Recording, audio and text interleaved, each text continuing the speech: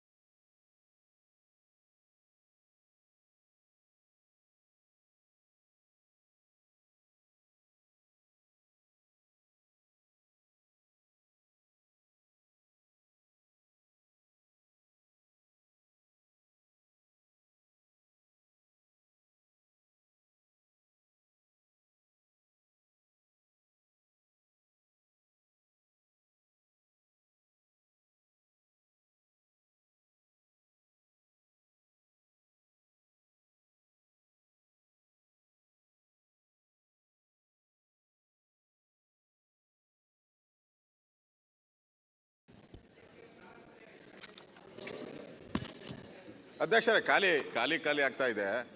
ಒಂದು ಎಲ್ಲರನ್ನು ಕರೆಸಿ ದಯವಿಟ್ಟು. ಯಾರು ಇಲ್ಲ, ಬರ್ತಾರೆ. ನಮ್ಮ ಫ್ರೆಂಡ್ ಜಾರ್ಜ್ ಅವರು ಮೀಟಿಂಗ್ ಅಲ್ಲಿ ಯಾರು ಇಲ್ಲ, ಮೀಟಿಂಗ್ ಅಲ್ಲಿ ಇದ್ದಾರೆ, ಬರ್ತಾರೆ. ಅರ್ಜೆಂಟ್ ಮಾಡ್ಬಿಡಿ. ತಾವೇ ಬಿಲ್ ಅರ್ಜೆಂಟ್ ಮಾಡ್ಬಿಡಿ. ಪ್ರತಿಯೊಂದು ಕೂಡ ಅರ್ಜೆಂಟ್ ಮಾಡೋದು ಸಮಸ್ಯೆಗೆ ಪರಿಹಾರ ಅಲ್ಲ.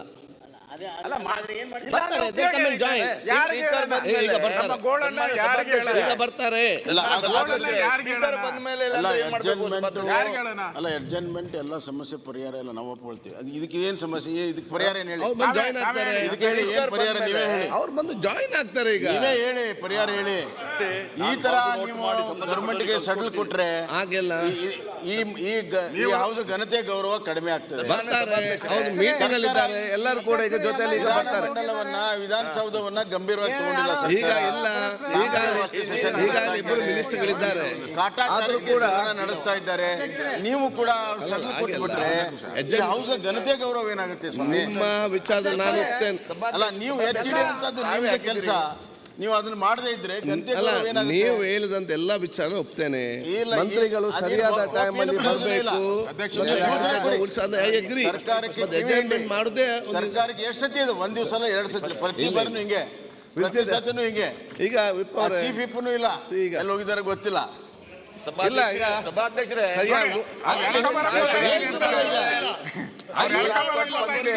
ಹೇಳಿದ್ರೆ ಈಗ ಇಬ್ಬರು ಮಂತ್ರಿ ಇದೆ. ಈಗ ಎಲ್ಲ ಮಿನಿಸ್ಟರ್ ಬರ್ಲಿಕ್ಕೆ ಹೇಳಿ.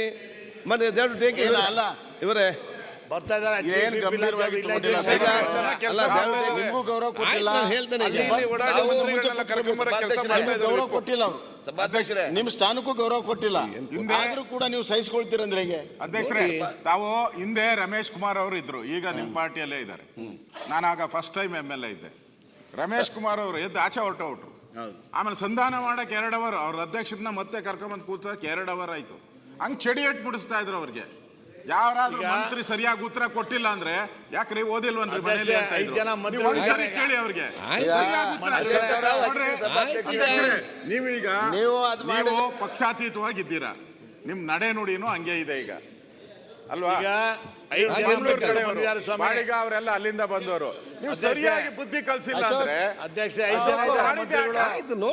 ಆಟ ನಿಮ್ಗೆ ಬೆಲೆನೇ ಕೊಡಲ್ಲ. ನಿಮ್ಗೆ ಬೆಲೆ ಕೊಟ್ಟಿಲ್ಲ ಅಂದ್ರೆ ನಮ್ಗೆ ಸಿಗ್ತೈತೆ.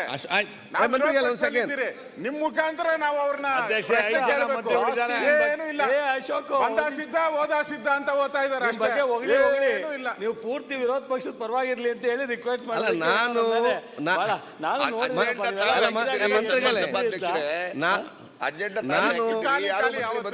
ಮಂತ್ರಿಗಳೇ, ನಾನು ಪ್ರತಿಪಕ್ಷದ ಮಿತ್ರ. ನಾನು ಅವ್ರ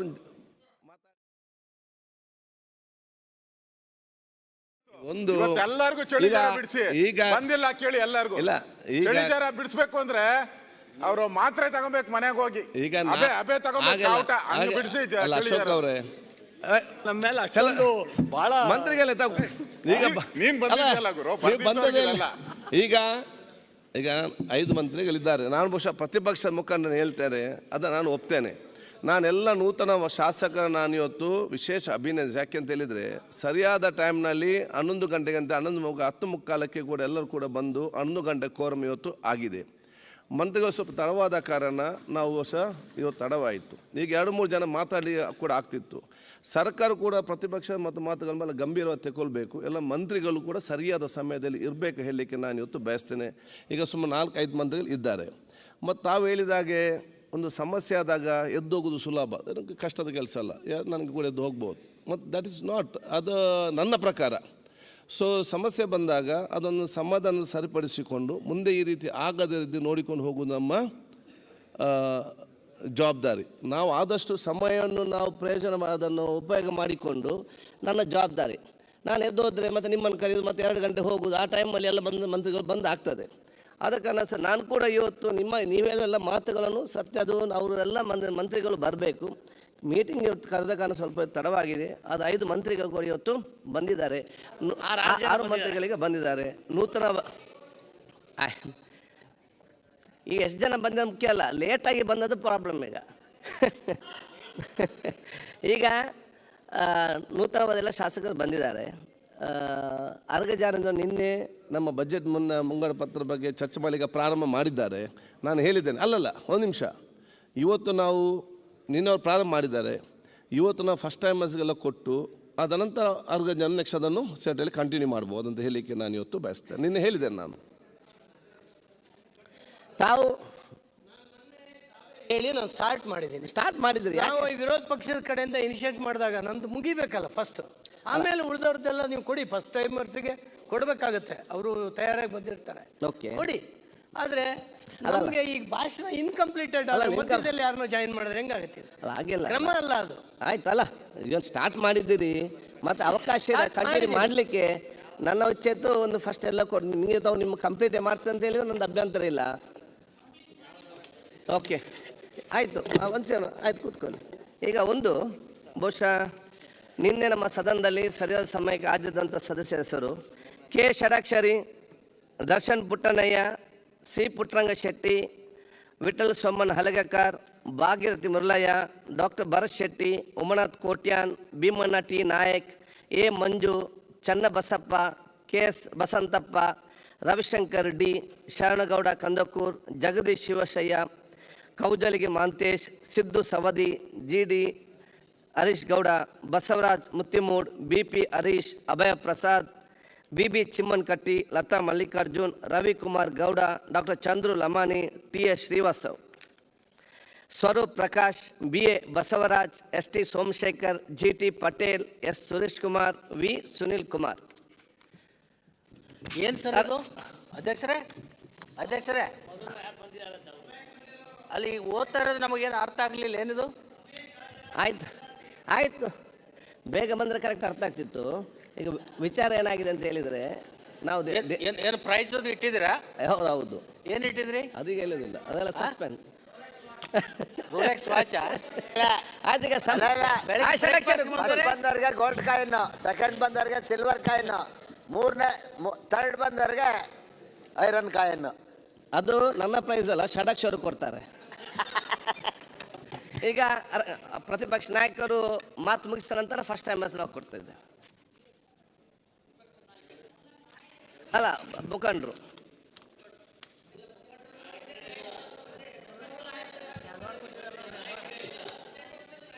ಸನ್ಮಾನ್ಯ ಅಧ್ಯಕ್ಷರೇ, ನಾನು ಮೊನ್ನೆ ಶುಕ್ರವಾರ ಬಜೆಟ್ ಮೇಲಿನ ನನ್ನ ಮಾತನ್ನು ಆರಂಭ ಮಾಡಿದ್ದೆ. ಮಾನ್ಯ ಸಿದ್ದರಾಮಯ್ಯನವರು ಮಂಡನೆ ಮಾಡಿರ್ತಕ್ಕಂಥ ಬಜೆಟ್ಟಿನ ಒಂದು ಚರ್ಚೆಯನ್ನು ನಮ್ಮ ಪಕ್ಷ ನನ್ನ ಕಡೆಯಿಂದ ಆರಂಭ ಮಾಡಿಸಿದೆ. ಅವರಿಗೆ ಧನ್ಯವಾದಗಳನ್ನು ಹೇಳ್ತಾ ಇದ್ದೀನಿ. ಈಗಾಗಲೇ ನಾನು ಹೇಳ್ತಾ ಇದ್ದೀನಿ, ಮತ್ತೊಂದು ಸರಿ ಹೇಳ್ತೀನಿ, ಈ ಬಜೆಟ್ಟಿನ ಒಂದು ಸ್ಯಾಂಟಿಟಿ ಅದನ್ನು ಕಳೆದಿದ್ದಾರೆ ಮಾನ್ಯ ಮುಖ್ಯಮಂತ್ರಿಗಳು. ಅದರ ಪಾವಿತ್ರ್ಯತೆಗೆ ತಿಲಾಂಜಲಿ ಕೊಟ್ಟಿದ್ದಾರೆ. ಯಾಕಂದರೆ ಅವ್ರೆ, ಒಂದೇ ಸೆಕೆಂಡ್, ನನ್ನ ಸ್ವಲ್ಪ ಇದೆ, ಒಂದು ವರದಿ ಮಂಡಿಸಿದ್ದು, ಒಮ್ಮೆ ಮಂಡಿಸಿಬಿಡ್ಲಾ ಮಂತ್ರಿಗಳು? ಕಾರ್ಯದರ್ಶಿ ಅವರ ವರದಿ ಮಂಡಿಸಿಬಿಡಿ.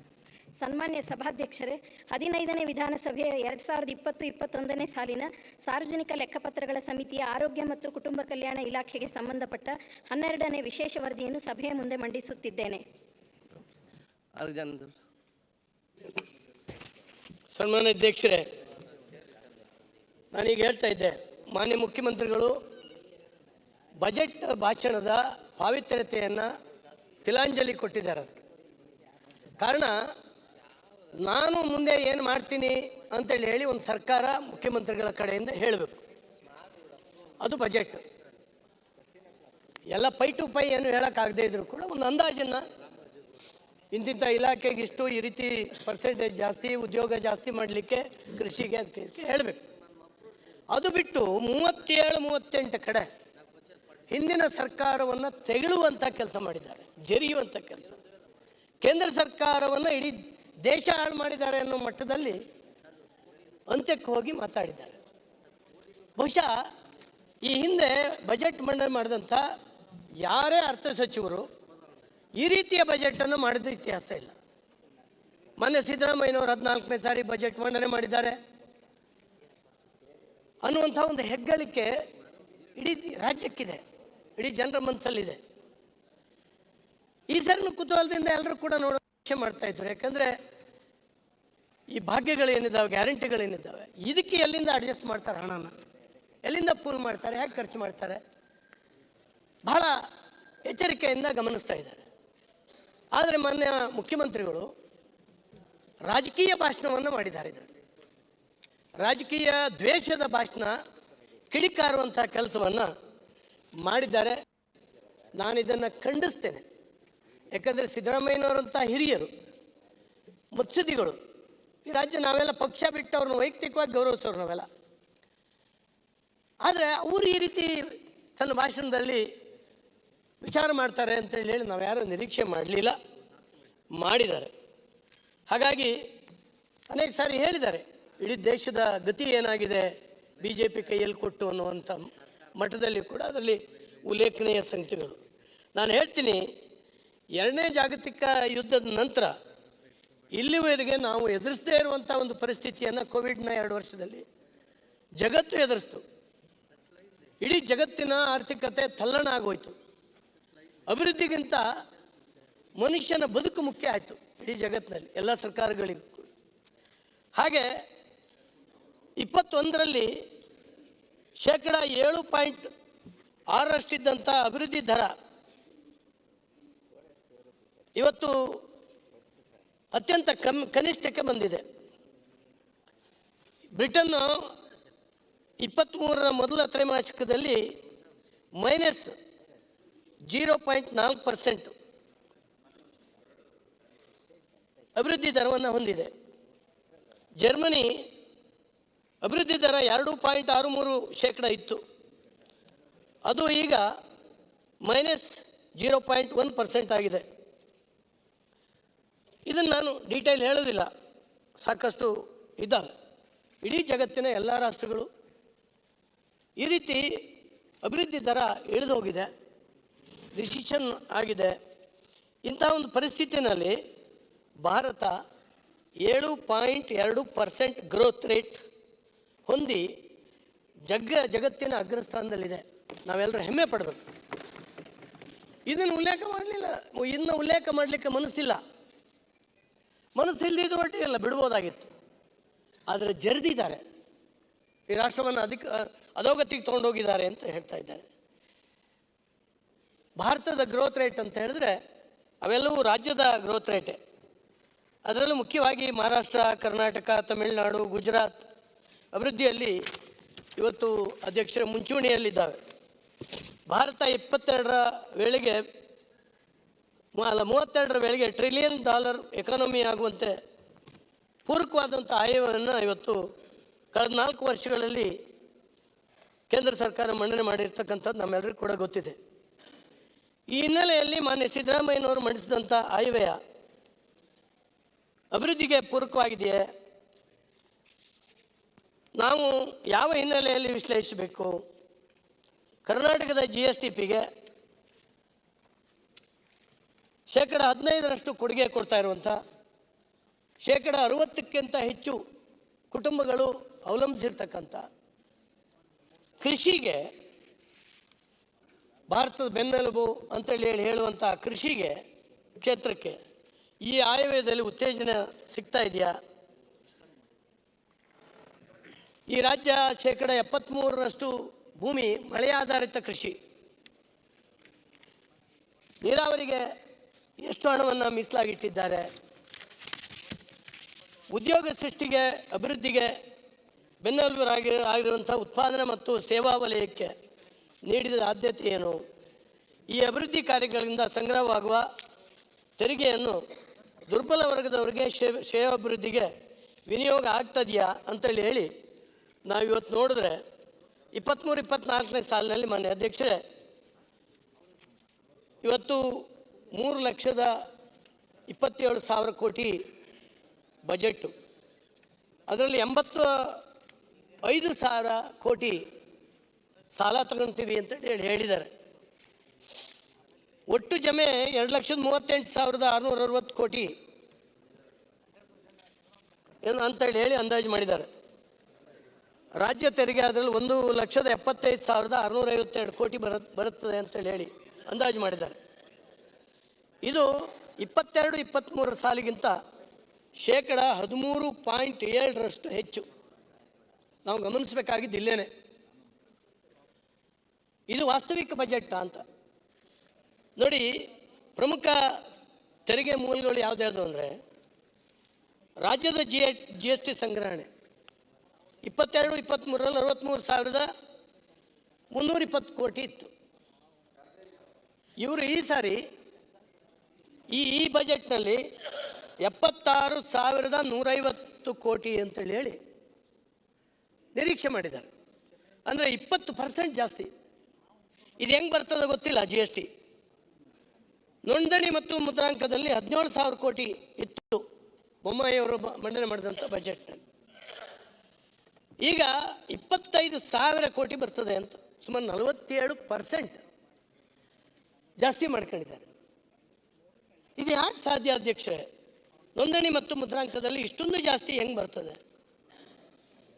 ಸಾರಿಗೆ ಇಲಾಖೆಯಿಂದ 9,000 ಕೋಟಿ,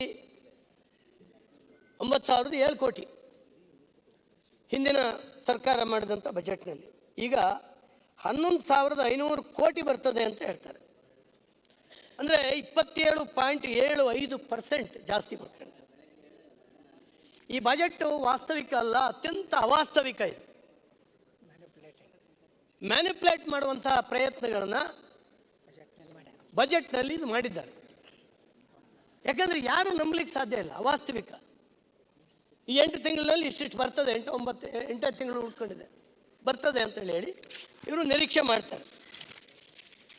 ಇದಕ್ಕೆ ಟ್ಯಾಕ್ಸ್ ಕಲೆಕ್ಷನ್ನು ಅದ್ರ ಬಗ್ಗೆ ನಾನು ಹೆಚ್ಚಿಗೆ ಹೇಳೋದಿಲ್ಲ. ಹಿಂದಿನ ಸಾರಿ ಮಾನ್ಯ ಬೊಮ್ಮಾಯಿಯವರು ವಿಶೇಷವಾಗಿ ಇದಕ್ಕೆ ಒತ್ತು ಕೊಟ್ಟರು. ಟ್ಯಾಕ್ಸಿನ ಸೋರಿಕೆಯನ್ನು ತಡೆಗಟ್ಟಿದ್ರು ಮತ್ತು ಆ ಇಲಾಖೆಗೊಂದು ಸ್ವತಂತ್ರವಾಗಿರ್ತಕ್ಕಂಥ ಕಾರ್ಯನಿರ್ವಹಣೆಯನ್ನು ಕೊಟ್ಟರು. ಯಡಿಯೂರಪ್ಪನವರಿದ್ದಾಗ ಸಾಕಷ್ಟು ದೊಡ್ಡ ಪ್ರಮಾಣದಲ್ಲಿ ಅಲ್ಲಿ ಪ್ರಮೋಷನ್ ಕೊಟ್ಟರು.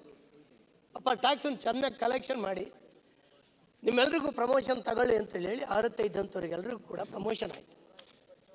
ಅಧ್ಯಕ್ಷ, ಒಂದು ಸಣ್ಣ ಆಪಾದನೆಗಳು ಕೂಡ ಅವತ್ತು ಬರಲಿಲ್ಲ.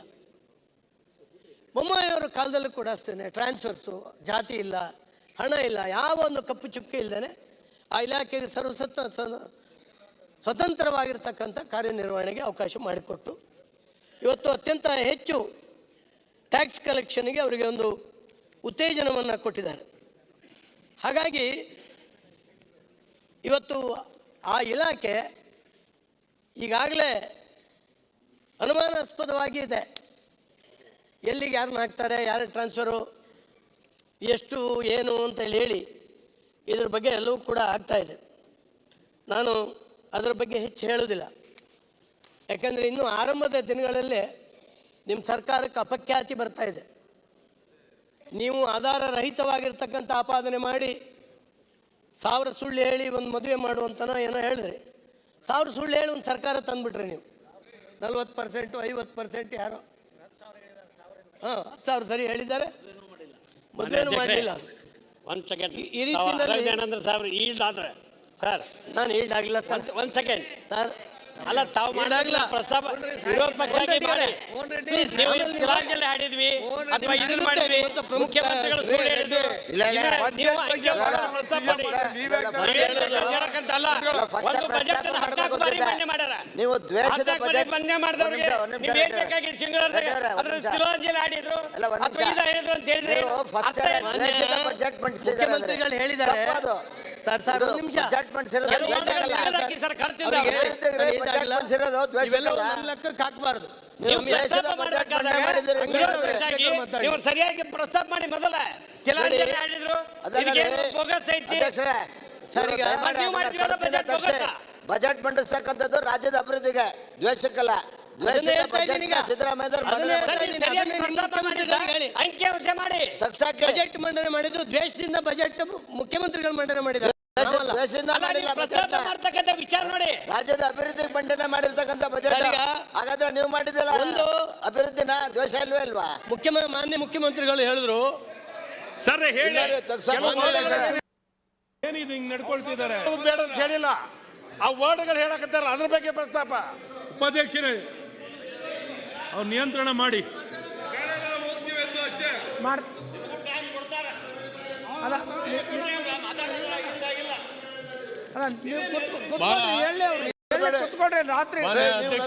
ನನ್ನ ಹಕ್ಕು ನಾನು ಹೇಳ್ತಾ ಇದ್ದೇನೆ. ಕೂರ್ರಿ ಸುಮ್ಮನೆ. ಅಲ್ಲ, ನೀವು ಕೂತ್ಕೊಳ್ಳಿ. ಆ ಪದನ ತೆಗೆಸ್ಬೇಕು. ಗೊತ್ತಾಯ್ತು. ಇದು ಮಂಡನೆ ಮಾಡಿರ್ತಕ್ಕಂಥದ್ದು ರಾಜ್ಯದ ಅಭಿವೃದ್ಧಿಗೆ, ದ್ವೇಷಕ್ಕಲ್ಲ. ವಿರೋಧ ಪಕ್ಷ ಮಾತಾಡ್ಬೇಕು, ಮಾತಾಡ್ಬಾರ್ದು. ವಿರೋಧ ಪಕ್ಷ ಏನ್ ಬೇಕಾದ್ರೆ ಹೇಳ್ಬೋದು, ಏನ್ ಬೇಕಾದ್ರೆ ಅನ್ಬೋದಾ? ಏನೆಲ್ಲ ಮಾತಾಡೋದೇನು? ಏನ್ ಮಾತಾಡ್ತೀರಿ ಚಂದ್ರಪ್ಪ? ನೀವೇನ್ ತೊಡೆ ಹೇಳಿರಿ? ಘೋಷಣೆ ಮಾಡಿದ್ವಿ, ಕೊಟ್ಟಿದ್ದೇವೆ. ಜ್ಞಾನೇಂದ್ರ ಅವಕಾಶ ಕೊಡಿ. ನೋಡಿ, ನಾನು ವಿರೋಧ ಪಕ್ಷದ ಸ್ನೇಹಿತರಿಗೆ ನಾನು ವಿನಂತಿ ಮಾಡ್ಕೊಂತ ಇದ್ದೀನಿ, ಪೂರ್ತಿ ಇಷ್ಟೆಲ್ಲ ಜರಿದು ಇಷ್ಟೆಲ್ಲ ಮಾತಾಡಿದ್ರು ಕೂಡ, ಓದಿದ್ರು ಕೂಡ ನಾವು ಅವತ್ತು ಡಿಸ್ಟರ್ಬ್ ಮಾಡಲಿಲ್ಲ. ಮಾನ್ಯ ಮುಖ್ಯಮಂತ್ರಿಗಳ ಭಾಷಣ ನಾವೆಲ್ಲೂ ಡಿಸ್ಟರ್ಬ್ ಮಾಡಲಿಲ್ಲ. ನಮ್ಗೆ ಹರ್ಟ್ ಆಗ್ತಾ ಇತ್ತು. ನಾವು ಆ ಭಾಷಣ ಓದಲಿಕ್ಕೆ ಬಿಡಬಾರ್ದಾಗಿತ್ತು. ಒಂದು ವಿರೋಧ ಪಕ್ಷವಾಗಿ ನಾವು ಓದ್ಕೊಳ್ಳಿಕ್ಕೆ ಬಿಟ್ವಿ. ಆದ್ರೆ ನಾನೀಗ ಮಾತಾಡೋದನ್ನ ನನಗೆ ತಡೆಗಟ್ತಾ ಇದ್ದೀರಿ. ನೀವು ಮಾತಾಡ್ರಿ, ತಡೆಗಟ್ತಿಲ್ಲ. ಆ ಪದ ಬೇಡ ಅಂತ ಹೇಳ್ತಿದೀವಿ. ದ್ವೇಷದ ಬಜೆಟ್ ಮಂಡನೆ ಮಾಡಿದ್ದಾರೆ ಅಂತ ಹೇಳ್ತಾರೆ, ಸುಳ್ಳು ಹೇಳಿ ಬಜೆಟ್ ಮಾಡಿದ್ದಾರೆ ಅಂತಾರೆ. ಸರಿಯಿಲ್ಲ ಹೇಳಕ್ಕೆ ಅಲ್ಲ, ಆಮೇಲೆ ಮಾತಾಡೋ ಮುಂದೆ ಉತ್ತರ ಕೊಡೋ ಆಗಿಂದ. ಅದರಿಂದ ಅಧ್ಯಕ್ಷರೇ, ಮಾನ್ಯ ಸಿದ್ದರಾಮಯ್ಯನವರು ಹೇಳಿದ್ರು ಮೊನ್ನೆ, ಈ ಟ್ರಾನ್ಸ್ಫರ್ಸು ಇದರಲ್ಲಿ ನಡೆದಂಥ ಅವ್ಯವಹಾರದ ಬಗ್ಗೆ, ಲಂಚದ ಪ್ರಕರಣದ ಬಗ್ಗೆ ಚರ್ಚೆ ಆಗುವಾಗ ಅವ್ರು ಹೇಳಿದ್ರು, ಬಹಳ ಬಹಳ ಖಾತ್ರಿಯಾಗಿ ಹೇಳಿದ್ರು, ನನ್ನ ಗಮನಕ್ಕೆ ಬಂದು ಯಾವುದೂ ಆಗಲಿಲ್ಲ ಭ್ರಷ್ಟಾಚಾರ ಅನ್ನುವಂಥದ್ದು ಹೇಳಿದ್ರು. ಭಾಳ ಸಂತೋಷ. ನನ್ನ ಇಲಾಖೆ ಒಳಗೆ ನನ್ನ ಗಮನಕ್ಕೆ ಬಂದು ಯಾವುದೂ ಆಗಲ್ಲ ಅಂತ ಹೇಳಿ. ಅಂದರೆ ಉಳಿದವರೆಲ್ಲರಿಗ ಇವ್ರ ಗಮನದಲ್ಲಿ ಇಲ್ಲದೇ ಅನೇಕ ಆಗಿದೆ ಅಂತೇಳಿ ಹೇಳಿ ಅಪ್ರತ್ಯಕ್ಷವಾಗಿ ಮುಖ್ಯಮಂತ್ರಿಗಳು ಒಪ್ಕೊಂಡಿದ್ದಾರಾ ಅನ್ನುವಂಥದ್ದು ನಾನು ಅವ್ರಿಗೆ ಬಿಡ್ತೀನಿ, ಹೆಚ್ಚು ಹೇಳೋದಿಲ್ಲ. ಇದರಲ್ಲಿ ಏನಾಗ್ತದೆ, ಕೋಡಿಮಠದ ಸ್ವಾಮಿಗಳು ಮೊನ್ನೆ ಒಂದು ಮಾತು ಹೇಳಿದ್ದಾರೆ, ಮೂಗಿಗೆ ಬಾಯಿ ವಾಸನೆ ಗೊತ್ತಾಗೋದಿಲ್ಲಂತೆ. ಆ ಮೂಗು ಊರಿಂದೆಲ್ಲ ವಾಸನೆ ಹಿಡಿತದೆ, ಆದರೆ ತನ್ನ ಬಾಯಿಂದ ವಾಸನೆ ಗೊತ್ತಾಗೋದಿಲ್ಲ. ಹಾಗೆ ಮಾನ್ಯ ಮುಖ್ಯಮಂತ್ರಿಗಳಿಗೆ ತನ್ನ ಕ್ಯಾಬಿನೆಟ್ನಲ್ಲಿ ಏನು ನಡೀತಾ ಇದೆ ಅಂತೇಳಿ ಹೇಳಿ ಅನೇಕ ಸರಿ ಗೊತ್ತಾಗದೇ ಇರ್ಬೋದು. ಅದು ತಪ್ಪು, ಅವರು ಒಬ್ಬರು ಮನುಷ್ಯ, ತಪ್ಪು ಅಂತ ನಾನು ಹೇಳೋದಿಲ್ಲ. ಅದು ಹಿಂಗೆ ಆಗಿದೆ. ಆದ್ದರಿಂದ ಇದನ್ನು, ಈ ಟ್ಯಾಕ್ಸ್ ಕಲೆಕ್ಷನ್ನ ಅತ್ಯಂತ ಸಮರ್ಥವಾಗಿ ಮಾಡಿದ್ರೆ ಒಂದಷ್ಟು ಅಭಿವೃದ್ಧಿಗೆ ಹಣ ಕೊಡ್ಲಿಕ್ಕೆ ಬರ್ತದೆ. ಮೊನ್ನೆ ಇವತ್ತಿಲ್ಲ, ನಮ್ಮ ಗೃಹ ಮಂತ್ರಿಗಳು ತುಮಕೂರಿನಲ್ಲಿ ಒಂದು ಸ್ಟೇಟ್ಮೆಂಟ್ ಮಾಡಿದ್ರು ಅಧ್ಯಕ್ಷರು. ಈ ವರ್ಷದಲ್ಲಿ ನೀವೆಲ್ಲ ನೋಡಿದಿರಿ, ಮೀಡಿಯಾದಲ್ಲಿ ಬಂದಿದೆ, ಈ ವರ್ಷದಲ್ಲಿ ಯಾವುದೇ ಅಭಿವೃದ್ಧಿ ಕಾರ್ಯಕ್ಕೆ ಹಣ ಇಲ್ಲ. ಪಾಪ ಪರಮೇಶ್ವರ್ ಅವರು ಬಹಳ ಪ್ರಾಮಾಣಿಕವಾಗಿ ಒಬ್ಬ ಸರ್ಕಾರದ ಮಂತ್ರಿಯಾಗಿ ಒಂದು ಸ್ಟೇಟ್ಮೆಂಟ್ ಮಾಡಿದ್ದಾರೆ, ವಾಸ್ತವಿಕ ಪರಿಸ್ಥಿತಿಯನ್ನು ಹೇಳಿದ್ದಾರೆ. ಅಂದರೆ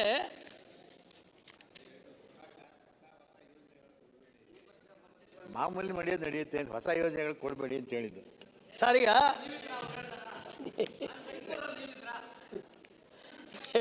ಹಂಗಿಲ್ಲ, ಒಟ್ಟಾರೆ ಹೇಳಿದ್ದಾರೆ ವೆಂಕಟೇಶ್ ಅವರೇ. 3,20,000 ಕೋಟಿ ರೂಪಾಯಿದು ಬಡ್ಜೆಟ್ ಮಂಡಿಸಿದ್ದೀವಿ. 27,000 ಕೋಟಿ ರೂಪಾಯಿ ಬಡ್ಜೆಟ್. ಅದರಲ್ಲಿ ಹಂಗಾದ್ರೆ ಅಭಿವೃದ್ಧಿ ಕಾರ್ಯಕ್ರಮ ಯಾವುದೂ ಇಲ್ವಾ? ಅವ್ರು ಏನು ಹೇಳಿದ್ರೆ ಹೊಸದಾಗಿ ನಾವು ಇನ್ನು ಮಾಡಲಿಕ್ಕೆ ಆಗೋದು. ಯಾಕಂದ್ರೆ ನೀವು ಆಗಲೇ ಬಡ್ಜೆಟ್ಟು ಬೊಮ್ಮಾಯಿ ಅವರು ಮಂಡಿಸಿ ಹೋಗಿದ್ದಾರೆ. ನಾವು ಹೆಚ್ಚು ಇದು ಮಾಡಲಿಕ್ಕೆ ಆಗೋದಿಲ್ಲ. ಆ ಬಡ್ಜೆಟ್ಗಳಲ್ಲಿ ಯಾವುದು ಕಡಿಮೆ ಮಾಡಲಿಲ್ಲ. ಅದನ್ನೆಲ್ಲ ಇದು ಮಾಡ್ತೀವಿ, ಜಾರಿಗೊಳಿಸ್ತೀವಿ. ನಾನು ನಿಮ್ಗೆ ಹೇಳ್ತೀನಿ, ಅಂಕಿ ಸಂಖ್ಯೆ ಹೇಳ್ತೀನಿ ಸರ್ ಜಾರ್ಜ್ ಸಾಹೇಬ್ರೆ. ಹೇಳಿ. ನಾನು ತಮಗೆ ಅಂಕಿ ಸಂಖ್ಯೆಗಳನ್ನ ಹೇಳ್ತೀನಿ. ಹಾಗಾಗಿ ಈ ರೀತಿ ಆದರೆ ನಿಮ್ಮ ಗುರಿ ಮುಟ್ತದೆ ಅಂತ ಹೇಳಲಿಕ್ಕೆ ಆಗೋದಿಲ್ಲ. GST ಅನ್ರಿಯಲಿಸ್ಟಿಕ್ ಆಗಿ ಅನೇಕ ಫಿಗರ್ಗಳನ್ನು ಇಲ್ಲಿ ಕೊಟ್ಟಿದ್ದೀರಿ ನೋಡಿ. 85,000 ಕೋಟಿ, 85,800 ಕೋಟಿ ಸಾಲ ಮಾಡ್ತೀನಿ ಅಂತ ಹೇಳಿದ್ದೀರಿ. ನಿಮ್ಮ ಈ ಫಿಗರ್ಗಳನ್ನು ನಾವು ನೋಡಿದಾಗ ಈ ಅವಾಸ್ತವಿಕವಾಗಿರ್ತಕ್ಕಂಥ ಜಮೆಯನ್ನು ನೀವು ಹೇಳಿದ್ದೀರಲ್ಲ, ಇದನ್ನು ನೋಡಿದಾಗ ನನಗೆ ಅನ್ನಿಸ್ತದೆ 1,00,000 ಕೋಟಿಗಿಂತ ಹೆಚ್ಚು ಹೋಗ್ತದೆ ಸಾಲ ಈ ರಾಜ್ಯದ್ದು. ಇವರು 85,800 ಕೋಟಿ ಅಂತ ಹೇಳಿದ್ದಾರೆ. ಅದೇ ರೀತಿ ನೀವು 14ನೇ ಬಾರಿಗೆ ಬಜೆಟ್ ಮಂಡನೆ ಮಾಡಿದಂಥ ಹೆಗ್ಗಳಿಕೆಯ ಜೊತೆಗೆ 1,00,000 ಕೋಟಿ ಸಾಲ ಮಾಡಿದಂಥವರು ನೀವೇ ಅಂತ ಹೇಳುವಂಥ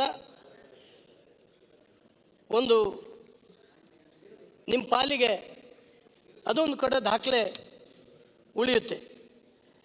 ಹಾಗಾಗಿ 1,00,000 ಕೋಟಿಯ ಸಿದ್ದರಾಮಯ್ಯನವರು ಆಗ್ತೀರಿ ನೀವು ಅಂತ ನನಗೆ ಅನಿಸ್ತದೆ.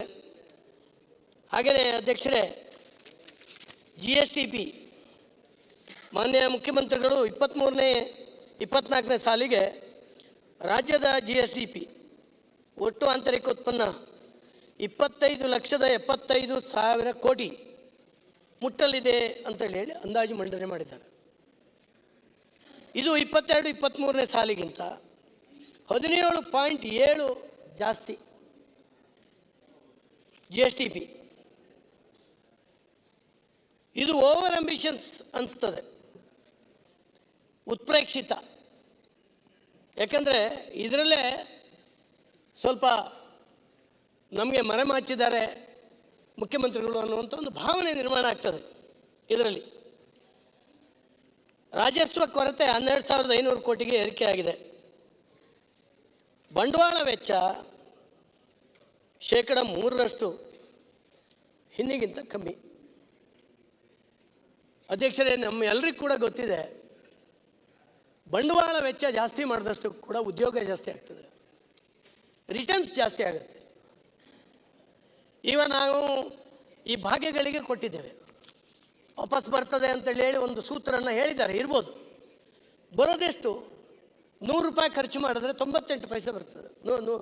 98 ಪೈಸೆ ಅದೇ 98 ವಾಪಸ್ ಬರ್ತದೆ. 100 ರೂಪಾಯಿ ಖರ್ಚು ಮಾಡಿದ್ರೆ 98 ವಾಪಸ್ ಬರ್ತದೆ. ಆದರೆ ಬಂಡವಾಳ ವೆಚ್ಚ 100 ರೂಪಾಯಿ ಖರ್ಚು ಮಾಡಿದ್ರೆ ಅದೇ ವರ್ಷ 300 ರೂಪಾಯಿ ಬರ್ತದೆ. 5 ವರ್ಷಕ್ಕೆ ಅದು ಆಲ್ಮೋಸ್ಟ್ ತ್ರಿಬಲ್ ಆಗ್ತದೆ ಅಂತೇಳಿ ಹೇಳಿ ಆರ್ಥಿಕ ತಜ್ಞರುಗಳು ಹೇಳ್ತಾರೆ. ಹಾಗಾಗಿ ಯಾವುದೇ ಸರ್ಕಾರಗಳು ಬಂಡವಾಳ ವೆಚ್ಚಕ್ಕೆ ಸರಿಯಾದಂಥ ಹೂಡಿಕೆಯನ್ನು ಮಾಡದೇ ಹೋದರೆ ರಾಜ್ಯದ ಅಧೋಗತಿಯನ್ನು ತಡೆಗಟ್ಟಲಿಕ್ಕೆ ಯಾರಿಗೂ ಕೂಡ ಆಗೋದಿಲ್ಲ.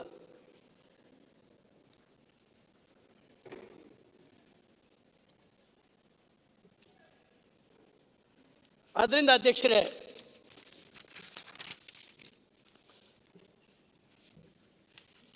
ದೊಡ್ಡ ಪ್ರಮಾಣದ ಅನ್ರಿಯಲಿಸ್ಟಿಕ್ GDPಯನ್ನು ತೋರಿಸಿದ್ದೀರಿ.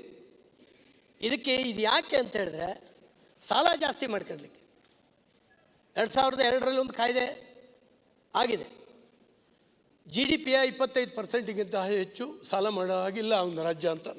ನಾನೇನು ಆರ್ಥಿಕ ತಜ್ಞ ಅಲ್ಲ, ನನಗೆ ನನ್ನ ಮಾಹಿತಿ ಪ್ರಕಾರ 2002ರಲ್ಲಿ ಕಾಯ್ದೆ ಆ 25% ಮಿತಿ ಒಳಗಡೆ ಇರಬೇಕು ಅಂತೇಳಿ ನಿಮ್ಮ 14ನೇ ಬಜೆಟ್ನಲ್ಲಿ ನಿಮ್ಮ ಒಳ್ಳೆಯ ಅನುಭವವನ್ನು ಉಪಯೋಗಿಸಿದ್ದೀರಿ. ಯಾಕಂದರೆ GSTP ಜಾಸ್ತಿ ಮಾಡ್ಕೊಂಡಂಗೂ ಕೂಡ ನಿಮ್ಮ ಸಾಲ ಮಾಡುವಂಥ ಪ್ರಮಾಣವನ್ನು ಜಾಸ್ತಿ ಮಾಡ್ಕೊಳ್ಬೋದು ಅಂತ. ಇದರಲ್ಲಿರೋ ಸೀಕ್ರೆಟ್ ಇಷ್ಟೇ, ಬೇರೆ ಏನಿಲ್ಲ.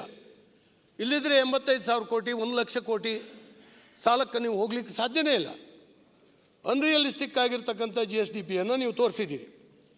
RBI ಮತ್ತು NIPF national institute of public finance and policy ಅಧ್ಯಯನ ಪ್ರಕಾರ ಸರ್ಕಾರ ಅದೇ ಈಗ ಹೇಳಿದ್ನಲ್ಲ, ₹1 ಬಂಡವಾಳ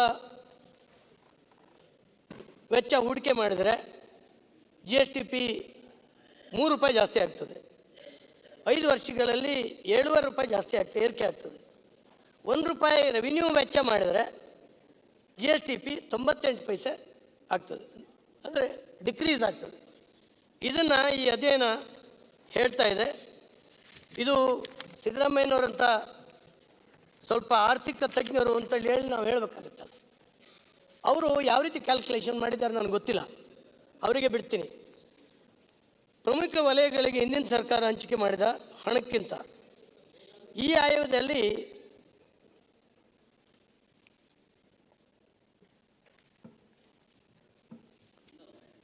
ಗ್ಯಾರಂಟಿಗಳಿಗೆ ಒಂದು ನಿಮಿಷ, ಈಗ ಬಡ್ಜೆಟ್ ಮಂಡಿಸಿದ್ದಾರೆ, ಇನ್ನೂ ಎಷ್ಟು ತಿಂಗಳಿದೆ? ಫೆಬ್ರವರಿ ಮಾರ್ಚ್ ತನಕ.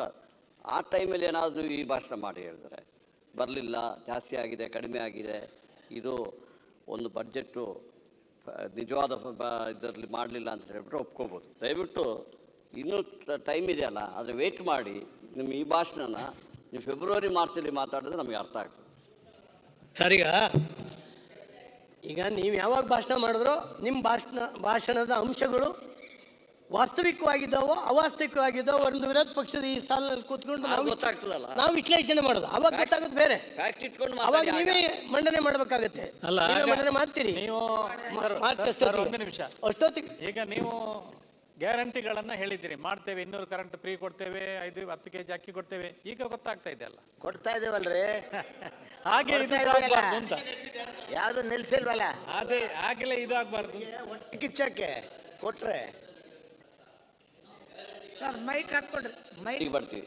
ನಿಮಗೆ ಆರ್ಥಿಕ ಪರಿಸ್ಥಿತಿ ಗೊತ್ತಾಗಬೇಕಾದ್ರೆ 7-8 ತಿಂಗಳಾಗಬೇಕು. ಏನು ನಾವು ಈ ದುಡ್ಡು ಕೊಡ್ತಾ ಇದ್ದೀವಿ, ಇವ್ರು ಹೇಳ್ದಾರಲ್ಲ ಕ್ಯಾಪಿಟಲ್ ಇನ್ವೆಸ್ಟ್ಮೆಂಟ್, ಅದಕ್ಕಿಂತ ದೊಡ್ಡ ಇನ್ವೆಸ್ಟ್ಮೆಂಟ್ ಆಗ್ತಾ ಇದೆ. ಯಾಕಂದ್ರೆ ಹೇಳ್ಬಿಟ್ರೆ ನಮ್ಮ ಜನಕ್ಕೆ ಪರ್ಚೇಸಿಂಗ್ ಪವರ್ ಜಾಸ್ತಿ ಕೊಟ್ಟರೆ ಅವ್ರು ಕೊಂಡುಕೊಳ್ತಾರೆ, ಜಾಸ್ತಿ ಕೊಂಡುಕೊಟ್ರೆ ಪ್ರೊಡಕ್ಷನ್ ಜಾಸ್ತಿ ಆಗ್ತದೆ, ಪ್ರೊಡಕ್ಷನ್ ಜಾಸ್ತಿ ಆದರೆ ಎಂಪ್ಲಾಯ್ಮೆಂಟ್ ಜಾಸ್ತಿ ಬರ್ತದೆ, ಎಂಪ್ಲಾಯ್ಮೆಂಟ್ ಜಾಸ್ತಿ ಆದರೆ ತೆರಿಗೆನೂ ಜಾಸ್ತಿ ಬರ್ತದೆ. ಈ ಉದ್ದೇಶದಿಂದ ಇದನ್ನು ನೀವು ಒಂದು ಯಾವುದೋ ಜಡ್ಜಿಮೆಂಟ್ ಕೂರಬೇಕಾದ್ರೆ ದಯವಿಟ್ಟು ಇನ್ನು 7 ತಿಂಗಳಾದಮೇಲೆ ನೀವು ಹೇಳಿ, ನಾನು ಒಪ್ಕೊಳ್ತೀನಿ. ಸರ್, ಈಗ ಪ್ರಮುಖ ವಲಯಗಳಿಗೆ ಹಿಂದಿನ ಸರ್ಕಾರ ಹಂಚಿಕೆ ಮಾಡಿದಂಥ ಹಣಕ್ಕಿಂತ ಈ ಆಯೋಗದಲ್ಲಿ ಎಷ್ಟು ಕಮ್ಮಿ ಮಾಡಿದ್ದಾರೆ ಅಂತೇಳಿ ಹೇಳಿ ನನಗೆ ಸಿಕ್ಕಂಥ ಮಾಹಿತಿಯನ್ನು ತಮ್ಮ ಈ ಸಭೆ ಮೂಲಕ ತಮ್ಮೊಟ್ಟಿಗೆ ಹಂಚ್ಕೊಳ್ತಾ ಇದ್ದೇನೆ. ಕೃಷಿಗೆ 27.32% ಕಮ್ಮಿ ಆಗಿದೆ ಈ ಬಜೆಟ್ನಲ್ಲಿ. ಸಾರಿಗೆಗೆ 35.2% ಕಮ್ಮಿ ಆಗಿದೆ. ಗ್ರಾಮೀಣಾಭಿವೃದ್ಧಿಗೆ 17.3 ಕಮ್ಮಿ ಆಗಿದೆ. ನೀರಾವರಿಗೆ 16.9% ಕಮ್ಮಿ ಆಗಿದೆ. ಸಮಾಜ ಕಲ್ಯಾಣಕ್ಕೆ 0.87 ಕಮ್ಮಿ ಆಗಿದೆ. ಶಿಕ್ಷಣಕ್ಕೆ 1% ಕಮ್ಮಿ ಆಗಿದೆ. ಇಂಧನಕ್ಕೆ 7.86 ಕಮ್ಮಿ ಆಗಿದೆ. SC/ST ಕಲ್ಯಾಣಕ್ಕೆ 1% ಕಡಿಮೆ ಹಣ ನಿಗದಿಪಡಿಸಲಾಗಿದೆ. ಹೀಗಿದ್ದಾಗ ನಿಮಗೆ GSDP ಏರಿಕೆ ಆಗೋದು ಅಂದರೆ ಹೇಗೆ? ಯಾಕಂದರೆ ನಮ್ಮದೊಂದು ಸೂತ್ರ ಇದೆಯಲ್ಲ ಸರ್, ನಾನು ಹೇಳಿದ್ದೀನಿ ಅಂತೇಳಿ ಹೇಳಿ ಕಮ್ಮಿ ಆಗೋದು ಜಾಸ್ತಿ ಆಗೋದು ಏನಿಲ್ಲ. ನಮಗೊಂದು ಸೂತ್ರ ಇದೆ, ಯಾವುದ್ಯಾವುದಕ್ಕೆ ಇನ್ವೆಸ್ಟ್ಮೆಂಟ್ ಮಾಡಿದ್ರೆ, ಯಾವುದ್ಯಾವುದಕ್ಕೆ ಹಣ ಹಂಚಿದ್ರೆ GSDP ಜಾಸ್ತಿ ಆಗ್ತದೆ ಅಂತೇಳಿ ಹೇಳಿ. ಅದು ಯಾಕೆ ಜಾಸ್ತಿ ಆಗ್ತದೆ? ಇದಕ್ಕೆಲ್ಲ ಕಮ್ಮಿ ಮಾಡ್ಕೊಂಡು ನೀವು ಉತ್ಪಾದನೆ, ಆಂತರಿಕ ಉತ್ಪಾದನೆ ಹೇಗೆ ಜಾಸ್ತಿ ಆಗ್ತದೆ? ರಸ್ತೆ ಮತ್ತು ಸೇತುವೆಗಳಿಗೆ ಸಮಗ್ರ ವೆಚ್ಚದ 3.4% ಹಂಚಿಕೆ ಕಡಿಮೆ ಹಂಚಿಕೆ ಮಾಡಲಾಗಿದೆ.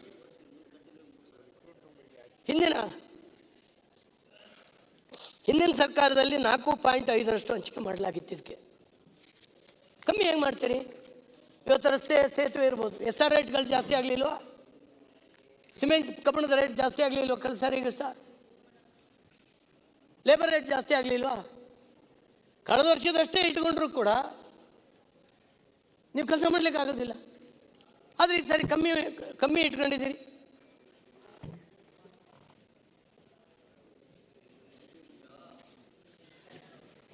ನಮ್ಮ ಕೇಂದ್ರ ಸರ್ಕಾರದವರು GSDP ಫಿಗರು 25.5 ಲ್ಯಾಕ್ ಅಂದ್ಬಿಟ್ಟು ಕೋರ್ಸ್ ಅಂದ್ಬಿಟ್ಟು ಅವರೇ ನಮಗೆ ಕೊಟ್ಟಿರೋದು. ಇದು ಹಾಗಾದ್ರೆ ಅವ್ರು ಕೊಟ್ಟಿದ್ದು ತಪ್ಪನ? ನಮಗೆ ಈಗ ಗ್ರೋಸ್ GSDP ಬರ್ತಾ ಇರೋದು ಕೇಂದ್ರ ಸರ್ಕಾರ ಕೊಟ್ಟಿದಂಥ ಒಂದು ಫಿಗರ್ ಇದೆ ನೋಡಿ, ಅದ್ರ ಮೇಲೆ ನಾವು ಇದು ಮಾಡ್ತಾ ಇರೋದು. ಒಪ್ಕೊಳ್ತೀವಿ, ಪ್ರೊಜೆಕ್ಟೆಡ್ ಅಷ್ಟು ಚೆನ್ನಾಗಿ ಮಾಡಿದೀವಿ ಅಂತ ನೀವು ಒಪ್ಕೊಳ್ಬೇಕು. ನೋಡಿ, ನೀವು ಮಾಡೋದಕ್ಕೆ ನಾವು ಹೇಳ್ತಾ ಇದೀವಲ್ಲ, ಅವರು ಅಧ್ಯಕ್ಷರು ಬಂದು ಇವರೇನ್ ಮಾಡಿರೋದು ಈಗ ಮಾಡಲಿಲ್ಲ. ಸೇರ್ಕೊಂಡು ಅವರು ಹೇಗೆ ಇಂಟರ್ವ್ಯೂನ್ ಆದ್ರು ಸಭಾಧ್ಯಕ್ಷರೇ, ಆಗ ಇಂಟರ್ವ್ಯೂನ್ ಆಗಿದ್ದೀನಿ ಸಭಾಧ್ಯಕ್ಷರೇ, ಅದು ಪ್ರೊಜೆಕ್ಟೆಡ್ ಅನ್ನ ಒಪ್ಕೊಂಡಿದ್ದೀವಿ. ಈ ರೀತಿ ಮಟ್ಟಕ್ಕೆ ಬೆಳಿಲಿಕ್ಕೆ ನಮ್ಮ ಸರ್ಕಾರ ಕಾರಣ ಅಂತ ಇಲ್ಲ, ಕೇಂದ್ರ ಸರ್ಕಾರದವರೇ ಏನಿಲ್ಲ, ಇದು ರಾಜ್ಯ ಸರ್ಕಾರ ಪ್ರೊಜೆಕ್ಟ್ ಮಾಡಬೇಕಾಗಿರೋದು ನಮ್ಮ ರಾಜ್ಯ ಸರ್ಕಾರದ ಇಷ್ಟ ಆಗಿದೆ ಅಂತ ಹೇಳಿರೋ ಬಿಂಬಿಸಿರುವಂತ ಕೇಂದ್ರ ಸರ್ಕಾರ ಹೇಳಿದ್ದಾರೆ. ಅದಕ್ಕೆ ನಾನು ಇಂಟರ್ವ್ಯೂನ್ ಆಗಿದೆ ಸಭಾಧ್ಯಕ್ಷರು, ನಮ್ಮ ಜೊತೆನೆ ಕೂತ್ಕೊಳ್ತೀರಾ, ನಮ್ಮ ಜೊತೆನೆ ಇರ್ತೀರಾ, ನಮ್ಗೆ ಅವಕಾಶ ಕೊಡು, ಈ ರೀತಿ ಇಂಟರ್ವ್ಯೂನ್ ಆಗ್ಲಿಕ್ಕೆ ಅವಕಾಶ ಮಾಡಿಕೊಡಿ. ಕೊಡ್ತಾರ. ಮಾನ್ಯ ಸಭಾಧ್ಯಕ್ಷರೇ, ಒಂದು ರಾಜ್ಯದ GSDP ಎಷ್ಟಾಗುತ್ತೆ ಅನ್ನುವಂಥದ್ದು ಬೇರೆ ಬೇರೆ ಹಂತದಲ್ಲಿ ಗೊತ್ತಾಗುತ್ತೆ. ಕೇಂದ್ರ ಸರ್ಕಾರ ನಿಗದಿ ಮಾಡ್ತದೆ. ನಾನು ಫೆಬ್ರವರಿಯಲ್ಲಿ ಬಜೆಟ್ ಮಂಡನೆ ಮಾಡಿದಾಗ ಅವತ್ತು ಕರ್ನಾಟಕದ GSDP 18 ಲಕ್ಷ ಮೀರಿ ಇರುವಂಥದ್ದು ಅನ್ನುವಂಥದ್ದು ಒಂದು GSDP ಪ್ರೊಜೆಕ್ಷನ್ ಆಗಿದೆ. ಏಪ್ರಿಲ್ ತಿಂಗಳಲ್ಲಿ ಇನ್ನೊಂದು ಪ್ರೊಜೆಕ್ಷನ್ ಬಂತು. ಏಪ್ರಿಲ್ ತಿಂಗಳಲ್ಲಿ ಇಲೆಕ್ಷನ್ ನಡೆಯುವಂಥ ಸಂದರ್ಭದಲ್ಲಿ ರಿವೈಸ್ಡ್ GSDP ಬಂತು. ಅವಾಗ 25 ಲಕ್ಷ ಕೋಟಿ GSDP ಕರ್ನಾಟಕ ರಾಜ್ಯದ್ದು ಅಂತ. ಅಂದರೆ ಸುಮಾರು 3-4 ತಿಂಗಳಿಂದ ಎಲ್ಲವೂ ಸೇರಿಸಿದಾಗ 25 ಲಕ್ಷ ಕೋಟಿ ಆಗಿದೆ ಅಂತ. ಈಗ ಮುಖ್ಯಮಂತ್ರಿಗಳು ಬಜೆಟ್ ಮಂಡನೆ ಮಾಡಿದಾಗ 25 ಲಕ್ಷ ಕೋಟಿ GSDP ಆಧಾರದ ಮೇಲೆ ಅವರು ತಮ್ಮ ಎಲ್ಲ ಬಜೆಟನ್ನು ಮಂಡನೆ ಮಾಡಿದ್ದಾರೆ. ಫಿಸಿಕಲ್ ರೆಸ್ಪಾನ್ಸಿಬಿಲಿಟಿ ಆ್ಯಕ್ಟ್ ಪ್ರಕಾರ ಫಿಸಿಕಲ್ ಡೆಫಿಸಿಟ್ ಎಷ್ಟಿರಬೇಕು, 3% ಒಳಗಡೆ, ಮತ್ತು overall debt load 25% of GSDP ಇರಬೇಕು. ಅವೇನು ಪ್ಯಾರಾಮೀಟರ್ಸ್ ಇದೆ ಅದು 25 ಲಕ್ಷಕ್ಕೆ ಇಟ್ಕೊಂಡು ಮಾಡಿದ್ದರಿಂದ ಇವತ್ತು ಆ 25 ಲಕ್ಷ ಆಗಿರುವಂಥದ್ದು ಏಪ್ರಿಲ್ ತಿಂಗಳಿಗೆ, ಅಂದರೆ ಇವರಿಂದ ಸರ್ಕಾರ ಬಂದಿರಲಿಲ್ಲ. ಸೊ ಟೋಟಲ್ 25 ಲಕ್ಷ ಕೋಟಿ GSDP ಆಗಿರುವಂಥ ಸಾಧನೆ ನಮ್ಮ ರಾಜ್ಯದ್ದು ನಮ್ಮ ಕಾಲದಲ್ಲಿ. ಇದು ಭಾಳ, ಅದರಲ್ಲೇನು ಮುಚ್ಚುಮರೆಯನ್ನು ಏನಿಲ್ಲ, ಭಾಳ ಸ್ಪಷ್ಟವಾಗಿದೆ. ಎರಡನೇದಾಗಿ ಅವರು ನಾವು 77,500,000 ಕೋಟಿ ನಾವು ಸಾಲ ಮಾಡಬಹುದು ಅಂಥೇಳಿ ನಾವು ಬಜೆಟ್ನಲ್ಲಿ ಅಂದಾಜು ಮಾಡಿದ್ವಿ. ಅವರು ಅದಕ್ಕೆ ಸುಮಾರು 7,500-8,000 ಕೋಟಿ ಹೆಚ್ಚು ಸಾಲವನ್ನು ಈಗ ಮತ್ತೆ ತೊಗೊಂಡಿದ್ದಾರೆ. ಅದು ಯಾಕೆ ತೊಗೊಂಡ್ರು ಅಂತಂದರೆ ಅವ್ರ ಬಜೆಟ್ ಸೈಜು ಕೂಡ ಹೆಚ್ಚು ಮಾಡೋಕ್ಕೆ ಸಾಧ್ಯ ಆಯಿತು ಈ 25 ಲಕ್ಷ ಕೋಟಿ ಇರೋದ್ರಿಂದ. ಮತ್ತು ಈ 25 ಲಕ್ಷ 18ರಿಂದ 25 ಹೆಚ್ಚು ಆಗಿದ್ದರಿಂದ ಆ 3% ಫಿಸಿಕಲ್ ಡೆಫಿಸಿಟ್ 3% ಒಳಗಡೆ ಮತ್ತು ಒಟ್ಟಾರೆ GSDP total load of debt load 25% ಒಳಗಡೆನೆ ಮಾಡೋಕ್ಕೆ ಸಾಧ್ಯ ಆಗಿರುವಂಥದ್ದು ಆ 25 ಲಕ್ಷ ಕೋಟಿ GSDP ಆಗಿದ್ದರಿಂದ. ಸೊ ಆವಾಗಿನ ಇವ್ರ ಸರ್ಕಾರ ಇರಲಿಲ್ಲ. ಹೌದು, ಓಕೆ ಸರ್. ತಾವು ಹೇಳಿದ್ರೆ ನಾನು ಒಪ್ಕೊಳ್ತೀನಿ, ಆದರೆ ಸರ್ಕಾರ ಮಾಡಲಿಕ್ಕಾಗೋದಿಲ್ಲ. ಇದು ನಮ್ಮ ಕರ್ನಾಟಕ ರಾಜ್ಯದ ಜನತೆ ಕೊಡುಗೆ, ಅದರಿಂದ 25 ಲಕ್ಷ ಅಲ್ಲ, ನೀವು ಸರ್ಕಾರದಲ್ಲಿ, ನಾವು ಸರ್ಕಾರದಲ್ಲಿ ಜನರಿಗೆ ಅಲ್ಲ. ಹಂಗಂದ್ರೆ ಈಗ ನಿಮ್ಮೆಲ್ಲ ಸಾಧನೆಗಳು ಜನನೇ ಎಲ್ಲ ಮಾಡ್ತಾರೆ. ಈಗ ನಾವೇನು ಯಾರು ಸರ್ಕಾರ ನೋಡಿ, ಅಲ್ಲ, ಯಾವ ಸರ್ಕಾರ ಇರ್ತದೆ, ಯಾವ ಸರ್ಕಾರ ಇರ್ತದೆ, ಯಾವ ರೀತಿ ನೀತಿಗಳನ್ನು, ನಿಯಮಗಳನ್ನು ಮತ್ತು ಆಡಳಿತವನ್ನು ಯಾವ ರೀತಿ ಮಾಡ್ತಾರೆ, ಅದರ ಬಹಳ ದೊಡ್ಡ ಪರಿಣಾಮ ಓವರಾಲ್ ಗ್ರೋತಿಗೆ ಇದ್ದೇ ಇರ್ತದೆ ನಮ್ಮ ಪಾಲಿಸಿಗಳ ಮೇಲೆ. ಅವತ್ತಿನ ಕೋವಿಡ್ ನಂತರದ ಇಮಿಡಿಯೇಟ್ಲಿ ರಿಕವರಿ ಮಾಡಬೇಕು ಮತ್ತು ಎಕಾನಮಿಯನ್ನು ದೊಡ್ಡ ಪ್ರಮಾಣದಲ್ಲಿ ಹೆಚ್ಚಿಗೆ ಮಾಡೋ ಸಲುವಾಗಿ ನಾವು ತೆಗೆದುಕೊಂಡಿರುವಂಥ ಕ್ರಮಗಳ ಪರದಿಂದ ಇವತ್ತು GSDP ಟ್ರ್ಯಾಕಿಗೆ ಬಂದಿದೆ, ಹೆಚ್ಚಾಗಿದೆ. ಇದನ್ನ ಹೆಚ್ಚಿಗೆ ಮಾಡುವಂಥ ಕೆಲಸ ನಿಮ್ಮದಾಗಿದೆ ಅಷ್ಟೇ. ಮಾಡ್ತಾ ಇರೋದಕ್ಕೆ ನೀವು ಅಪ್ರಿಷಿಯೇಟ್ ಮಾಡುವುದು. ನಾವೇನು ಹೇಳ್ತಾ ಇದ್ದೀವಿ, ಜನರಿಗೆ ನಾವು ಎಂಪವರ್ ಮಾಡ್ತಾ ಇದ್ದೀವಿ. ಹೇಳಿ, ನಾವು ಮಾಡಿದ್ರೆ ಸ್ವಲ್ಪ ಟೈಮ್ ಕೊಡಬೇಕಲ್ಲ, ಅದನ್ನು ಇಂಪ್ಲಿಮೆಂಟ್ ಮಾಡಲಿಕ್ಕೆ, ಅದು ರಿಸಲ್ಟ್ ಕೊಡಲಿಕ್ಕೆ ಸ್ವಲ್ಪ ಸಮಯ ಆಗ್ತದೆ. ನೀವು ಈಗಲೇ ಕೂತು ಬಿಟ್ಟು ಪೋಸ್ಟ್ ಮಾರ್ಟಮ್ ಮಾಡಲಿಕ್ಕೆ ಶುರು ಮಾಡಿದ್ರೆ ಏನು ಮಾಡ್ಲಿಕ್ಕೆ ಆಗ್ತದೆ? ನಮಗೆ ಟೈಮ್ ಕೊಡಿ. ಈ GSDPನೂ ಜಾಸ್ತಿ ಆಗ್ತದೆ, ಗ್ರೋತ್ ಜಾಸ್ತಿ ಆಗ್ತದೆ, ಪ್ರತಿಯೊಂದು ಜಾಸ್ತಿ ಆಗ್ತದೆ. ಜನರ ಸಮಸ್ಯೆಗಳು ಸಮೇತ ಪರಿಹಾರ 5 ಗ್ಯಾರಂಟಿಯನ್ನು ಕೊಡ್ತೀವಿ. ಜಾರ್ಜ್ ಅವರೇ, ಒಂದು ನಿಮಿಷ. ಅವ್ರು ಏನು ಹೇಳ್ತಾ ಇದ್ದಾರೆ, ಹಿಂದಿನ ಬಜೆಟ್ಗಿಂತ ಎಜುಕೇಷನ್ಗೆ, ಅಗ್ರಿಕಲ್ಚರ್ಗೆ, ಹೆಲ್ತ್ಗೆ ಎಲ್ಲ ಸೆಕ್ಟ್ರಲ್ಲಿ ಕಡಿಮೆ ಆಗಿದೆ. ಹೀಗಾದರೆ ನಮ್ಮ ಓವರಾಲ್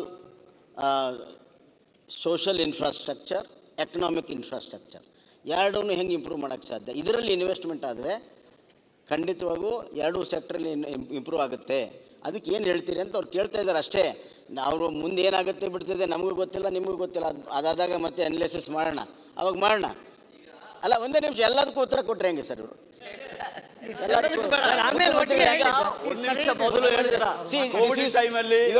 ಕೋವಿಡ್ ಟೈಮಲ್ಲಿ ನಮಗೆ ತೊಂದರೆ ಆಗಿದೆ ಅಂತ ಹೇಳ್ತೀರಾ, ಆ ಟೈಮಲ್ಲಿ ಅಲೋಕೇಶನ್ ಎಷ್ಟಿತ್ತು ಸ್ವಲ್ಪ ಹೇಳ್ತೀರಾ? ಒಂದೇ ನಿಮಿಷ.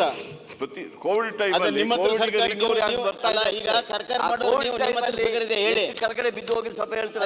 ಅಲ್ಲ, ನಿಮ್ಮ ಹತ್ರ ಈಗ ನಿಮ್ಮ ಹತ್ರ ಫಿಗರ್ಸ್ ಸಂಖ್ಯೆ ಇಲ್ಲ ಅಂತೇಳಿ ಎಲ್ಲ ಉತ್ತರ ಕೊಡ್ತಾ ಇದ್ದಾರೆ. ಉತ್ತರ ಕೊಡುವಾಗ ಹೇಳಿ, ನಾವು ಅದಕ್ಕೆ ಏನು ಹೇಳ್ಬೇಕು ಹೇಳ್ತೀವಿ.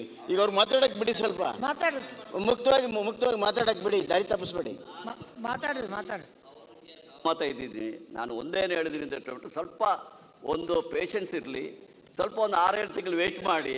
ನೀವು ಹೇಳೋದಕ್ಕೆಲ್ಲ ಉತ್ತರ ಆಗಿ ಬರ್ತದೆ ಅಂತ ಹೇಳಿದ್ದೀನಿ ಅಷ್ಟೇ ಹೊರತು ಅವ್ರು ಹೇಳೋದೆಲ್ಲ ತಪ್ಪು ಅಂದ್ಬಿಟ್ಟು ನಾನು ಹೇಳಲಿಲ್ಲ. ಈಗ ಆಯವ್ಯಯ ಪುಸ್ತಕದ 1ನೇ ಪುಟದಲ್ಲಿ ನೀವು ಹೇಳಿದ್ದೀರಿ, ಹೆಮ್ಮೆಯಿಂದ ವಿತ್ತೀಯ ಹೊಣೆಗಾರಿಕೆಯಿಂದ 14ನೇ ಆಯವ್ಯಯ ಮಂಡಿಸುತ್ತೇನೆಂದು ಹೇಳಿದ್ದಾರೆ ಮಾನ್ಯ ಮುಖ್ಯಮಂತ್ರಿಗಳು. ಆದರೆ ಇಲ್ಲಿರುವ ಅಂಕಿಅಂಶಗಳು ಇದಕ್ಕೆ ವ್ಯತಿರಿಕ್ತವಾಗಿದ್ದಾವೆ. ಅವರು ಹೆಮ್ಮೆ ಪಡೋ ಸ್ಥಿತಿನಲ್ಲಿಲ್ಲ. ಅದಕ್ಕಾಗಿ ಹೇಳ್ತಾ ಇದ್ದೀನಿ ನಾನು ಸರ್. ಈಗ 8ನೇ ಇಸ್ವಿಯಿಂದ 13ನೇ ಇಸ್ವಿಯವರೆಗೆ BJP ಸರ್ಕಾರ, ಮಾನ್ಯ ಯಡಿಯೂರಪ್ಪನವ್ರ ಸರ್ಕಾರ ಇತ್ತು ಅಂತ ಕಾಣಿಸ್ತದೆ. 46,119.36 ಕೋಟಿ ಸಾಲ ಇತ್ತು. ನಿಮ್ಮ ಕೈಗೆ ಸಿಕ್ಕದ ಒಂದು ವರ್ಷದಲ್ಲಿ 1,14,744 ಕೋಟಿ ಸಾಲ.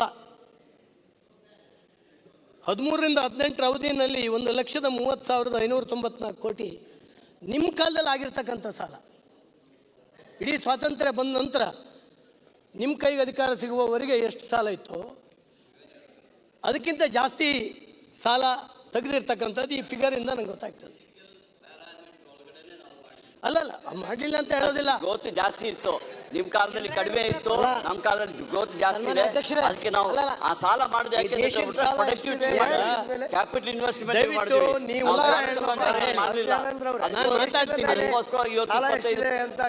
GDP ಬರಬೇಕಾದ್ರೆ ನಾವು ಸಾಲ ಸಾಲ ಮಾಡೋದು ತಪ್ಪು ಅಂತ ನಾನೆಲ್ಲೂ ಹೇಳೋದಿಲ್ಲ. ಅಲ್ಲಲ್ಲ, ಸಾಲ ಇಲ್ಲಿವರೆಗೆ ಸಾಲ ಮಾಡಿರ್ತಕ್ಕಂಥದ್ದು ಯಾವುದು ಖರ್ಚು ಮಾಡಿಲ್ಲ ಅನ್ನೋದು ಮುಖ್ಯ. 2018 ಮೇಲೆ ಆಗಿದಂತ ಸಾಲ ಅದನ್ನು ಹೇಳಿ. ಎಷ್ಟಾಗಿದೆ 2018ರಿಂದ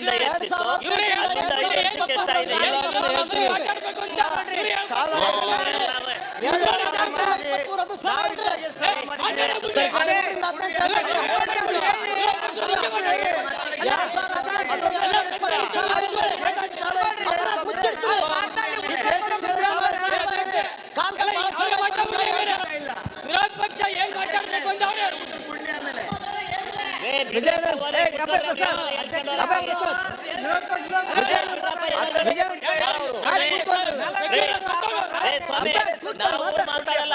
ನಾವು ಮಾತಾಡ್ಬೇಕು. ನೀವು ಮಧ್ಯೆ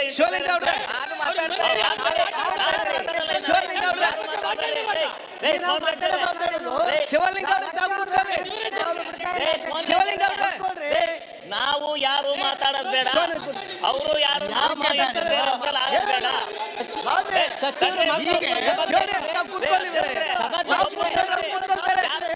ಅವರು ಮಾತಾಡೋದು ಬೇಡ, ನಾವು ಮಾತಾಡೋದು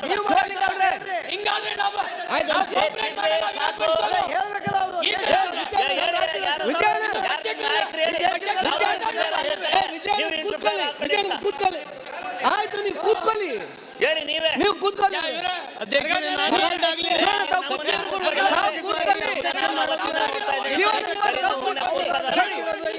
ಶಿವಲಿಂಗ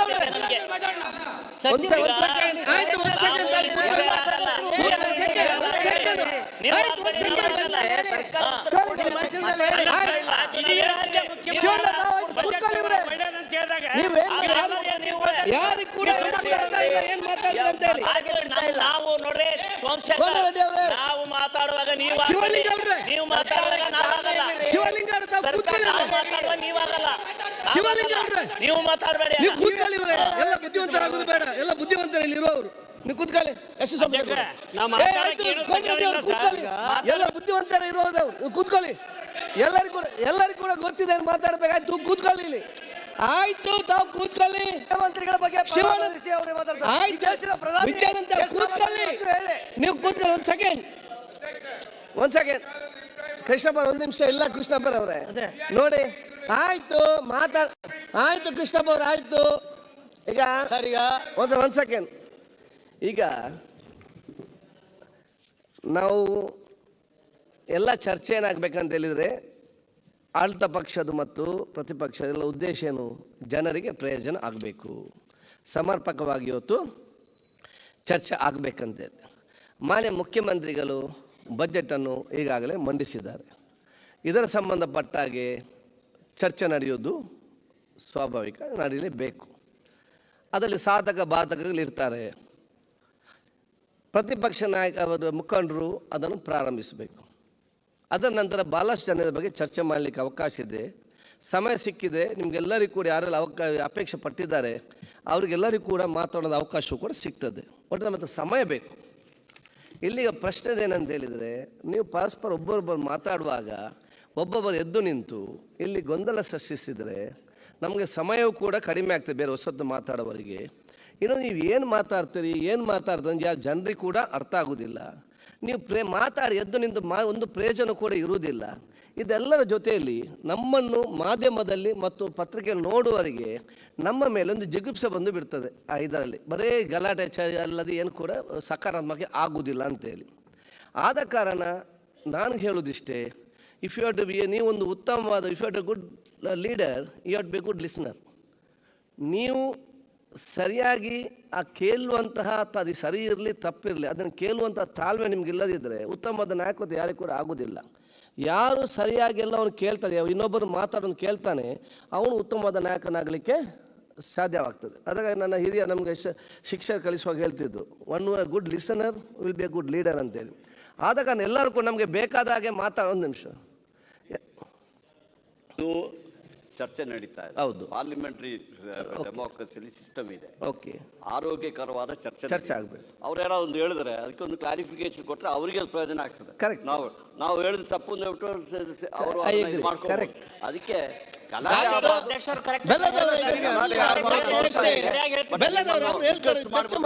ಮಾಡೋದಕ್ಕೇನು ತೊಂದರೆ ಇಲ್ಲ. ಅದು ಪಾರ್ಲಿಮೆಂಟರಿ ಇದರಲ್ಲಿ ನಾನೀಗ ಹೇಳಿಷ್ಟೇ. ಅಧ್ಯಕ್ಷರೇ, ಒಂದ್ ನಿಮಿಷ. ನಾವು ಅವ್ರು ಮಾತಾಡುವಾಗ ನಾವು ಒಂದೇ ಒಂದು ಅವ್ರು ಮಾತಾಡುವಾಗಲೂ ಅವ್ರು ಅವತ್ತು ನಾನು ಅದ್ ಬೇಡ, ನಾವು ಮಾಡಲ್ಲ, ಅವರು ಮಾಡಲ್ಲ. ಅವ್ರು ಏನಾರ ಭಾಷಣ ಮಾಡ್ಕೊಂಡು ಆಯ್ತು, ನಾವು ಮಾತಾಡ್ತು ಕೂತ್ಕೊಳ್ಳಿ. ಹೇಳಿದ್ದಾನೆ ಮತ್ತೆ ಮತ್ತೆ ಯಾಕೆ ಹೇಳ್ತೀರಿ ನೀವು? ಅಲ್ಲ, ಆಯ್ತು,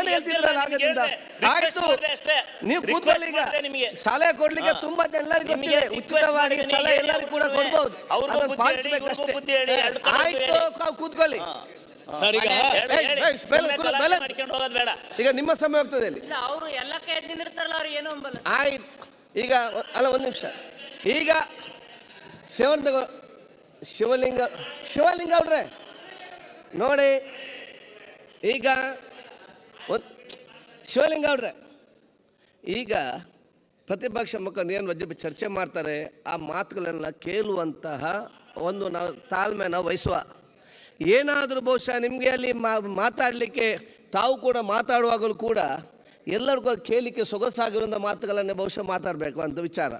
ಇಲ್ಲಿ ಏನಾದರೂ ತಾವು ಕ್ಲಾರಿಫಿಕೇಷನ್ ಇದ್ದರೆ ಮಂತ್ರಿಗಳಿರ್ತಾರೆ, ಯಾರು ಒಬ್ಬರು ಎದ್ದು ನಿಂತು ಅದಕ್ಕೆ ಕ್ಲಾರಿಫಿಕೇಷನ್ ಕೊಡೋ ಕೆಲಸ ಮಾಡಿ, ಆಗ ಏನಾದರೂ ಪ್ರಯೋಜನ ಆಗ್ತದೆ. ಇದು ಏನಾದರೂ ಒಂದು ಮಾತಾಡಿದ ತಕ್ಷಣ ನೀವು 10-15 ಒಮ್ಮೆ ಎದ್ದು ನಿಂತರೆ ಅದು ಕ್ಲಾರಿಫಿಕೇಷನು ಬರೋದಿಲ್ಲ, ಯಾರಿಗೇನು ಮಾತಾಡಿದಾಗ ಅರ್ಥ ಕೂಡ ಆಗೋದಿಲ್ಲ. ನೀವಿಲ್ಲಿ 10 ಜನ ನಿಂತಾಗ ಅಲ್ಲಿ ಅವ್ರು 20 ಜನ ಅವ್ರು ಎದ್ದು ನಿಂತು ಗದ್ದಲಲ್ಲದೆ ಬೇರೆ ಕೂಡ ಆಗುದಿಲ್ಲ. ಸೊ ಅಲ್ಲಿ ಏನಾದರೂ ಕ್ಲಾರಿಫಿಕೇಶನ್ ಮಂತ್ರಿಗಳಿದ್ದಾರೆ, ಮುಖಂಡರಿದ್ದಾರೆ, ಯಾರು ಒಬ್ಬರು ಎದ್ದು ನಿಂತು ಕ್ಲಾರಿಫಿಕೇಶನ್ ಪ್ರಯೋಜನ ಆಗ್ತದೆ. ಆಗ ನಾನು ತಮಗೆ ಕೂಡ ಸದನ ಒಂದು ಗಂಟೆ ಆಯ್ತಪ್ಪ, ಕೊಂಡ್ರೆ ಕೂತ್ಕೊಳ್ಳಿ, ನಿನ್ನೆ ಮಾತಾಡಬೇಡವಾ? ಆಯ್ತು, ಬೇಡ ಮತ್ತೆ ಚರ್ಚೆ ಬೇಡ. ನಮ್ದೇನ ವಿರೋಧ ಪಕ್ಷ ನಾಯಕ ಆಯ್ಕೆ ಆಗಿರಲ್ಲ, ಅದ್ರ ಬಂದ ಪದೇ ಪದೇ ಅದೆಲ್ಲ ಚರ್ಚೆ ಬೇಡ. ಅವರೇ ನೋಡಿ, ಎದ್ದು ನಿಂತು ಮಾತಾಡಲಿಕ್ಕೆ ಮತ್ತು ಸಲಹೆ ಕೊಡಲಿಕ್ಕೆ ಎಷ್ಟು ಜನರಿಗೆ ಬೇಕಾದ್ರೂ ಕೊಡ್ಬೋದು, ಏನು ಕಷ್ಟ ಇಲ್ಲ. ಸಲಹೆ ಮತ್ತು ಎದ್ದು ನಿಂತು ಮಾತಾಡಲಿಕ್ಕೆ ಯಾರಿಗೆ ಬೇಕಾದ್ರೆ ಮಾತಾಡ್ಬೋದು. ಆದ ಒಂದು ಅಸೆಂಬ್ಲಿ ಚೆನ್ನಾಗಿ ನಡ್ಕೊಂಡು ಹೋಗುವಂತಹ ವಾತಾವರಣ ನಿರ್ಮಾಣ ಮಾಡೋದು ಜವಾಬ್ದಾರಿಗಳು ಕೂಡ ಹಮ್ಮಿಕೊಳ್ಳುವ ವ್ಯವಸ್ಥೆ ತಾವು ಇವತ್ತು ಮಾಡಿ. ಇದರಲ್ಲಿ ಉಚಿತವಾದ ಸಲಹೆ ಎಷ್ಟು ಕೂಡ ಬರ್ತದೆ, ಅದನ್ನು ಪಾಲಿಸ್ಕೊಂಡು ಹೋಗುವಂಥ ಭಾಳ ಕಷ್ಟದ ಕೆಲಸ ಇವತ್ತು ಇರ್ತದೆ. ಅದು ಉಚಿತವಾದ ಯಾವುದು ಸಲಹೆ ನಮ್ಗೆ ಅಗತ್ಯ ಇಲ್ಲ. ಈಗ ನಾವೀಗ ಚೆನ್ನಾಗಿ ಅಸೆಂಬ್ಲಿ ನಡೆಸ್ಕೊಳ್ಳಿಕ್ಕೆ ಏನೆಲ್ಲ ನೀವು ಸಹಕಾರ ಕೊಡಬೇಕು, ಆ ಸಹಕಾರದೆಲ್ಲ ಕಡಿಮೆ ಮಾಡಿ. ತಾವೀಗ 1 ಗಂಟೆ ಆಯಿತು, ಹೊಸಬರು ಮಾತಾಡಬೇಕು. ನಾನು ಮೊಟಕು ಮಾಡೋದಿಲ್ಲ. ಒಂದು ವಿರೋಧ ಪಕ್ಷವಾಗಿ ನಾನು ಆರಂಭ ಮಾಡ್ತಾ ಇದ್ದೀನಿ. ಮಾತಾಡಿ. ಸಿದ್ದರಾಮಯ್ಯನವರು ಆರಂಭ ಮಾಡಿ ಮತ್ತೆ 4 ಗಂಟೆ ಮಾತಾಡಿದ್ದಾರೆ ಇದ್ರ ಮೇಲೆ. ನೋಡಿ ಸಮಯ ಮಾತಾಡಿ. ಹಾಗಾದ್ರೆ ನನಗೆ ಈಗಾಗಲೇ ಕಮ್ಮಿ ಆಗಿದೆ ಅಂತ ನನಗೆ ಮಾತಾಡ್ಲಿಕ್ಕೆ ಬಿಡ್ತಾ ಇಲ್ಲ. ಆಯ್ತು, ಮಾತಾಡ್ಬಿಡ್ತಾರೆ. ಆಯ್ತು ಸರ್, ಈಗ ನಾನು ತಾವು ಹೇಳ್ದಾಗೇನೆ ಅವರಿಗೆ ಅಪ್ಯಾಯಮಾನವಾಗಿ ಮಾತಾಡ್ಲಿಕ್ಕೆ ಆಗೋದಿಲ್ಲ. ಸರ್ಕಾರದಲ್ಲಿದ್ದಂಥ ಫ್ಯಾಕ್ಟ್ ಆ್ಯಂಡ್ ಫಿಗರ್ಸನ್ನು ತಗೊಂಡು ನಾನು ಹೇಳಿದ್ದೇನೆ. ಈ ಅಂಕಿಅಂಶಗಳು ಯಾವುದಾದ್ರು ತಪ್ಪಿದ್ರೆ ನೀವು ತಿದ್ದಿ, ನಾನು ಸರಿ ಮಾಡ್ಕೊಳ್ಳಲಿಕ್ಕೆ ನಾನು ತಯಾರಿದ್ದೇನೆ. ನನಗೆ ಸುಮ್ಮನೆ ಕೂತ್ಕೊಳ್ಳಿವ್ರೆ, ಎಲ್ಲ ಬುದ್ಧಿ ನನಗೆ ಸಿಕ್ಕಂಥ ಮಾಹಿತಿ ಪ್ರಕಾರ ಮಾತಾಡಿದ್ದೀನಿ. ನಿಮ್ಮ ಕಾಲದಲ್ಲಿ ನಿಮ್ಮ ಸರ್ಕಾರ ಬಂದ ಮೇಲೆ 183% ನಮ್ಮದು ಸಾಲ ಏರಿಕೆ ಆಯಿತು. ಆಗಲಿ, ಸಾಲ ಮಾಡೋದೇನು ತಪ್ಪು ಅಂತ ನಾನು ಹೇಳೋದಿಲ್ಲ. ಆದರೆ ಈ ಸಾಲ ಬಂಡವಾಳ ಹೂಡಿಕೆಗೆ ಹೋಗಿದೆಯಾ ಅಂತ ಕೇಳಿದ್ರೆ ಇಲ್ಲ. GSTPಯ ಶೇಕಡಾವಾರು ಲೆಕ್ಕದಲ್ಲಿ ಬಂಡವಾಳ ಹೂಡಿಕೆಗೆ 4.15% ನಿಮ್ಮ ಸರ್ಕಾರದಲ್ಲಿ 2.42ಕ್ಕೆ ಕುಸಿಯಿತು. ತೆಗೆದು ನೋಡಿ, ಕುಸಿದಿದೆ. ರಾಜ್ಯದ ತೆರಿಗೆ 2008ರಿಂದ 2013ರವರೆಗೆ ಶೇಕಡ 108.85ರಷ್ಟಿತ್ತು ಯಡಿಯೂರಪ್ಪನವರು ಮುಖ್ಯಮಂತ್ರಿಗಳಾಗಿದ್ದಾಗ. ಇದು ನಿಮ್ಮ ಕಾಲದಲ್ಲಿ 67ರಷ್ಟು ಮಾತ್ರ ಜಾಸ್ತಿ ಆಯಿತು. ಅವರ ಕಾಲದಲ್ಲಿ 108% ಜಾಸ್ತಿ ಆದರೆ 67% ಮಾತ್ರ ಜಾಸ್ತಿ ಆಯಿತು. ಕರ್ನಾಟಕದ GDP ಯಾವಾಗಲೂ ದೇಶದ GDPಗಿಂತ ಹೆಚ್ಚಾಗಿರ್ತಾ ಇತ್ತು. 16-17ರಲ್ಲಿ ಅಧ್ಯಕ್ಷರೇ,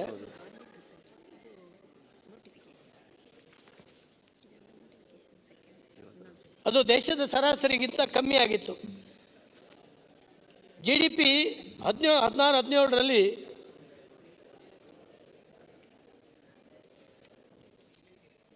ಕಮ್ಮಿ ಆಯಿತು. ಮತ್ತು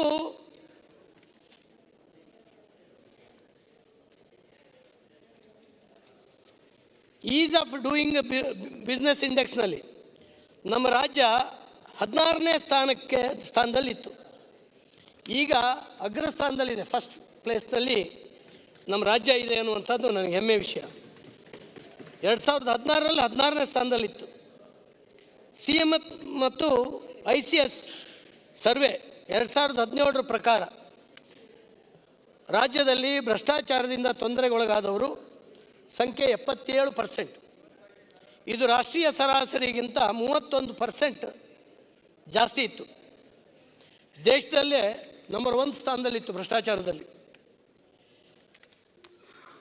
ಶೇಕಡ 65 ಜನ ಈ ಅವಧಿಯಲ್ಲಿ ಭ್ರಷ್ಟಾಚಾರದಿಂದ ನಲಿಗೆ ಹೋಗಿದ್ದರು ಅಂತೇಳಿ ಹೇಳಿ ಆ ರಿಪೋರ್ಟ್ನಲ್ಲಿ ಹೇಳ್ತಾರೆ. ಇದನ್ನು ಕೊಟ್ಟಂಥವರು ನಮ್ಮ ಪಾರ್ಟಿಯವರು ಅಥವಾ ಬೇರೆ ಯಾರೂ ಅಲ್ಲ.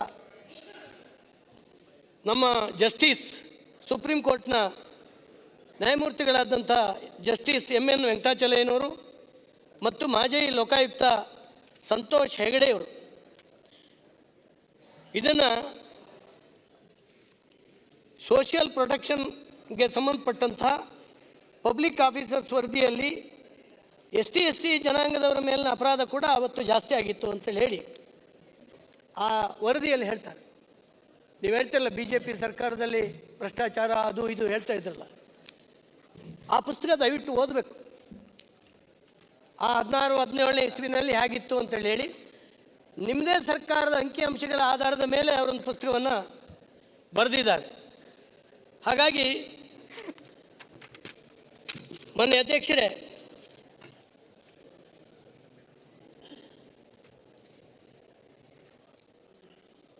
ನೀವು ಹೇಳ್ತೀರಿ ಪುಟ 3ರಲ್ಲಿ ಉತ್ತಮ ಆಡಳಿತವಿರದೆ ನ್ಯಾಯವಿರೋದು, ದೂರದೃಷ್ಟಿ ಇರೋದು, ಗುರಿ ಇರೋದು. ಹಾಗಾಗಿ ನೀವೇ ಹೇಳ್ತೀರಿ, ಆದರೆ ರಾಜ್ಯ ಆ ಒಂದು ಗುರಿ ಮತ್ತು ದೂರದೃಷ್ಟಿ ಎಲ್ಲವೂ ಇಲ್ಲದೇ ಇರುವಂಥ 5 ವರ್ಷವನ್ನು ಅನುಭವಿಸಿ ಅಂಧಕಾರ ಅನ್ಯಾಯದಿಂದ ತತ್ತರಿಸಿರ್ತಕ್ಕಂಥ ರಾಜ್ಯ ಇವತ್ತು ಹೊರಗೆ ಬಂದಿದ್ದು BJPಗೆ ಅಧಿಕಾರ ಬಂದ ನಂತರ ಅಂತ ಹೇಳುವಂಥದ್ದನ್ನ ಈ ಅಂಕಿ ಸಂಖ್ಯೆಗಳ ಆಧಾರದ ಮೇಲೆ ಹೇಳ್ತಾ ಇದ್ದೀನಿ. ಒಂದು ಚುನಾವಣಾ ಭಾಷಣಕ್ಕೂ ವಿಧಾನಸಭೆಯಲ್ಲಿ ಮಂಡಿಸುವ ಆಯವ್ಯಯಕ್ಕೂ ವ್ಯತ್ಯಾಸ ಇದೆ. ನೀವು ಇದನ್ನು ಟೀಕೆಗೆ ಬಳಸಿ ಅದರ ಪಾವಿತ್ರ್ಯತೆಯನ್ನು ಹಾಳು ಮಾಡಿದ್ದನ್ನು ಎಲ್ಲರೂ ಕೂಡ ಹೇಳ್ತಾರೆ. ಪ್ರಿಂಟ್ ಆಗಿದೆ. GSDP ಅಧ್ಯಕ್ಷರೇ 2018ರಲ್ಲಿ 12.80 ಲಕ್ಷ ಕೋಟಿ ಇತ್ತು. 22-23ರಲ್ಲಿ 23.33 ಲಕ್ಷ ಕೋಟಿಗೆ ಏರಿದೆ. ಬಂಡವಾಳ ವೆಚ್ಚ 19ರಲ್ಲಿ 34,659 ಕೋಟಿ ಇತ್ತು. 22-23ಕ್ಕೆ 52,766 ಕೋಟಿಯಾಗಿದೆ. ಹೀಗೆ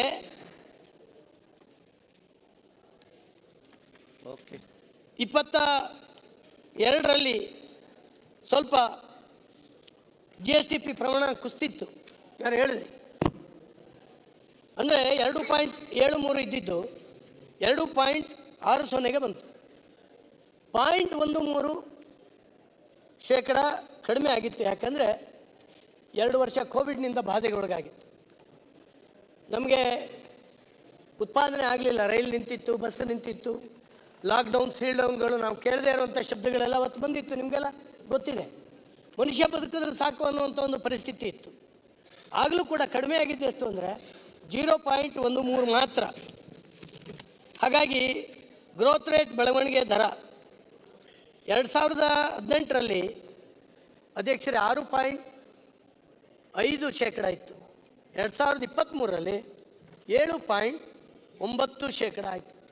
ನಾನು ಯಾಕೆ ಇದನ್ನು ಫಿಗರ್ ಹೇಳ್ತಾ ಇದ್ದೀನಿ ಅಂದರೆ, ಅದೇ ಪುಸ್ತಕದಲ್ಲಿ ಹಿಂದಿನ ಸರ್ಕಾರ ಏನೋ ದಿವಾಳಿ ಎಬ್ಸಿತ್ತು, ಜನರನ್ನು ಭಾಳ ಕೆಟ್ಟ ಸ್ಥಿತಿಗೆ ತಗೊಂಡೋಗಿದ್ರು ಅನ್ನುವಂಥ ರೀತಿಯಲ್ಲಿ ಬಿಂಬಿಸುವಂಥ ಪ್ರಯತ್ನ ಏನಾಗಿದೆ. ಈ ಫಿಗರ್ ಏನು ಹೇಳುತ್ತೆ? ಈ ಫಿಗರ್ಗಳು ಏನು ಹೇಳ್ತದೆ?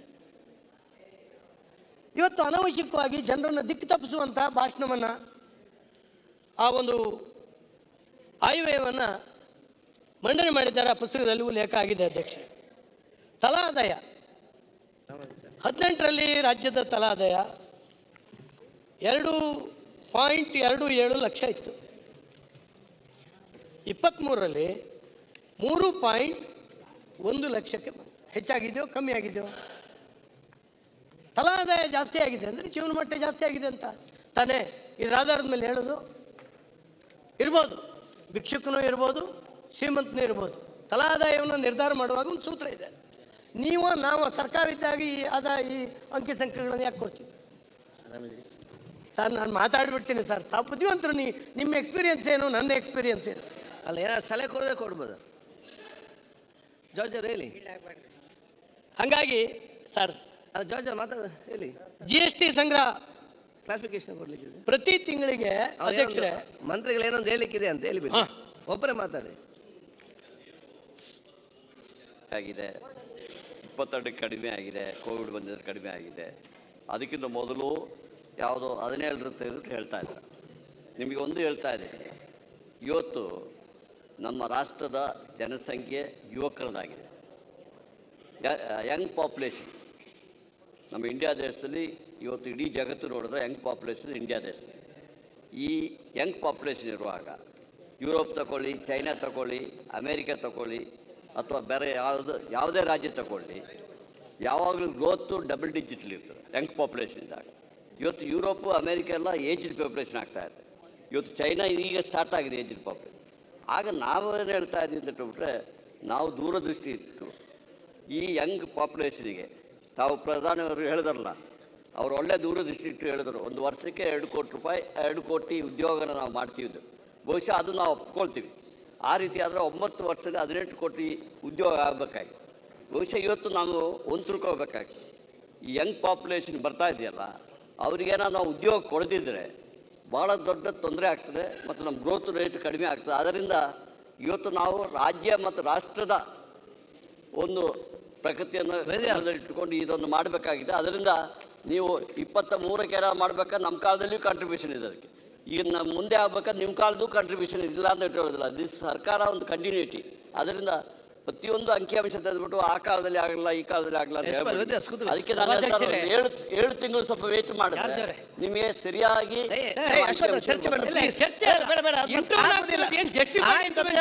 ಮಾತಾಡ್ತಾರೆ. ಅವ್ರು ಹೇಳ್ತಾರಲ್ಲ, ಆಯ್ತು ಸಭಾಧ್ಯಕ್ಷರೇ, ಈ ರೀತಿ ನನಗೆ ಇಂಟರ್ವನ್ ಆಗೋ ರೀತಿ ಅವ್ರಿಗೆ ಹೇಳ್ಬೋದಿತ್ತು. ಅವರು ಈಗ ಅವರು ಮಾತಾಡ್ತಾರೆ ಫ್ಲೋ ಇರ್ಬೇಕಾದ್ರೆ ಅವ್ರ ಇಂಟರ್ವೆನ್ಷನ್ ಏನ್ ಜಸ್ಟಿಫೈಡ್ ಇದೆ. ಆಯ್ತು, ಈಗ ಅದನ್ನು ಮಾತಾಡ್ತಾರೆ. ಎಲ್ಲ ಸ್ಪಷ್ಟತೆ ಯಾವ್ದು ಕೊಡಲ್ಲ, ಎಲ್ಲ ಸರಿಯಾಗಿ ಆಯ್ತು. ಈಗ ಅವ್ರು ಮಾತಾಡ್ತಾರೆ. ಈಗ ನೀವು ಪರಸ್ಪರ ಮಾತಾಡ್ತೀರಿ. ಅವರೊಂದು ಪ್ರಶ್ನೆ ನೋಡಿ, ಈಗ ನಿಮ್ಮ ನಾಳೆ ಮಾತಾಡೋ ಅವಕಾಶ ಇದೆ, ಆಗ ನೀವು ಮಾತಾಡಿ. ಆಯ್ತು,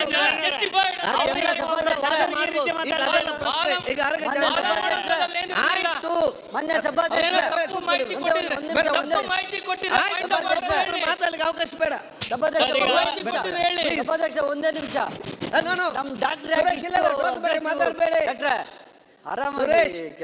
ಮಂತ್ರಿಗಳೇ, ನೀವು ಮಾತಾಡ್ಬೇಡಿ. ಮಂತ್ರಿಗಳು ಇಲ್ಲ, ಸಬ್ಜೆಕ್ಟ್ ಬೇಡ, ಇಲ್ಲ ಬೇಡ, ಸಬ್ಜೆಕ್ಟ್ ಬೇಡ. ನಿಮ್ಮ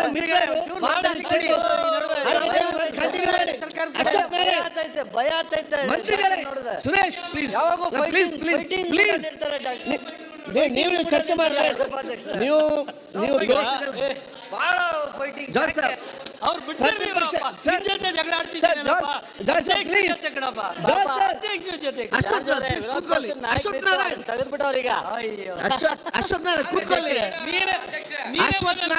ಖುಷಿ ಪಡ್ತೀನಪ್ಪ. ನೀವು ಕಂಟಿನ್ಯೂ.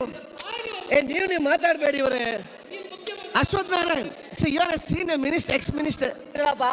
ವಿರೋಧ ಪಕ್ಷ ನಾಯಕರು ಬೇರೆಯವ್ರಿಗೆ ಆಫರ್ ಕೊಟ್ಬಿಟ್ಟಿದ್ದೀರಾ ಮೊನ್ನೆಯಿಂದ. ಕೂತ್ಕೊಳ್ಳಿ. ಅಶ್ವಥ್ ನಾರಾಯಣ್, ಅಶ್ವಥ್ ನಾರಾಯಣ್, ಸುಮ್ಮನೆ ಏನಿದು? ಅಧ್ಯಕ್ಷರೇ, ಸುರೇಶ್, ಎಲ್ಲ ಮಿನಿಸ್ಟರ್ಸ್ ಯಾಕೆ ಹೀಗೆ ಅವ್ರು ಮಾತಾಡಿ ಕೂತ್ಕೊ. ಈಗ ಅವ್ರು ಮಾತಾಡಿ ಬೇಡ. ಒಂದೇ ಒಂದು ನಿಮಿಷ ಪ್ಲೀಸ್. ನಾನು ಒಂದು ಬೇಡ. ಆಯ್ತು, ಬಜೆಟ್ ಮಾಡ್ಕೊಂಡ್ಬೇಡ್ರಿ, ಬಜೆಟ್ ಮಾತ್ರ. ಈಗ ಅಶೋಕ್ ಕೂತ್ಕೊಳ್ಳಿ. ನೀವು ಸುಮಾರು ಮತ್ತೆ ಟೈಮ್ ಇದೆ, 4 ಗಂಟೆ ಅಂದ್ರೆ ಎಷ್ಟು ಗಂಟೆ ಬೇಕಾದ್ರೆ ಟೈಮ್ ಇದೆ. ಈಗ ಅರ್ಜೆಂಟ್ ಮಾಡ್ಲಿಕ್ಕೆ ಮಾತಾಡ್ಲಿಕ್ಕೆ GST, ತಲಾದಾಯ, ಇವೆಲ್ಲಕ್ಕೂ ಕೂಡ ಅನೇಕ ಸೂತ್ರಗಳಿದ್ದಾವೆ ಅದನ್ನು ಕಂಡುಹಿಡಲಿಕ್ಕೆ. ಕೇವಲ ಯಂಗ್ ಬ್ಲಡ್ ಇದೆ ಅನ್ನುವಂಥ ಒಂದೇ ಕಾರಣಕ್ಕೆ ಇದು ಜಾಸ್ತಿ ಆಗಿದೆ ಅಂತ ಅಲ್ಲ. ಆಡಳಿತ ಮಾಡುವಂಥವರ ದೂರದೃಷ್ಟಿಕೋನ ಹೇಗೆ ಮಾಡಬೇಕು, ಎಲ್ಲಿ ಆದಾಯ ಜಾಸ್ತಿ ಮಾಡಬೇಕು, ಎಲ್ಲ ಎಂಪ್ಲಾಯ್ಮೆಂಟ್ ಜಾಸ್ತಿ ಮಾಡಬೇಕು, ಕ್ಯಾಪಿಟಲ್ ಇನ್ವೆಸ್ಟ್ಮೆಂಟ್ ಹೇಗೆ ಮಾಡಬೇಕು, ಇದರ ಆಧಾರದ ಮೇಲೆ ಇವೆಲ್ಲವೂ ಕೂಡ ಜಾಸ್ತಿ ಆಗ್ತದೆ. ನಾನು ಯಾಕೆ ಹೇಳ್ತಾ ಇದ್ದೀನಿ ಅಂದರೆ, ಈ ಅವಧಿನಲ್ಲಿ ನಮ್ಮ ನಾಯಕರುಗಳು, ನಮ್ಮ ಸರ್ಕಾರ ಆ ರೀತಿ ಯೋಚನೆ ಮಾಡಿ ಪ್ರಾಮಾಣಿಕವಾಗಿ ಮಾಡಿತ್ತು. ನಾನು ನಿಮ್ಮನ್ನು ಟೀಕೆ ಮಾಡಲಿಕ್ಕಾಗಿದೆ ಹೇಳ್ತಾ ಇಲ್ಲ. ಆಯ್ತು, ಹೋಗ್ಲಿ ಮುಂದೆ. ಆದರೆ ಎಲ್ಲಿ ಇದನ್ನು ಹೇಳಬೇಕಾಯ್ತು ಅಂದರೆ, ನಿಮ್ಮ ಪುಸ್ತಕದಲ್ಲಿ ಹಿಂದಿನ ಸರ್ಕಾರ ಏನು ಮಾಡಲಿಲ್ಲ, ಕೆಟ್ಟದ್ದು ಮಾಡಿದೆ ಅನ್ನುವಂಥದ್ದನ್ನು ಬಿಂಬಿಸಿದ್ರಿಂದಾಗಿ ನಾನು ಈ ಕಂಪ್ಯಾರಿಸನ್ ಕೊಡಲೇಬೇಕು ಅಧ್ಯಕ್ಷರೇ. ನಮ್ಮ ಭಾಷಣದಲ್ಲಿ ಈ ಕಂಪ್ಯಾರಿಸನ್ ಕೊಡಬೇಕು. ನಿಮ್ಮ ಕಾಲದಲ್ಲಿ ಏನಾಗಿತ್ತು, ಈಗ ಏನಾಗಿದೆ, ಮುಂದೆ ನೀವು ಒಳ್ಳೇದು ಮಾಡ್ಬೋದು, ನಾನಿಲ್ಲ ಅಂತ ಹೇಳೋದಿಲ್ಲ, ಮಾಡಬೇಕು ನೀವು. ಯಾಕಂದರೆ ಹೇಳಿದರು ಈಗಾಗಲೇ ಮಂತ್ರಿಗಳು, ಮುಂದೆ ನೋಡಿ ನೀವು 8 ತಿಂಗಳು ಆಮೇಲೆ ಭಾಷಣ ಮಾಡಿ ಅಂತ. ನಮ್ಮ ಆಶಯ ಇದೆ ನೀವು ಒಳ್ಳೆ ಕೆಲಸ ಮಾಡಬೇಕು ಅಂತ, ಈ ರಾಜ್ಯಕ್ಕೆ ಒಳ್ಳೆಯದಾಗಬೇಕು ಅನ್ನುವಂಥದ್ದು ನಮ್ಮ ಆಶಯ ಇದೆ. ಮಾಡಿ ನೀವು, ಏನು ತೊಂದರೆ ಇಲ್ಲ, ನಿಮ್ಗೆ ಅಧಿಕಾರ ಇದೆ. ಹಾಗಾಗಿ ಅಧ್ಯಕ್ಷರೇ, GST ಸಂಗ್ರಹ 2018ರಲ್ಲಿ ಪ್ರತಿ ತಿಂಗಳಿಗೆ 7,345 ಕೋಟಿ ಆಗ್ತಾಯಿತ್ತು ರಾಜ್ಯದ್ದು. 2023ರಲ್ಲಿ ಅಧ್ಯಕ್ಷರೇ 14,593 ಕೋಟಿಗೆ, ಅಂದರೆ ದುಪ್ಪಟ್ಟು, ಆಲ್ಮೋಸ್ಟ್ ಡಬಲಿಗೆ ಬಂದಿದೆ. ಇದನ್ನು ನಾವು ಯಾರೂ ಮರಿಬಾರ್ದು. GST ಸಂಗ್ರಹ ನಾವು ಯಾವ ರೀತಿ ಮಾಡ್ತಾಯಿದ್ದೀವಿ, ಅದಕ್ಕಾಗಿ ಹೇಳಿದೆ. ಮೊನ್ನೆ ಬೊಮ್ಮಾಯಿಯವರು ಹಿಂದಿನ ಸರ್ಕಾರದಲ್ಲಿ, ಅದು ಯಡಿಯೂರಪ್ಪನವರು ಇರ್ಬೋದು, ಟ್ಯಾಕ್ಸ್ ಕಲೆಕ್ಷನ್ಗೆ ಆದ್ಯತೆಯನ್ನು ಇವತ್ತು ಕೊಟ್ಟಿದ್ದರು. ಹಾಗೆಯೇ FDI ವಿದೇಶಿ ಬಂಡವಾಳ ಸರ್, ಇದು ಕೂಡ 2013ರಿಂದ 2018ರವರೆಗೆ ನಿಮ್ಮ ಅವಧಿಯ 5 ವರ್ಷ ಈ ರಾಜ್ಯಕ್ಕೆ ಬಂದಿದೆ. ಎಷ್ಟು? $20 ಬಿಲಿಯನ್. 5 ವರ್ಷದಲ್ಲಿ $20 ಬಿಲಿಯನ್ ಬಂದಿದೆ ಹೂಡಿಕೆ. ಕೇವಲ 21-22ರಲ್ಲಿ ಒಂದೇ ವರ್ಷದಲ್ಲಿ $22.1 ಬಿಲಿಯನ್ ಬಂದಿದೆ. ನಾವು ಮರಿಬಾರ್ದು. ಆಯಿತು. ವಿದೇಶಿ ಹೂಡಿಕೆದಾರರು ಪುಕ್ಷಟೆ ಬರೋದಿಲ್ಲ, ನಮ್ಮ ಮುಲಾಜಿಗೆ ಬರೋದಿಲ್ಲ. ಇಲ್ಲೊಂದು ಒಳ್ಳೆ ಆಡಳಿತ ಇದೆ, ಶಾಂತಿ ಸುವ್ಯವಸ್ಥೆ ಇದೆ, ಇಲ್ಲಿ ಹೂಡಿಕೆಗೆ ಎಲ್ಲ ರೀತಿಯ ಸೌಲಭ್ಯಗಳಿದ್ದಾವೆ, ವಾತಾವರಣ ಇದೆ. ಇದನ್ನು ನೋಡಿ ಬರ್ತಾರೆ. ಇವತ್ತು ನಮ್ಮ ಅಧಿಕಾರಾವಧಿಯಲ್ಲಿ ಹಿಂದಿನ ವರ್ಷದಲ್ಲಿ ಅಷ್ಟು ಒಳ್ಳೆಯ ಅವಕಾಶವನ್ನು ವಿದೇಶಿ ಹೂಡಿಕೆದಾರರಿಗೆ ಮಾಡಿಕೊಟ್ಟಿದ್ವಿ. ಇವತ್ತು ಸ್ಟಾರ್ಟಪ್ಗಳ ಸಂಖ್ಯೆ ಅಧ್ಯಕ್ಷರೇ 2016ರಲ್ಲಿ 1973 ಇತ್ತು, ಈಗ 15,000 ಇದೆ. ಇಷ್ಟು ಜಾಸ್ತಿ ಆಗಿದೆ. ಆಹಾರ ಉತ್ಪಾದನೆ 13ರಿಂದ 18 5 ವರ್ಷದಲ್ಲಿ 13ರಲ್ಲಿ 10.8 ಮಿಲಿಯನ್ ಟನ್ ಇತ್ತು. 19ರಲ್ಲೂ ಅಷ್ಟೇ ಆಯಿತು. 23ರಲ್ಲಿ ಅಧ್ಯಕ್ಷರೇ 13.8 ಮಿಲಿಯನ್ ಟನ್ ಈ ರಾಜ್ಯದ ಆಹಾರ ಉತ್ಪಾದನೆ. ಸರ್ಕಾರ ಕೊಟ್ಟಂಥ ಅಂಕಿಅಂಶಗಳು ನಾನು ಕ್ರಿಯೇಟ್ ಮಾಡ್ಕೊಂಡು ಹೇಳುವಂಥದ್ದಲ್ಲ, ತಮಗೂ ಸಿಗ್ತದ ಲೆಕ್ಕಾಚಾರ. ಹಾಗಾಗಿ 2008ರಿಂದ 13ರವರೆಗೆ ತೆರಿಗೆ ಸಂಗ್ರಹ 107% ಜಾಸ್ತಿ ಆಗಿತ್ತು. 2013ರಿಂದ 18 70% ಮಾತ್ರ ಜಾಸ್ತಿ ಆಯಿತು. 22-23ರಲ್ಲಿ ಅಧ್ಯಕ್ಷರೇ 1,54,431 ಕೋಟಿ. ಕೋವಿಡ್ ಇದ್ದಾಗಲೂ ಕೂಡ ತೆರಿಗೆ ಸಂಗ್ರಹದಲ್ಲಿ ಹಿಂದೆ ಬರಲಿಲ್ಲ ಈ ರಾಜ್ಯ, ತಾವು ಗಮನಿಸಬೇಕು. ಇದನ್ನು ಗಮನಿಸಿದಾಗ ಹಿಂದಿನ BJP ಸರ್ಕಾರ ಅತ್ಯುತ್ತಮವಾದಂಥ ಆಡಳಿತ ಕೊಟ್ಟಿದೆ, ಈ ರಾಜ್ಯದ ಕಲ್ಯಾಣವನ್ನು ಬಯಸಿದೆ, ಈ ರಾಜ್ಯದ ಜನರ ಆರ್ಥಿಕ ಸ್ಥಿತಿಯನ್ನು ಜಾಸ್ತಿ ಮಾಡಿದೆ. ನೀವು ಕೃಷ್ಣಪ್ಪ ಅವರೇ,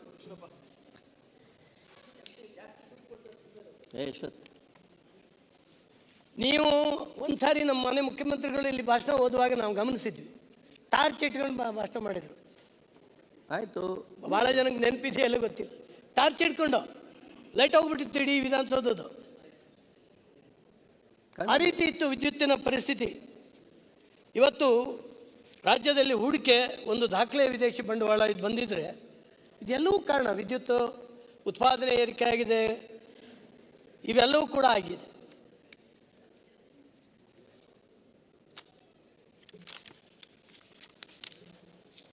ಮಾನ್ಯ ಅಧ್ಯಕ್ಷರೇ,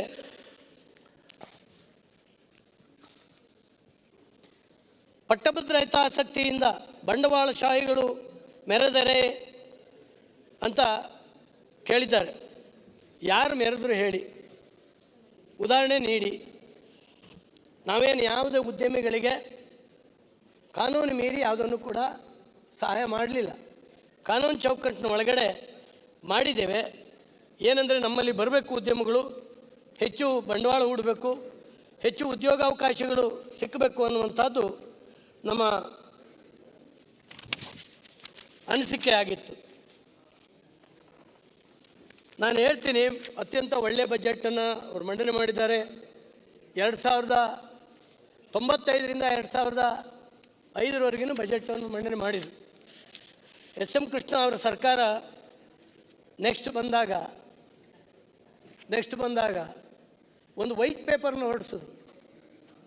ವೈಟ್ ಪೇಪರ್ನ ಯಾವ ರೀತಿ 5 ವರ್ಷದಲ್ಲಿ ಸರ್ಕಾರ ಆರ್ಥಿಕವಾಗಿ ಅಧೋಗತಿಗೆ ಹೋಗಿತ್ತು ಅನ್ನುವಂಥದ್ದನ್ನ ಎಸ್ ಎಂ ಕೃಷ್ಣ ಅವರು ಹೊರಗೆ ತಂದಿದ್ದರು. ಆದ್ದರಿಂದ ನಾನು ಇದ್ರ ಬಗ್ಗೆ ಹೆಚ್ಚು ಹೇಳೋದಿಲ್ಲ, ಹೆಚ್ಚು ಹೇಳೋದಿಲ್ಲ.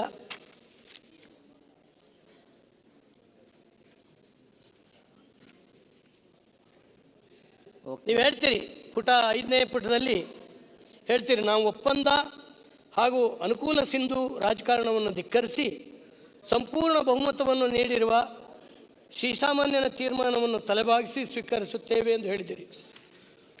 13ನೇ ಇಸ್ವಿನಲ್ಲಿ 172 ಸೀಟ್ ಗೆದ್ದಂಥ ನೀವು ಆಮೇಲೆ ಏನಾಯಿತು ಅಂತೇಳಿ ಗೊತ್ತಿದೆ. ಆ ರಾಜಕಾರಣಕ್ಕೆ ನಾನು ಹೋಗೋದಿಲ್ಲ, ಬಿಟ್ಬಿಡ್ತೇನೆ. ಇಲ್ಲ, ನೀವು ಹೇಳಿದ್ದು ಗೊತ್ತಾಯ್ತು. ಅದನ್ನ ಹೇಳೋದ್ರಿಂದ ಏನು ಪ್ರಯೋಜನ ಆಗಲ್ಲ. ಈಗ ಅದನ್ನು ಭಾಳ ಜನ ಅವ್ರು ಮಾಡ್ತಿದ್ದಾರೆ, ಜನ ನೆನಪಿಟ್ಕೊಂಡಿದ್ದಾರೆ. ಆದ್ದರಿಂದ ಅಧ್ಯಕ್ಷರೇ,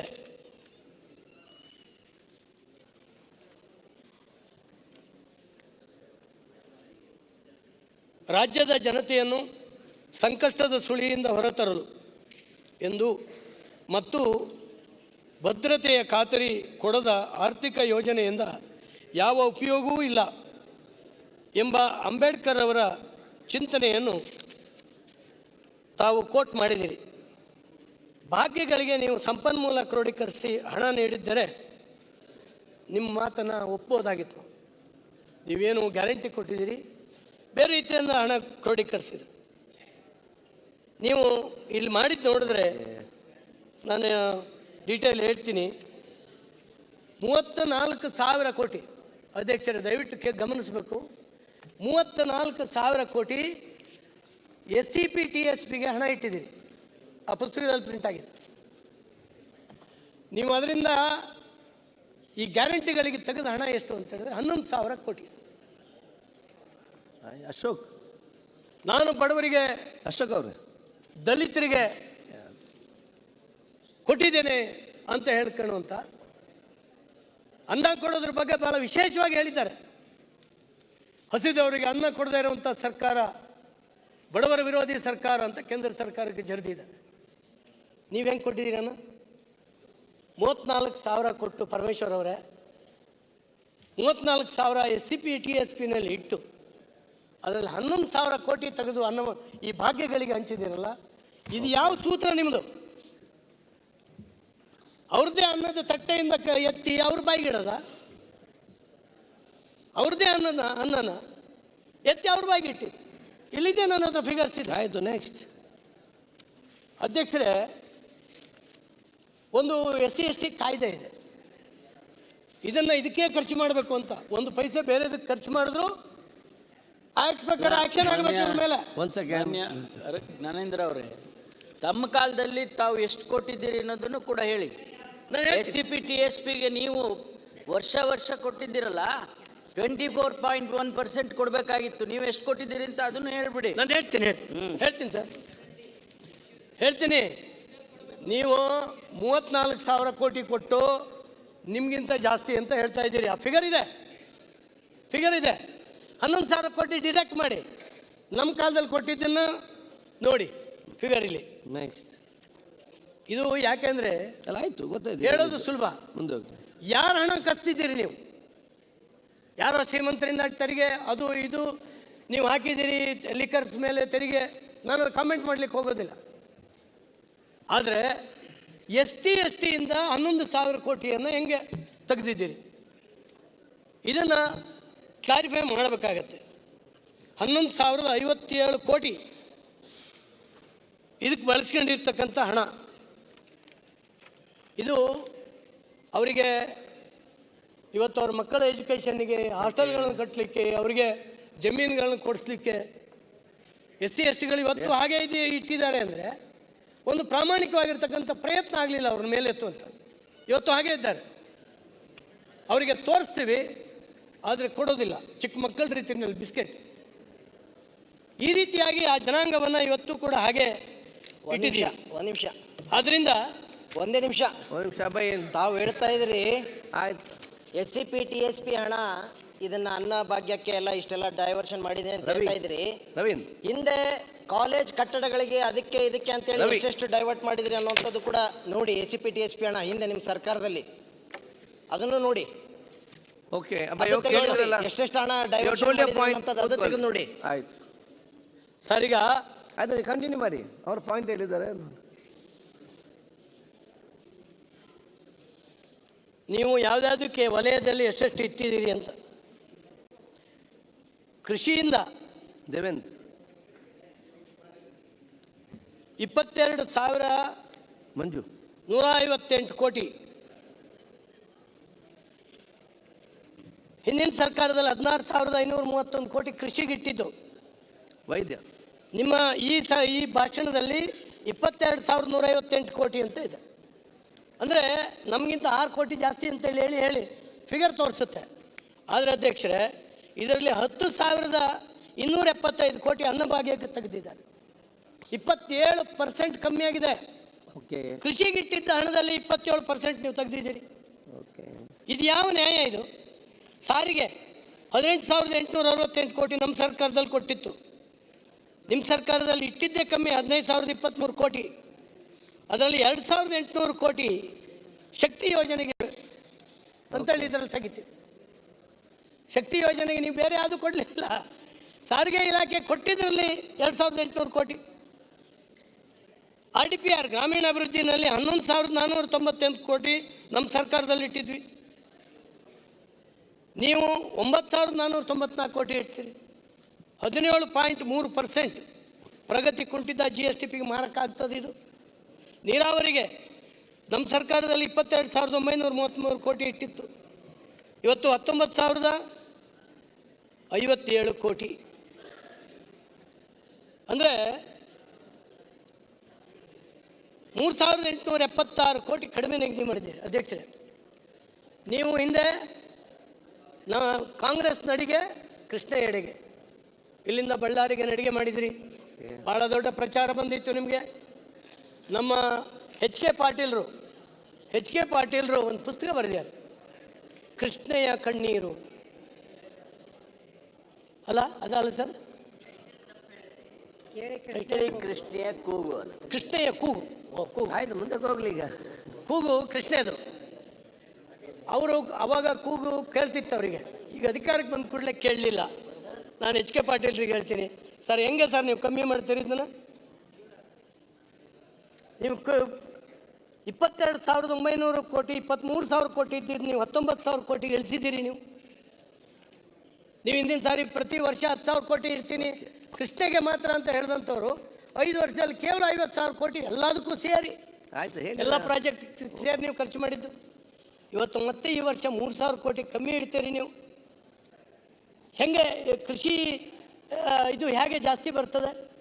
ನೀವು ಎಲ್ಲದಕ್ಕಿಂತ ನೀವು ಇಟ್ಟಂಥ ಹಣ ಸಂಬಳ, ಸಾರಿಗೆ, ಮೇಂಟೆನೆನ್ಸು, ಆ ನಿಗಮಗಳಿದ್ದಾವೆ, ನೀರಾವರಿ ನಿಗಮಗಳು ಮಾಡಿದಾವೆ, ಸಾಲ ಬಾಂಡ್ ತಗೊಂಡಿದ್ದಾವೆಲ್ಲ, ಅದರ ಬಡ್ಡಿ ಕಟ್ಟಲಿಕ್ಕೆ ಹೋಗ್ತದೆ, ಅಸಲು ತೀರಿಸ್ಲಿಕ್ಕೆ ಹೋಗ್ತದೆ. ಹಾಗಾದರೆ ನೀವೇನು ಕೆಲಸ ಮಾಡ್ಬೋದು?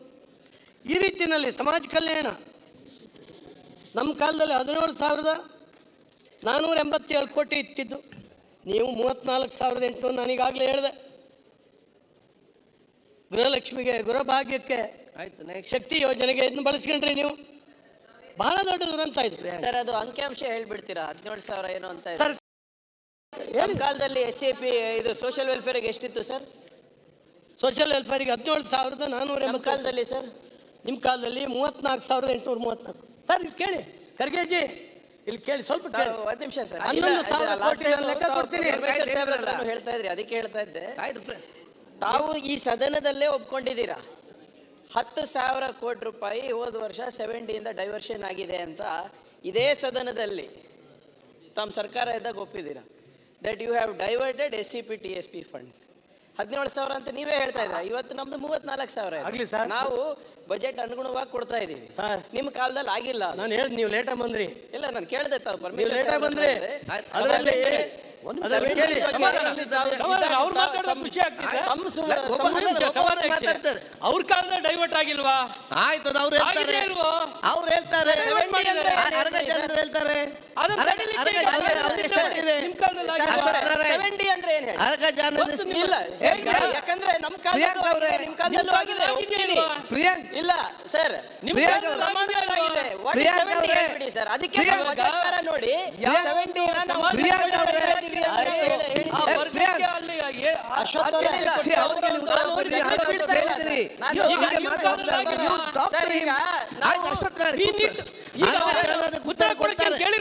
ನೋಡಿ ಪ್ರತಿಯೊಂದು ಅವ್ರೇನ್ ಕೊಡಂತ ಕೇಳಿಲ್ಲ. ಗೊತ್ತಿದೆ,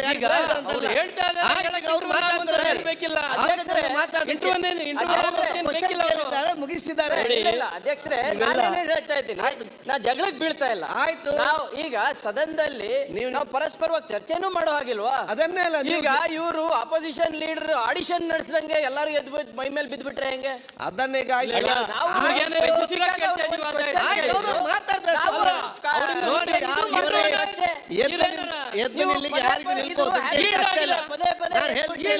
ಅವ್ರವರಲ್ಲಿ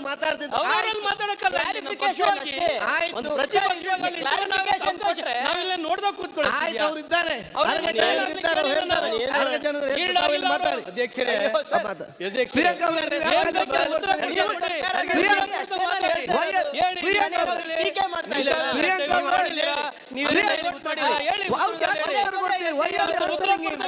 ಆಯ್ತು, ಮುಗಿತಾರೆ. ನಿಮ್ ಕಾಲದಲ್ಲಿ ಆಗಿಲ್ವಾ? ನಮ್ ಕಾಲದಲ್ಲಿ ಉತ್ತರ ಕೊಡ್ತಾ ಹೇಳಿ. ನೋಡಿ, ನಾನು ಹೇಳಿದ್ದು ಕೊಟ್ಟಷ್ಟು ಪ್ರಶ್ನೆಗೆ ದಲಿತರ ಜನಾಂಗಕ್ಕೆ ನೀವೆಲ್ಲ ಆ ವರ್ಗದಿಂದ ಬಂದಿದ್ದೀರಿ. ನೀವು ನಿಜವಾಗ್ಲೂ ದುಃಖ ಪಡ್ಬೇಕಾದಂತ ಸಂದರ್ಭ. 11,000 ಕೋಟಿಯನ್ನ ಗೃಹಲಕ್ಷ್ಮಿಗೆ, ಅನ್ನಭಾಗ್ಯಕ್ಕೆ ಇವೆಲ್ಲಕ್ಕೂ ಡೈವರ್ಟ್ ಮಾಡ್ತಾ ಇದ್ದೀರಿ. ಹಂಗಾದ್ರೆ ನೀವು ಅದನ್ನ ಕಳೆದೇ ಇಡ್ಬೋದಾಗಿತ್ತಲ್ಲ. ನೀವು 34,000 ಫಿಗರ್ ಯಾಕೆ ಕೊಟ್ರಿ ನೀವು? ಆಯ್ತು, ಅಂದ್ರೆ ನೋಡ್ಲಿಕ್ಕೆ SC ST ಗೆ ಇಷ್ಟೊಂದು ಕಲ್ಯಾಣ ಮಾಡ್ತಾ ಇದ್ದಾರೆ ಇವರು, ಆ ಜನಾಂಗವನ್ನು ಮೇಲೆ ಎತ್ತಲಿಕ್ಕೆ ಅಂತ. ಆದರೆ ಬೇರೆ ದಿಕ್ಕಿನಿಂದ ಇದನ್ನು ಕಸ್ತಿದ್ದೀರಿ, ಇದನ್ನು ಡೈವರ್ಟ್ ಮಾಡಿದ್ದೀರಿ. ಹಾಗಾಗಿ ಅಧ್ಯಕ್ಷರೇ, ಇವತ್ತು ಇವೆಲ್ಲವೂ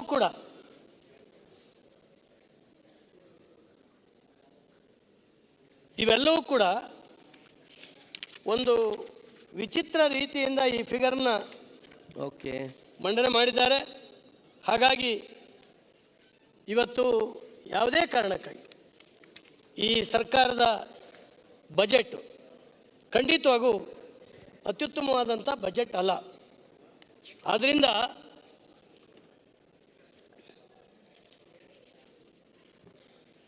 ನೀವು ಹೇಳಿದಿರಿ ಪ್ಯಾರಾ 26ರಲ್ಲಿ, ಪುಟ 26ರಲ್ಲಿ ಅಗತ್ಯ ವಸ್ತುಗಳ ಬೆಲೆ ಹೆಚ್ಚಳ, ತೈಲ ಬೆಲೆ ಏರಿಕೆ, ಕೇಂದ್ರ ಸರ್ಕಾರ ವಿಫಲವಾಗಿದೆ, ತೀವ್ರ ಹಣದುಬ್ಬರದಿಂದ ಜನಸಾಮಾನ್ಯರು ಕಂಗಾಲಾಗಿದ್ದಾರೆ.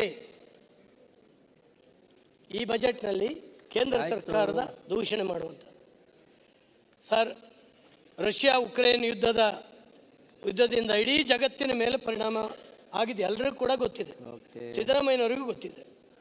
ತೈಲ ಬೆಲೆ ಹಾಗೂ ನೈಸರ್ಗಿಕ ಅನಿಲ ಬೆಲೆ ಅಂತಾರಾಷ್ಟ್ರೀಯ ಮಾರುಕಟ್ಟೆಯಲ್ಲಿ ವಿಪರೀತ ಹೆಚ್ಚಾಗಿದೆ. ಆದ್ದರಿಂದ ಎಲ್ಲ ವಸ್ತುಗಳ ಬೆಲೆ ಏರಿಕೆ ಜಾಗತಿಕ ಮಟ್ಟದಲ್ಲಿಯೇ ಜಾಸ್ತಿ ಆಗಿದೆ. ಕೇಂದ್ರ ಸರ್ಕಾರ ಅಮೆರಿಕ ಇತರ ಬಲಾಢ್ಯ ರಾಷ್ಟ್ರಗಳಿಗೆ ಶೆಡ್ ಹೊಡೆದು ಇವತ್ತು ರಷ್ಯಾ ಮತ್ತು ಉಕ್ರೇನ್ನ ಯುದ್ಧ ಆಗ್ತಾ ಇದ್ದರೂ ಕೂಡ, ಅಮೆರಿಕದ ಇನ್ಸ್ಟ್ರಕ್ಷನ್ ಇದ್ದರೂ ಕೂಡ ಇವತ್ತು ಪೆಟ್ರೋಲ್ ಡೀಸೆಲ್ನ ನಮ್ಮ ದೇಶಕ್ಕೆ ಬೇಕಾದಷ್ಟು ಆಮದು ಮಾಡಿಕೊಂಡಿದ್ದರಿಂದ ನಮಗೆ ಅದರ ಬೆಲೆ ಜಗತ್ತಿನ ಎಲ್ಲ ರಾಷ್ಟ್ರದಲ್ಲಿ ಜಾಸ್ತಿ ಆದರೂ ಕೂಡ ಭಾರತೀಯರಿಗೆ ತೀರಾ ತಟ್ಟಲಿಲ್ಲ. ಬೇರೆ ರಾಷ್ಟ್ರಗಳಿಗೆ ಹೋಲಿಕೆ ಮಾಡ್ಕೊಂಡ್ರೆ ನಮ್ಮ ರಾಷ್ಟ್ರದಲ್ಲಿ ಕಮ್ಮಿ, ಇದು ಜಾಸ್ತಿ ಆಗಬಾರ್ದಾಗಿತ್ತು ಅನ್ನುವಂಥದ್ದು ನಮ್ಮೆಲ್ಲರದ್ದು ಅಪೇಕ್ಷೆ ಇದೆ. ಹಾಗಾಗಿ ಅಂತಾರಾಷ್ಟ್ರೀಯ ಮಟ್ಟದಲ್ಲಿ ರಸಗೊಬ್ಬರ ಸಿಕ್ಕಾಪಟ್ಟೆ ಜಾಸ್ತಿ ಆಗಿದೆ, 3 ಪಟ್ಟು 4 ಪಟ್ಟು ಜಾಸ್ತಿ. ಅಧ್ಯಕ್ಷರೇ, ಅದೆಲ್ಲವನ್ನೂ ಕೂಡ ಸಬ್ಸಿಡಿ ಮೂಲಕ ಕೊಟ್ಟು ರೈತರಿಗೆ ಹೊರೆ ಆಗದಿದ್ದಂಥ ರೀತಿಯಲ್ಲಿ ರಸಗೊಬ್ಬರಗಳ ಸಬ್ಸಿಡಿಯನ್ನು ಸರ್ಕಾರ ಕೊಡ್ತಾ ಇದೆ.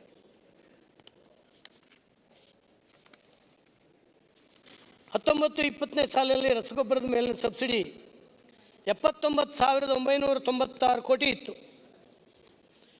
ಈಗ ಅದರ 3 ಪಟ್ಟು ಸಬ್ಸಿಡಿಗೆ 2.54 ಲಕ್ಷ ಕೋಟಿ ಕೇವಲ ರಸಗೊಬ್ಬರಗಳ ಸಬ್ಸಿಡಿಗೆ ಕೇಂದ್ರ ಸರ್ಕಾರ ವ್ಯಯ ಮಾಡ್ತಾ ಇದೆ.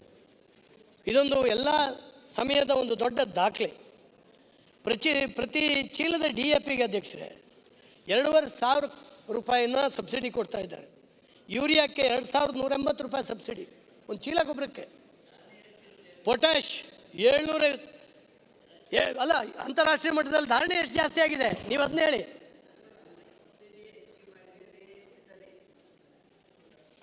ಮೊದಲೇನು ಕೊಟ್ಟಿದ್ರಲ್ಲ ಅವಾಗ ಕೊಡೋ ಮುಂದೆ ಆ ರಾಸಾಯನಿಕ ಗೊಬ್ಬರದ ಬೆಲೆ ಎಷ್ಟಿತ್ತು, ಈಗ ಎಷ್ಟು ಕೊಡ್ತಾ ಇದ್ರಿ, ಅದರ ಬೆಲೆ ಎಷ್ಟೈತಿ?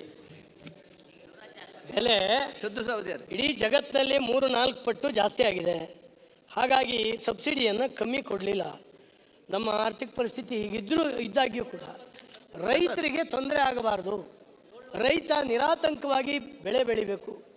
ಈಗ ಅನ್ನಭಾಗ್ಯಕ್ಕೆ ಅಕ್ಕಿ ಬೇಕು, ಬೇರೆದಕ್ಕೆ ಅಕ್ಕಿ ಬೇಕು, ಎಥನಾಲಿಕ್ಕೆ ಅಕ್ಕಿ ಬೇಕು, ಎಲ್ಲದಕ್ಕೂ ಅಕ್ಕಿ ಬೇಕು. ಯಾರು ಅಕ್ಕಿ ಕೊಡ್ತಾರೆ ಸರ್? ಆಕಾಶದಿಂದ ಉದುರೋದಿಲ್ಲ, ಫ್ಯಾಕ್ಟ್ರಿಲಿ ಉತ್ಪತ್ತಿ ಆಗೋದಿಲ್ಲ ಅಕ್ಕಿ. ಜಮೀನಲ್ಲಿ ರೈತರ ಬೆಳೆದ್ರೆ ಮಾತ್ರ. ರೈತ ಬೆಳೆಯೋದಕ್ಕೆ ಏನು ಉಪಕಾರ ಮಾಡಲಿಕ್ಕೆ ಸಾಧ್ಯ ಆಗಿದೆ? ಕೇಂದ್ರ ಸರ್ಕಾರ ಇರಿಗೇಷನ್ಗಿರ್ಬೋದು, ಆಹಾರ ಉತ್ಪಾದನೆ ಕುಂಠಿತ ಆಗದಿದ್ದ ಹಾಗೆಯೇ ವಿಶೇಷವಾಗಿ ಆಹಾರ ಬೆಳೆಯಲಿಕ್ಕೆ ರೈತರಿಗೆ ಇದನ್ನು ಸಹಕಾರವನ್ನು ಮಾಡಿದೆ. ಇವರ ನೆರೆಯ ಪಾಕಿಸ್ತಾನ ಇರ್ಬೋದು, ಶ್ರೀಲಂಕಾ ಇರ್ಬೋದು, 1 kg ಗೋಧಿ ಹಿಟ್ಟಿಗೆ ಎಷ್ಟು ಬೆಲೆ ಅದನ್ನು ನಾನು ಹೇಳಲಿಕ್ಕೆ ಹೋಗೋದಿಲ್ಲ. ಹಾಗಾಗಿ ಅಧ್ಯಕ್ಷರೇ, ಇವೆಲ್ಲವೂ ಕೂಡ ಇವತ್ತು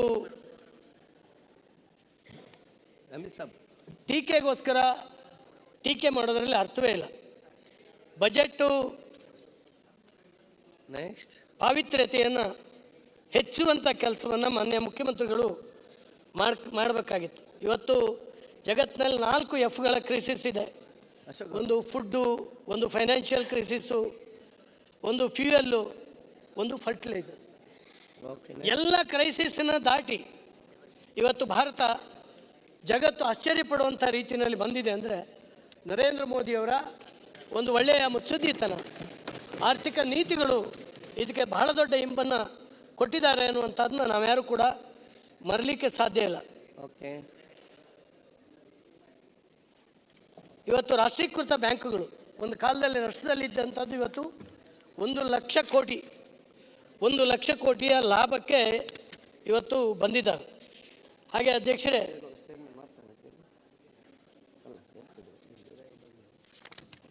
ಹಾಗಾಗಿ ನಾನು ಹೆಚ್ಚು ಹೇಳಲಿಕ್ಕೆ ಹೋಗೋದಿಲ್ಲ.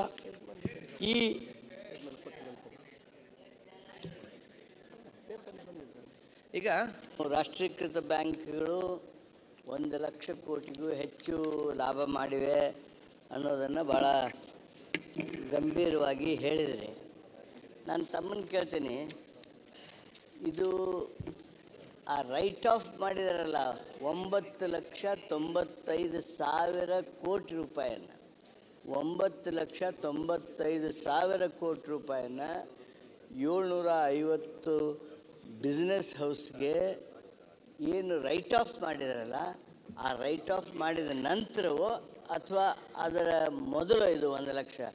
ಹೇಳ್ತೀನಿ ಸರ್, ಹೇಳ್ತೀನಿ. ರೈಟ್ ಆಫ್ ಒಂದು ಮಾನ್ಯ HK ಪಾಟೀಲ್ರು ಹೇಳಿದ್ದಕ್ಕೆ ರೈಟ್ ಆಫ್ ಮಾಡಿದ್ದಾರೆ, ವೇ ಆಫ್ ಮಾಡಲಿಲ್ಲ. ರೈಟ್ ಆಫ್ ಮಾಡೋದು ಮತ್ತು ವೇ ಆಫ್ ಮಾಡೋದಕ್ಕೆ ತಾವು ತಿಳಿದಂಥವ್ರು ವ್ಯತ್ಯಾಸ ಗೊತ್ತಿರಬೇಕು. ತಮ್ಗೆ ಗೊತ್ತಿದೆ, ರೈಟ್ ಆಫ್ ಅಂತ ಹೇಳಿದ್ರೆ ಅಕೌಂಟಲ್ಲಿ ಇರ್ತದೆ, ಬಟ್ ಡೇ ಟು ಡೇ ಬಿಸ್ನೆಸ್ಸಿಂದ ಅದನ್ನ ಬೇರೆ ಮಾಡಿ ಈ ವಸೂಲಿಗೆ ಬೇರೆ ಬ್ಯಾಂಕನ್ನು ಮಾಡಿದ್ದಾರೆ. ಅದರಲ್ಲಿ 5.5 ಲಕ್ಷ ಕೋಟಿ ಅಧ್ಯಕ್ಷರೇ ವಸೂಲಾಗಿದೆ. ಅದರಲ್ಲಿ ವಸೂಲಾಗಿದೆ. ಆ 9 ಲಕ್ಷದ ಚಿಲ್ಲರೆ ಕೋಟಿ ಏನು ಕೊಟ್ಟಿದ್ದಾರೆ ಇವರ ಅವಧಿನಲ್ಲೇ ಕೊಟ್ಟಿದ್ದು. ಮೊನ್ನೆ ದಿನ ಯಾರು ಮಾನ್ಯ ಸದಸ್ಯರು ಹೇಳಿದ್ರು, ತಮಿಳುನಾಡಿನ ಒಬ್ಬ ಉದ್ಯಮಿಗೆ 26,000 ಕೋಟಿ. ಆಯ್ತು, ಮುಂದೆ ಹೋಗಲಿ. 26,000 ಕೋಟಿ ಯಾರು ಸ್ವಾಮಿ ತೆಗೆದು ಕೊಟ್ಟಿದ್ದು? ಡಿಫಾಲ್ಟರ್ ಆದ್ರ ಮೇಲೆ ಎಷ್ಟು ಆಂಧ್ರ ಅಲ್ಲ, ಲ್ಯಾಂಕೋ ಕಂಪನಿಗೆ ಯಾರು ಕೊಟ್ಟಿದ್ದು? ಕಾಂಗ್ರೆಸ್ಸಿನ ಒಬ್ಬ MP ಅವರು, ಅವರಿಗೆ ತೆಗೆದು ಕೊಟ್ಟಿದ್ದೀರಲ್ಲ. JP Rajagopal sir. ರಾಜಗೋಪಾಲ್ ಅಂತ, ಲ್ಯಾಂಕೋ ಇನ್ಫ್ರಾಸ್ಟ್ರಕ್ಚರ್. ಡಿಫಾಲ್ಟರ್ ಆದ್ಮೇಲೆ 6,000 ನೀವೇ ಹೇಳಿ ನೀವೇ ಹೇಳಿ ಯಾವ ಪಕ್ಷದವ್ರು ಆಗಿದ್ರು ಅಂತ. ಸರ್ ಕಾಂಗ್ರೆಸ್ ನಲ್ಲಿ ಇದ್ರು ಅವರು ಅವಾಗ ಕೊಟ್ಟಿದ್ದು. ಈಗ ಯಾವ್ದ್ರಲ್ಲಿದ್ದಾರೆ ಹೇಳಿ. ಅದಾದ್ಮೇಲೆ ಬಂದು ತಮ್ಮ ಹತ್ರ ಶರಣರ್ ಆಗಿದ್ದಾರೆ ನೋಡಿ. ಶರಣರ್ ಆಗ್ಲಿ ಏನಾರಾಗ್ಲಿ ಶರಣರ್ ಆಗಿ ಈಗ ವೈಟ್ ವಾಶ್ ಆಗಿ ಈಗ ಬಹಳ ಚೆನ್ನಾಗಿ ಸ್ಥಾನಮಾನ ನೀವು ಹೇಳಿದ್ದೀರಿ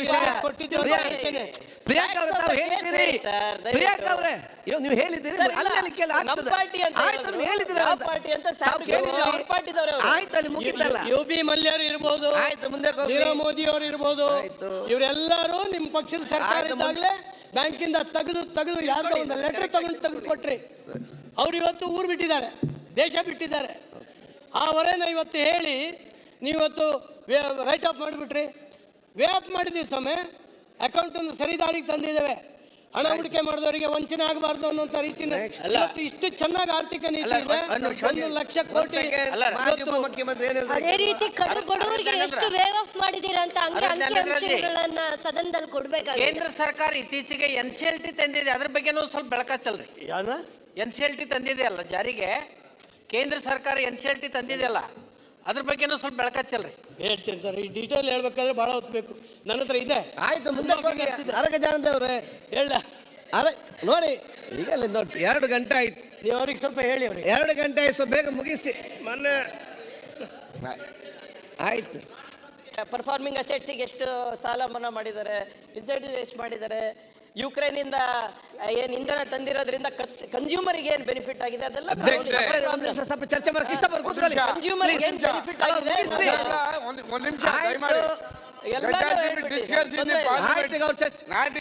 ಆಯ್ತು ಕೃಷ್ಣ ಮತ್ತೆ ಚರ್ಚೆ ಮಾಡುವ. ಅದೆಲ್ಲ ಪಾರ್ಲಿಮೆಂಟ್ ಅಲ್ಲಿ ಮಾತಾಡ್ತಾರೆ, MP ಗಳು ಇದ್ದಾರೆ. ಆಯ್ತು, ಚರ್ಚೆ ಮುಂದೆ ಮಾತಾಡ್ಲಿಕ್ಕೆ ಹೋಗ್ತಿರ್ಲಿಲ್ಲ. ಜಾನದವ್ರೆ, ಮಾನ್ಯ ಮುಖ್ಯಮಂತ್ರಿ ಕಂಟಿನ್ಯೂ ಮಾಡಿ. ಮಾನ್ಯ ಮುಖ್ಯಮಂತ್ರಿಗಳು ಈ ಪುಸ್ತಕದಲ್ಲಿ ಕೇಂದ್ರ ಸರ್ಕಾರವನ್ನ ಟೀಕೆ ಮಾಡಿದ್ದಾರೆ. ಆಯ್ತು, ಇಲ್ಲೇ ಇದ್ರೆ ನಾವು ಹೇಳಕ್ ಹೋಗೋ ಆಗುತ್ತೆ ಇಲ್ಲ. ಆಯ್ತು, ಮುಂದೆ ಹೋಗಿ. ಅದಕ್ಕೆ ನಾನು ಕೆಲವು ಮಾಹಿತಿಗಳನ್ನ ಕೊಟ್ಟಿದ್ದೇನೆ. ಸರಿ, ಅವ್ರು ಹೇಳಿ. ಅವ್ರು 1:30 ಗಂಟೆ ಆಯ್ತು, ಸ್ವಲ್ಪ ಬೇಗ ಮುಗಿಸಿ. ಆದ್ರಿಂದ ಅಧ್ಯಕ್ಷರೇ, ಇವತ್ತು ನಮ್ಮ ಮಾನ್ಯ ಮುಖ್ಯಮಂತ್ರಿಗಳು ಯಾವಾಗಲೂ ಹೇಳ್ತಾ ಇರ್ತಾರೆ, ನಮ್ಮ ರಾಜ್ಯದಿಂದ 3 ಲಕ್ಷ ಕೋಟಿ ಹೋಗ್ತಾ ಇದೆ. ಇದು 3 ನೋಡಿ. ಕಳೆದ ಸಾರಿ ಸಂಗ್ರಹವಾದ ತೆರಿಗೆ 2,10,00,000 ಕೋಟಿ ಅಲ್ಲಿ ಹೋಗಿದ್ದು. ನನಗೆ ಸಿಕ್ಕಂಥ ಮಾಹಿತಿಗಳು ನೀವೇ ಕೊಟ್ಟಿರ್ತದ್ದು. ಆಯ್ತು, ಓಕೆ. ನೆಕ್ಸ್ಟ್ ನಮಗೆ ಹಂಚಿಕೆ ಆಗಿದ್ದು 69,110 ಕೋಟಿ ಹಂಚಿಕೆ ಕೊಟ್ಟಿದ್ದಾರೆ ನಮಗೆ ವಾಪಸ್.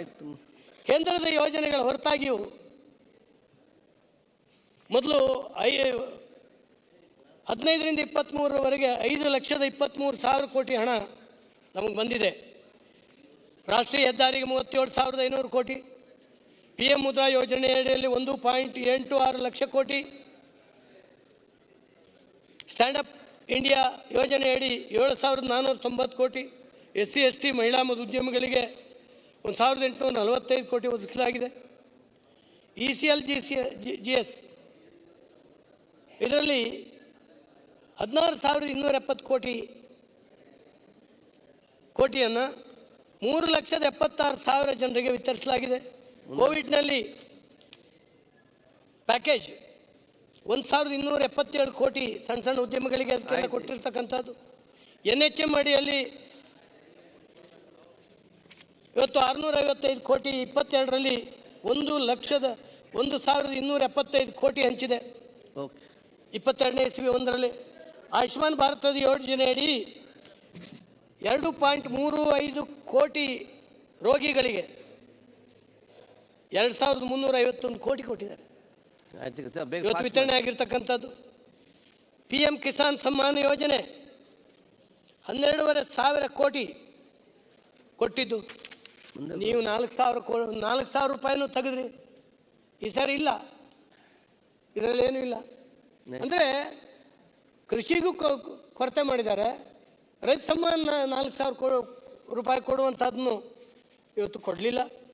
ಗ್ರಾಮೀಣಾಭಿವೃದ್ಧಿಗೆ 33,676 ಕೋಟಿ, ನಗರಾಭಿವೃದ್ಧಿಗೆ 13,000. ಇದೆಲ್ಲ ಕೇಂದ್ರ ಸರ್ಕಾರ ಕೊಟ್ಟಿರ್ತಕ್ಕಂಥದ್ದು.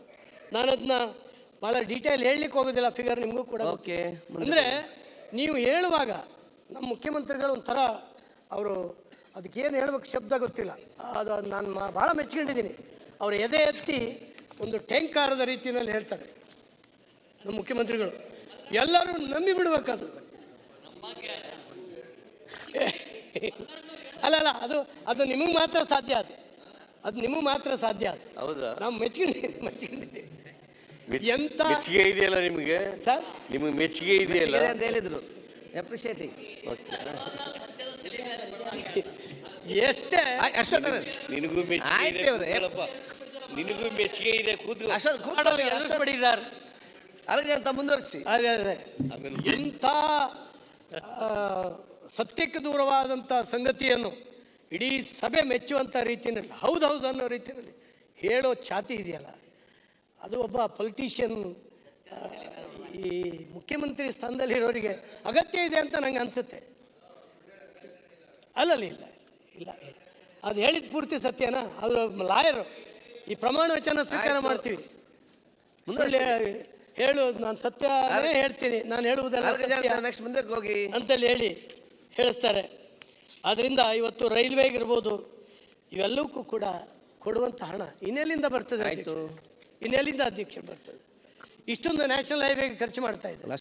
3 ಲಕ್ಷ ಕೋಟಿ 4 ಲಕ್ಷ ಕೋಟಿ ತಗೊಂಡೋಗಿದ್ದಾರೆ ಅಂದರೆ ಮೋದಿಯವ್ರ ಮನೆಗೆ ತಗೊಂಡೋಗಿದ್ದಾರೆ. ಓಕೆ, ಕೊಟ್ಟಿದ್ದಾರಲ್ಲ ಸರ್, ನಮಗೆ ಗೊತ್ತಿಲ್ಲ, ನೋಡುವ. ನಮ್ಮ ರಾಜ್ಯಕ್ಕೆ ಕೊಡಲಿಲ್ವಾ? ಮುಂದಕ್ಕೆ ಹೋಗಿ. ಈ ರೀತಿಯಲ್ಲಿ ಇವತ್ತು ಅಳಿಯುವಂಥ ಅವಶ್ಯಕತೆ ಇಲ್ಲ ಅಂತೇಳಿ ಹೇಳಿ ನಾನು ಈ ಸಂದರ್ಭದಲ್ಲಿ ಹೇಳ್ತಾ ಇದ್ದೀನಿ. ಓಕೆ, 19ನೇ ಪುಟದಲ್ಲಿ ಹೇಳ್ತೀರಿ, ರಾಜ್ಯದ ಆರ್ಥಿಕತೆಯನ್ನು ಪುನಶ್ಚೇತನಗೊಳಿಸಲು ದೃಢ ನಿಲುವನ್ನು ತೆಗೆದುಕೊಳ್ಳಲು ನಾನು ಯಾವುದೇ ಕಾರಣಕ್ಕೂ ಹಿಂಜರಿಯುವುದಿಲ್ಲ. ಅಗತ್ಯವಿರುವ ಆದಾಯವನ್ನು ಸೃಜಿಸಲು ಎಲ್ಲ ಅಗತ್ಯ ಕ್ರಮವನ್ನು ನಾನು ಕೈಗೊಳ್ತೇನೆ. ರೈಟ್. ಹಾಗಾಗಿ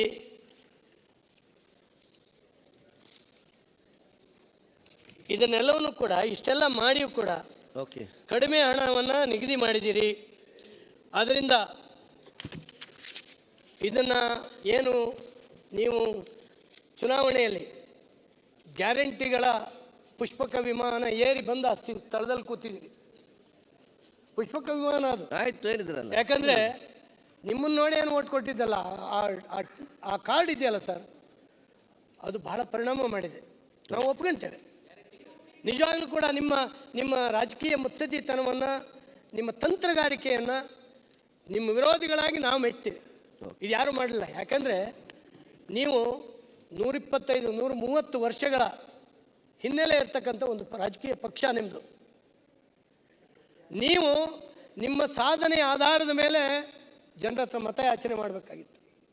ಆಯಿತು. ಬದಲಾಗಿ ಆಮಿಷ ಹೊಡ್ತೀರಿ. ಮೊದಲಿಂದನೂ ನೀವು ಮಾಡಿದ್ದೇನು?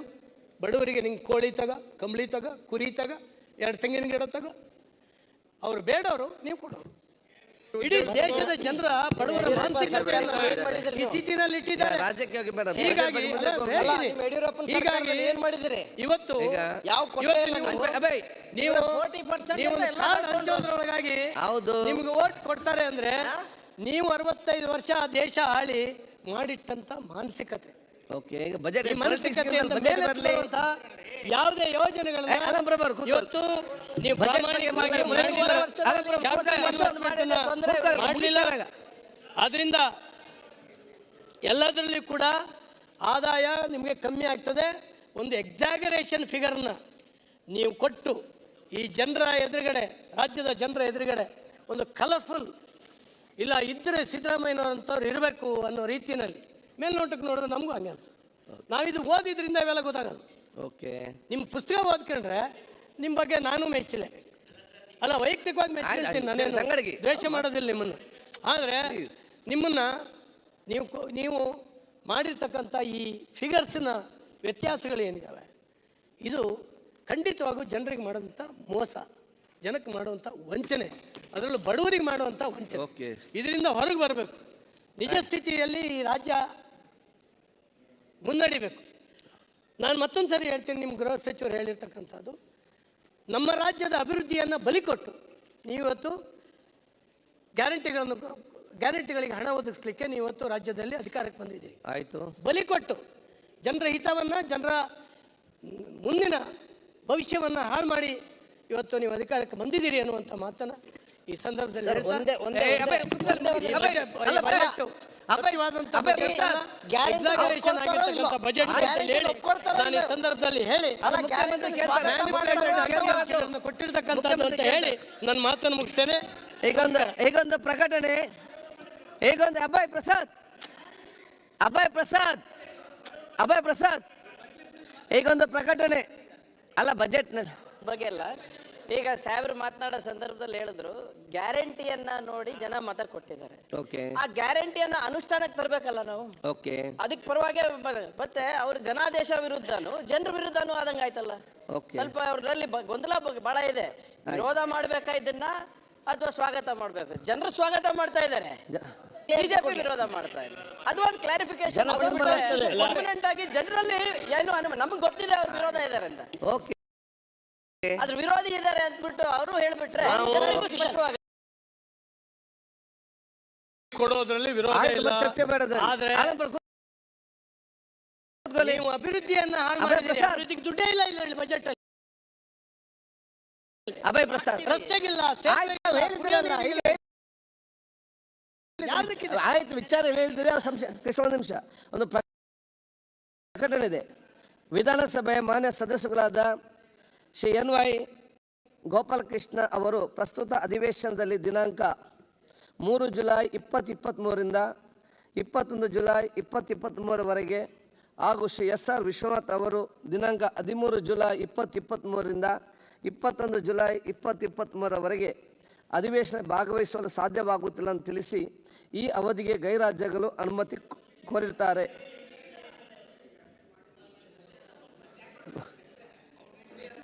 ನೀವು ಲೆಟರ್ ಬರೆದು ಕೊಟ್ಟಿದ್ದೀರಿ ಅಲ್ಲಲ್ಲ, ಕೆಲವು ಇವು ಈ ಬಿಲ್ಲುಗಳು ಪಲ್ಲುಗಳು ಬಂದಂತ ಸಂದರ್ಭದಲ್ಲಿ ಅಲ್ಲ, ಕರೆಕ್ಟ್.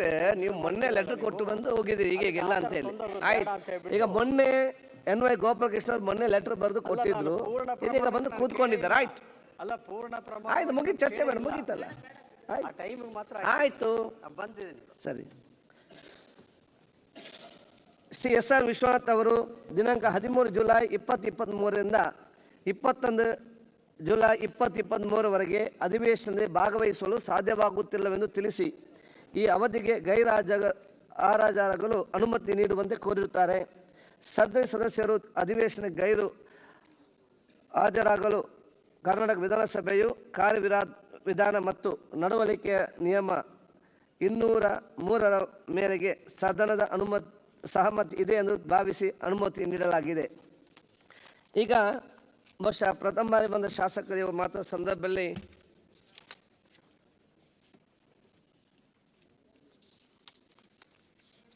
ನಯನಮೋಟಮ್ಮ, ಈಗ ತಾವೆಲ್ಲ ಪ್ರಥಮ ಬಾರಿ ಮಾತಾಡುವವರು ಸಮಸ್ಯೆ ಒಂದು ಆ ಪಾಯಿಂಟ್ಗೆ ಸೀಮಿತವಾಗಿ ಮಾತಾಡಿಕೊಳ್ಳಿ. ದಯವಿಟ್ಟು ಹೆಚ್ಚು ಕಮ್ಮಿ ಆದರೂ ಕೂಡ ಅದಕ್ಕೆ ಎದ್ದುಕೊಂಡು ಚರ್ಚೆ ಮಾಡೋ ಅಗತ್ಯ ಇಲ್ಲ. ನೀವೆಲ್ಲ ಕೂಡ ಸಾಕು ಕೊಡೊಂದು ವಿಚಾರ ಆಗಲಿ. ತಾವೆಲ್ಲರೂ ಕೂಡ ಸಮಯಕ್ಕೆ ಅನುಗುಣವಾಗಿ ಹಿರಿಯರೆಲ್ಲ ಗಂಟೆ ಮುಂದೆ ಮಾತಾಡ್ತಾರೆ ಎಲ್ಲ ವಿಚಾರಗಳು ಕೂಡ. ತಾವು ಇವತ್ತು ಸ್ಟಾರ್ಟಿಂಗಲ್ಲಿ ಸ್ವಲ್ಪ ವಿಚಾರಗಳನ್ನು ತಿಳಿಸಿ ಎಲ್ಲರಿಗೂ ಕೂಡ ಸಮಯ ಸಿಕ್ಕುವಂಥ ಅವಕಾಶ ಮಾಡಿಕೊಳ್ಳಿಕ್ಕೆ ನಾನು ಸಹಕಾರ ಕೊಡ್ತೇನೆ. ಅಧ್ಯಕ್ಷರೇ, ಎರಡನೇ ಬೇರೆ ಶಾಸಕರುಗಳಿಗೆ ಆಮೇಲೆ ಕೊಡ್ತೀರಾ? ನಾಡಿದವು ನೆಕ್ಸ್ಟ್ ಎರಡನೇ ಮತ್ತೆ ಮೂರನೇ ನೆಕ್ಸ್ಟ್. ಈ ಕಡೆಯಿಂದ ಹೋಗ್ಬಿಟ್ಟಿದ್ರೆ ಸರ್ ಹೋಗ್ತಿತ್ತಲ್ಲ, ಫಸ್ಟ್ ಆ ಕಡೆಯಿಂದ ಬಂದ್ಬಿಟ್ಟಿದ್ರಿ ನೀವು. ಈಗ ಫಸ್ಟ್ ಟೈಮರ್ಸ್, ನೆಕ್ಸ್ಟ್ ಸೆಕೆಂಡ್ ಮತ್ತು ಥರ್ಡ್ ಮತ್ತೆಲ್ಲ ಸೀನಿಯರ್ಸ್ ಮಾತಾಡ್ತಾರೆ. ಬರ್ತದೆ, ಹೇಳ್ತೇನೆ. ಸೆಕೆಂಡ್ ಅವರಿಗೆ ಫಸ್ಟ್ ಮುಗಿಲಿ, ಹೇಳ್ತೇನೆ ನಾನು. ಸ್ಟಾರ್ಟ್ ಆಗಲಿ. ಮಾನ್ಯ ಅಧ್ಯಕ್ಷರೇ, ಅವಕಾಶಕ್ಕಾಗಿ ಧನ್ಯವಾದಗಳು. ಮಾನ್ಯ ಅಧ್ಯಕ್ಷರೇ, ಒಂದು ಸೆಕೆಂಡ್, ಮತ್ತೆ 3 ಬಿಲ್ಗಳು ತಗೊಳ್ಳಿಕ್ಕೆ, ಮತ್ತೆ ಊಟ ಆದ ತಕ್ಷಣ ಪ್ರಥಮ ಬಾರಿಗೆ ಬಿಲ್ ಅಂತ ತಗೊಳ್ತೀವಿ. ಹೇಳಿ, ಮಾತಾಡಿ. ಮಾನ್ಯ ಅಧ್ಯಕ್ಷರೇ, ಡಾಕ್ಟರ್ ಬಾಬಾ ಸಾಹೇಬ್ ಅಂಬೇಡ್ಕರ್ ಅವರು ಒಂದು ಮಾತು ಹೇಳಿದ್ದಾರೆ, I measure the progress of a community by the degree of progress which women have achieved ಅಂತ. ಅಂದರೆ ಒಂದು ಸಮಾಜದ ಅಭಿವೃದ್ಧಿಯನ್ನು ಅಲ್ಲಿಯ ಮಹಿಳೆಯರ ಏಳಿಗೆಯ ಆಧಾರದ ಮೇಲೆ ಅಳತೆ ಮಾಡುತ್ತೇನೆ ಅಂತ. ಈ ಬಜೆಟ್ ಬಗ್ಗೆ ಹೇಳಬೇಕು ಅಂದರೆ ಏನು ನಮ್ಮ ಸರ್ಕಾರ ಮತ್ತು ನಮ್ಮ ಮಾನ್ಯ ಮುಖ್ಯಮಂತ್ರಿಗಳು ಈ ಬಜೆಟ್ ಮಂಡನೆ ಮಾಡಿದರೆ, ಆ ಬಜೆಟಲ್ಲಿ ಏನು 5 ಗ್ಯಾರಂಟಿಗಳ ಘೋಷಣೆ ಮಾಡಿದರೆ ಅದರಲ್ಲಿ 52,000 ಕೋಟಿ ಅದು ಒಂದು ವರ್ಷದಲ್ಲಿ ಆ ಗ್ಯಾರಂಟಿಗಳಲ್ಲಿ ನಮ್ಮ ಈ ಒಂದು ಸರ್ಕಾರ ಖರ್ಚು ಮಾಡಬೇಕಾಗತ್ತೆ. 2023-24 ಈ ಒಂದು ಗ್ಯಾರಂಟಿಗಳಿಗೆ 39,825 ಕೋಟಿ ಈ 5 ಗ್ಯಾರಂಟಿಗಳಿಗೆ ಖರ್ಚಾಗಲಿದೆ. ಆದರೆ ಇದರಲ್ಲಿ ಏನು ವಿಶೇಷತೆ ಇದೆ ಅಂದರೆ, ನಾನು ಏನು ಹೇಳಲಿಕ್ಕೆ ಇಚ್ಛೆ ಪಡ್ತೀನಿ ಅಂದರೆ, ಮಹಿಳೆಯರಿಗೋಸ್ಕರ ಏನು 2 ಗ್ಯಾರಂಟಿಗಳನ್ನ ಸರ್ಕಾರ ಘೋಷಣೆ ಮಾಡಿದೆ, ಅದು ಗೃಹಲಕ್ಷ್ಮಿ ಯೋಜನೆ ಮತ್ತು ಶಕ್ತಿ ಯೋಜನೆ. ಅದು 2 ಗ್ಯಾರಂಟಿಗಳಿಗೆ ನಮ್ಮ ಸರ್ಕಾರ 17,500 ಕೋಟಿ ಗೃಹಲಕ್ಷ್ಮಿ ಯೋಜನೆಗೆ ಮತ್ತು 2,800 ಕೋಟಿ 2023-24 ಬಜೆಟಲ್ಲಿ ಬರೀ ಮಹಿಳೆಯರಿಗೋಸ್ಕರ ಮಾತ್ರ ಈ ಒಂದು ಬಜೆಟ್ ಅಲೋಕೇಶನ್ ಮಾಡಿದ್ದಾರೆ. ಇದು ಒಂದು ಸ್ವಾಗತಾರ್ಹ ಒಂದು ಬಜೆಟ್ ಮೀಸಲು ಇಟ್ಟಿರೋದು ಸ್ವಾಗತಾರ್ಹ ಅಂತ ಹೇಳಲಿಕ್ಕೆ ಬಯಸ್ತೀನಿ. ಯಾಕಂದರೆ ಇದು ನಿಜವಾಗ್ಲೂ ಮಹಿಳೆಯರಿಗೆ ಬೇರೆ ಯಾವುದೂ ಸರ್ಕಾರ ಈ ಮಟ್ಟಕ್ಕೆ ಒಂದು ಆರ್ಥಿಕ ಭದ್ರತೆ ಯೋಜನೆಯನ್ನು ಮಾಡಿಲ್ಲ. ಇದು ನಮ್ಮ ದೇಶದಲ್ಲಿ ಎಲ್ಲದಕ್ಕಿಂತ ಅತಿ ದೊಡ್ಡ ಆರ್ಥಿಕ ಭದ್ರತಾ ಯೋಜನೆ ಬರೀ ಮಹಿಳೆಯರಿಗೋಸ್ಕರ ಮಾತ್ರ ಮಾಡ್ತಾ ಇರೋದು. ಇದು ನಿಜವಾಗ್ಲೂ ಶ್ಲಾಘನೀಯ. ಇದಕ್ಕಿಂತ ಮುಂಚೆ ಯಾವುದಾದ್ರೂ ಸರ್ಕಾರ ಮಹಿಳೆಯರಿಗೋಸ್ಕರ ಕೆಲಸ ಮಾಡಿದೆ ಅಂದರೆ ಅದು ಕೂಡ ಕಾಂಗ್ರೆಸ್ ಸರ್ಕಾರ. ಈ ಯೋಜನೆಗಳು ಬರೋಕ್ಕಿಂತ ಮುಂಚಿತವಾಗಿ ಸ್ತ್ರೀ ಶಕ್ತಿ ಯೋಜನೆ ಅಂತ ಒಂದು 20 ವರ್ಷಗಳ ಹಿಂದೆ ಕೂಡ ಮಹಿಳೆಯರಿಗೆ ಮಾಡಿದ್ದು ಅದು ಕೂಡ ಕಾಂಗ್ರೆಸ್ ಸರ್ಕಾರ. ಸೊ ಈ ಸರ್ಕಾರದ ಈ ಒಂದು ದೊಡ್ಡ ಹೆಜ್ಜೆ, ಯಾಕಂದರೆ ಮಹಿಳೆಯರಿಗೆ ಒಂದು ರೀತಿ ಆರ್ಥಿಕ ಪರಿಸ್ಥಿತಿಯಲ್ಲಿ ಒಂದು ಇಂಪ್ರೂವ್ಮೆಂಟ್ ತರಲಿಕ್ಕೆ, ಸ್ವಾವಲಂಬಿಗಳಾಗಿ ಮಾಡಲಿಕ್ಕೆ ಆ ಸ್ತ್ರೀ ಶಕ್ತಿ ಯೋಜನೆಯಿಂದ ಒಂದು ರೀತಿ ಜಂಪ್ ಅಂತ ಹೇಳ್ಬೋದು. ಮಹಿಳೆಯರಿಗೆ ಈ ಒಂದು ಆರ್ಥಿಕ ಭದ್ರತೆಯನ್ನು ಕೊಟ್ಬಿಟ್ಟು ಈ ಒಂದು 5 ಗ್ಯಾರಂಟಿಗಳ ಬಗ್ಗೆ ನಮಗೆ ಸಾಕಷ್ಟು ಟೀಕೆ ಟಿಪ್ಪಣಿಗಳು ನಮ್ಮ ವಿರೋಧ ಪಕ್ಷದವರು ಮಾಡ್ತಾ ಇದ್ದಾರೆ. ಆದರೆ ನಾವು ನಿಜವಾಗ್ಲೂ ಅವರು ಗಮನ ಹರಿಸಬೇಕಾಗತ್ತೆ. ಮಹಿಳೆಯರಿಗೆ ಯಾರಾದರೂ, ಮಹಿಳೆಯರ ಪರ ಯಾರಾದರೂ ಕೆಲಸ ಮಾಡಿದ್ದಾರೆ ಅಂದರೆ ಅದು ನಮ್ಮ ಕಾಂಗ್ರೆಸ್ ಸರ್ಕಾರ ಮಾತ್ರ. ಅದು ಈ ಮಟ್ಟಕ್ಕೆ ಏನು ಮೀಸಲು ಇಟ್ಟಿದ್ದಾರೆ ಅದು ಕಾಂಗ್ರೆಸ್ ಸರ್ಕಾರ ಮತ್ತು ನಮ್ಮ ಮಾನ್ಯ ಮುಖ್ಯಮಂತ್ರಿಗಳು ಅಂತ ಹೇಳ್ತಾ ಈ ಬಜೆಟ್ ಬಗ್ಗೆ ಇಷ್ಟೇ ನಾನು ಒಂದು ವಿಶ್ಲೇಷಣೆ ಕೊಡಬೇಕಾಗಿತ್ತು. ಈ ಒಂದು ಅವಕಾಶಕ್ಕೆ ಧನ್ಯವಾದಗಳನ್ನ ಸಲ್ಲಿಸಲಿಕ್ಕೆ ಇಷ್ಟಪಡ್ತೀನಿ. ಈಗ ಕಿರಣ್ ಕುಮಾರ್ ಅಧ್ಯಕ್ಷರೇ, ನಾವು ಕೊಡ್ತೇನೆ. ಕಿರಣ್ ಕುಮಾರ್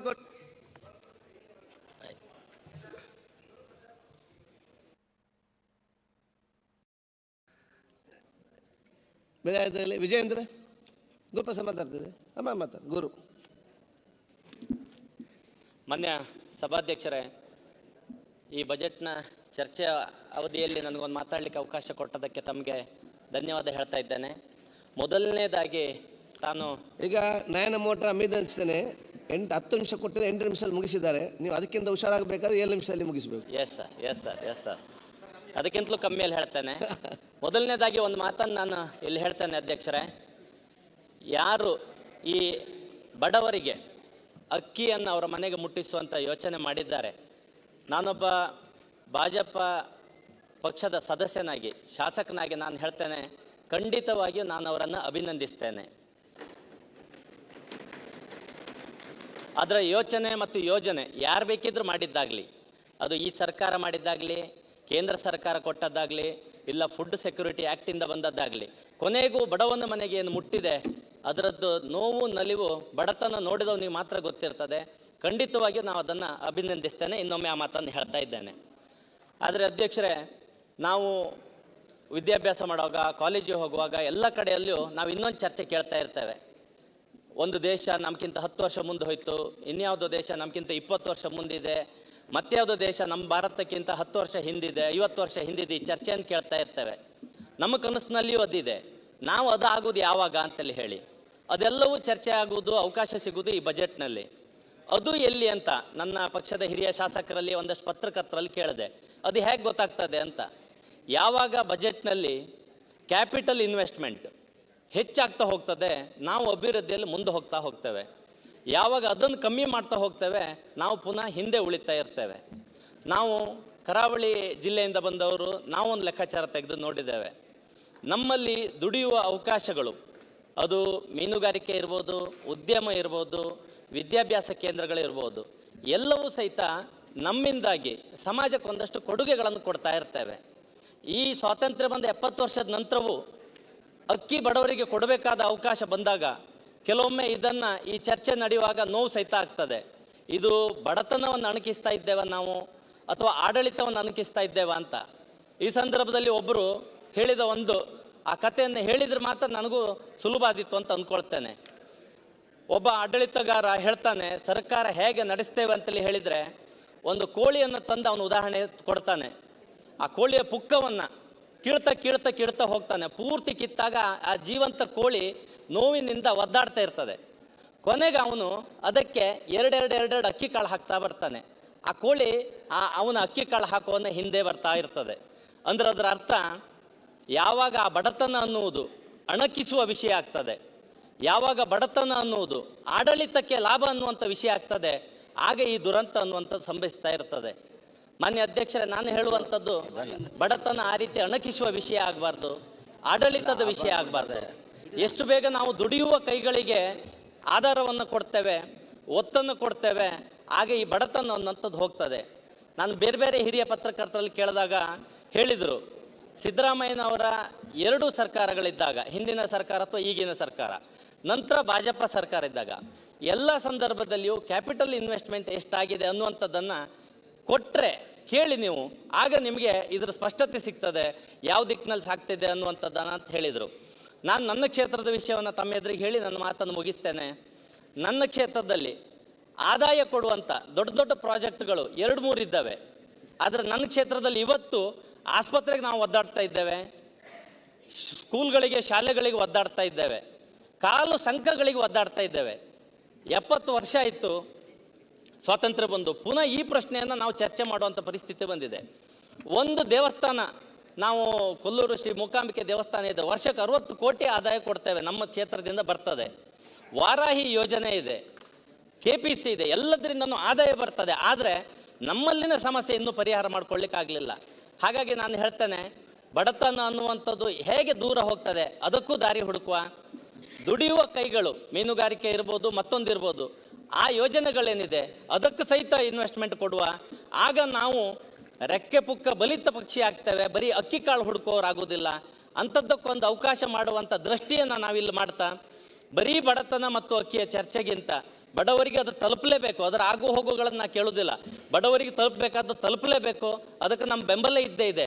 ಅದರ ದುಡಿಯೋ ಕೈಗಳಿಗೆ ಕೊಟ್ಟಾಗ ಆದಷ್ಟು ಬೇಗ ಆ ಅಕ್ಕಿ ಕಾಳಿನ ಬೆಂದೆ ಹೋಗೋದು, ಅದರ ಹಿಂದೆ ಹೋಗೋದು ತಪ್ತದೆ ಅನ್ನುವಂಥದ್ದನ್ನು ಈ ಬಜೆಟಿನ ಒಂದು ಸ್ವರೂಪವನ್ನು ಈ ರೀತಿ ನಿಮ್ಮ ಎದುರಿಗೆ ಇಡಲಿಕ್ಕೆ ಇಷ್ಟಪಡ್ತಾ ಇದ್ದೇನೆ. ಅಧ್ಯಕ್ಷರೇ, ಅವಕಾಶ ಕೊಟ್ಟದಕ್ಕೆ ಧನ್ಯವಾದಗಳು. Very good. ಎಸ್ ಟಿ ಮಂಜು ಇಲ್ಲ, ಕಂದುಕರ್,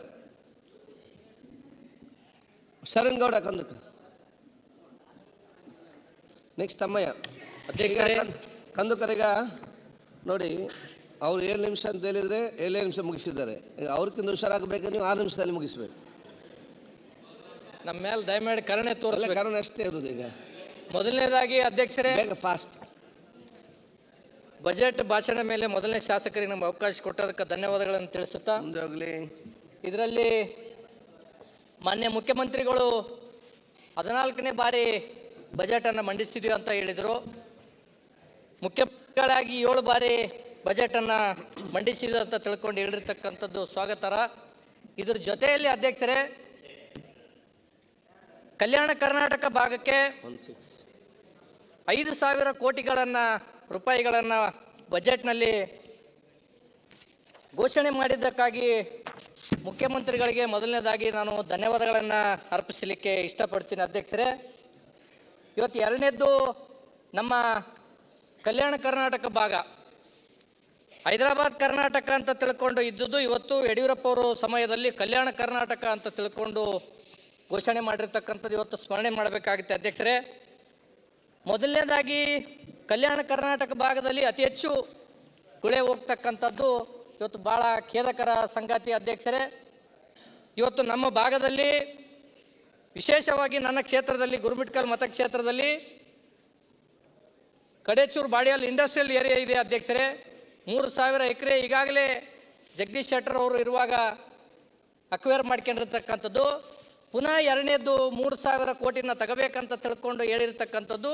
ಮೊದಲನೇ 3,000 ಕೋಟಿ ಎಕರೆನ 3,000 ಎಕರೆನ ಎಂತಂತಂದರೆ ಇನ್ನೂ ಅಭಿವೃದ್ಧಿ ಮಾಡಿಲ್ಲ.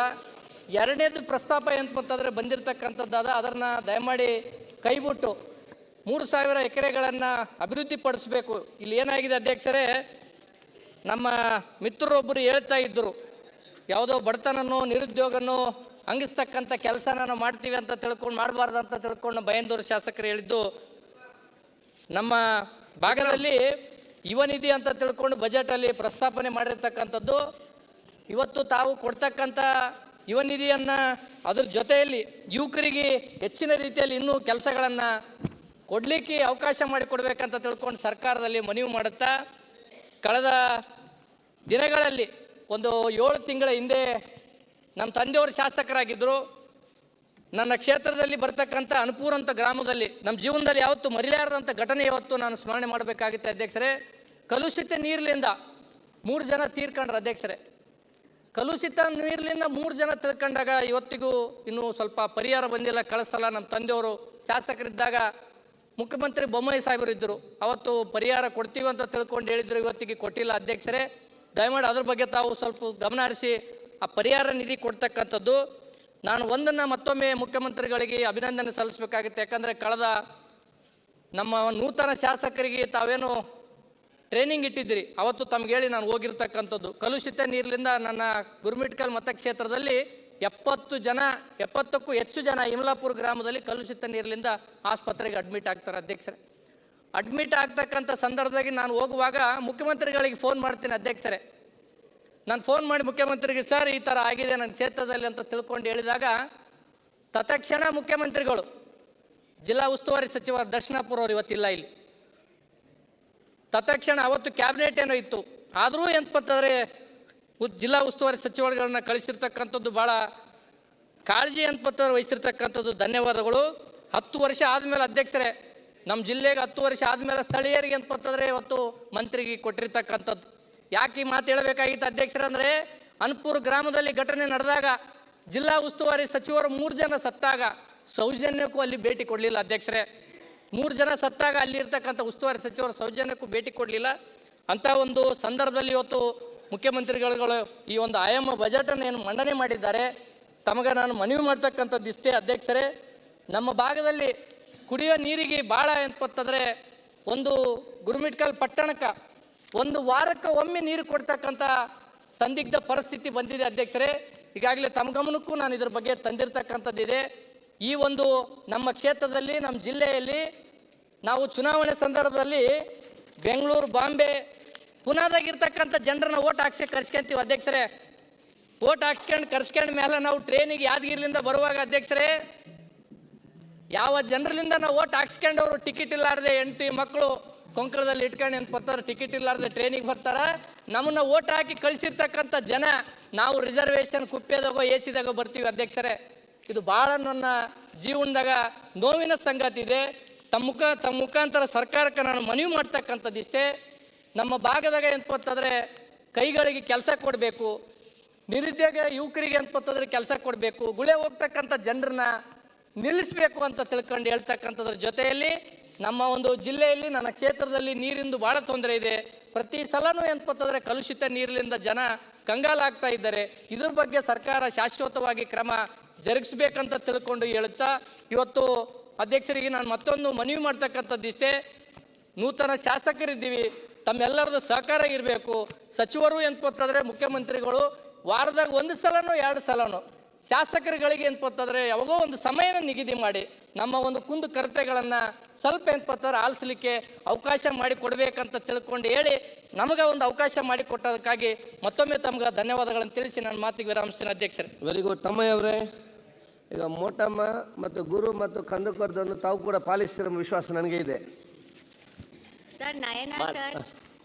ಮೋಟಮ್ಮ ಬೆಟರ್ ಹೆಸರಿದೆ. ಮಾನ್ಯ ತಾಯಿ ಹೆಸರು ಸರ್ ಹೇಳೋದು ಮರ್ತೋಯ್ತು, ಅದಕ್ಕಿಂತ ಮುಂಚೆ ಸ್ತ್ರೀ ಶಕ್ತಿ ಯೋಜನೆ ಬಗ್ಗೆ ಮಾತಾಡಿದಾಗ. ಮಾನ್ಯ ಸಭಾಧ್ಯಕ್ಷರೇ, ನನ್ನ ಮೊದಲನೇ ಬಾರಿಗೆ ವಿಧಾನಸಭೆ ಬಜೆಟ್ ಅಧಿವೇಶನದಲ್ಲಿ ಬಜೆಟ್ ಮೇಲಿನ ಚರ್ಚೆಗೆ ಅವಕಾಶ ಮಾಡಿಕೊಟ್ಟಂಥ ಸಭಾಧ್ಯಕ್ಷರಿಗೆ ಅಭಿನಂದನೆಗಳನ್ನು ಸಲ್ಲಿಸ್ತಾ, ಈ ಒಂದು ಬಜೆಟನ್ನು ದಾಖಲೆಯ 14ನೇ ಬಜೆಟನ್ನು ಮಂಡಿಸಿದ ನಮ್ಮ ನೆಚ್ಚಿನ ನಾಯಕರು, ಈ ರಾಜ್ಯದ ಮುಖ್ಯಮಂತ್ರಿಗಳಾಗಿರ್ತಕ್ಕ ಸನ್ಮಾನ್ಯ ಸಿದ್ದರಾಮಯ್ಯನವರ ಸಾಹೇಬರನ್ನು ಸಹ ಅಭಿನಂದಿಸ್ತಾ, ಹುಲ್ಲಾಗು ಬೆಟ್ಟದಡಿ ಮನೆಗೆ ಮಲ್ಲಿಗೆ ಆಗು, ಕಲ್ಲಾಗು ಕಷ್ಟಗಳ ಮಳೆಯ ವಿಧಿ ಸುರಿಯೆ, ಬೆಲ್ಲ ಸಕ್ಕರೆ ಹಾಗೂ ದೀನ ದುರ್ಬಲರಿಗೆ ಎಲ್ಲರೊಳಗೊಂದಾಗೂ ಮಂಕುತಿಮ್ಮ ಎಂಬ DBGಯವರ ಕಗ್ಗದ ತಾತ್ಪರ್ಯದಂತೆ ಸನ್ಮಾನ್ಯ ಮುಖ್ಯಮಂತ್ರಿಗಳಾದ ಶ್ರೀ ಸಿದ್ದರಾಮಯ್ಯನವರು ಎಲ್ಲ ವರ್ಗಗಳ ಎಲ್ಲ ಕ್ಷೇತ್ರಗಳ ಜನರಿಗೆ ಅನುಕೂಲವಾಗುವಂಥ ಸರ್ವವ್ಯಾಪ್ತಿ ಸರ್ವ ಸೃಷ್ಟಿಯಾಗುವಂಥ ತಮ್ಮ 14 ಆಯವನ್ನು ಮಂಡಿಸಿದ್ದಾರೆ.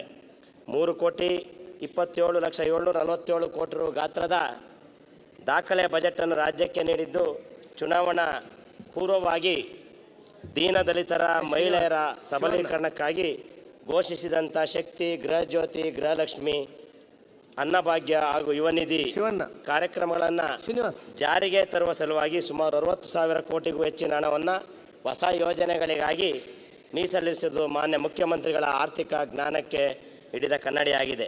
ಸ್ವತಂತ್ರ ಭಾರತದ ಇತಿಹಾಸದಲ್ಲಿ ಕರ್ನಾಟಕದ ಪಾಲಿಗೆ, ಅದರಲ್ಲೂ ಕೋವಿಡ್ ಪಿಡುಗಿನ ನಂತರ ಈ ಕಷ್ಟದ ಪರಿಸ್ಥಿತಿಯಲ್ಲಿ ಇಷ್ಟು ದೊಡ್ಡ ಮೊತ್ತದ ಯೋಜನೆಗಳನ್ನು ಘೋಷಿಸುವ ಸಾಮರ್ಥ್ಯ ಕಾಂಗ್ರೆಸ್ ನೇತೃತ್ವದ ಸರ್ಕಾರವಲ್ಲದೆ ಇನ್ಯಾರಿಗೂ ಈ ಜಾರಿಗೆ ತರುವುದು ಸಾಧ್ಯವಿಲ್ಲವೆಂದು ಹೇಳೋದರಲ್ಲಿ ಅತಿಶಯೋಕ್ತಿ ಆಗಲಾರದು. ಕೃಷಿ ವಲಯದಲ್ಲಿ 100 ಕೋಟಿ ರು ವೆಚ್ಚದಲ್ಲಿ ಕೃಷಿ ಭಾಗ್ಯ ಯೋಜನೆಯನ್ನು ಜಾರಿಗೆ ತಂದು ರೈತರ ಕಷ್ಟಕ್ಕೆ ನೆರವಾಗಿದೆ. ರೈತರ ಉತ್ಪಾದಕ ಸಂಸ್ಥೆಗಳನ್ನು ಬಲಪಡಿಸುವ ನಿಟ್ಟಿನಲ್ಲಿ ರೈತ ಉತ್ಪಾದಕ ಸಂಸ್ಥೆಗಳಿಗೆ ಸರ್ಕಾರ ಶೇಕಡ 4% ಬಡ್ಡಿ ಸಹಾಯದೊಂದಿಗೆ 20 ಲಕ್ಷ ರುಗಳ ಸಾಲ ಸೌಲಭ್ಯ ಒದಗಿಸಲು ಕ್ರಮ ಕೈಗೊಂಡಿಲಾಗಿದೆ.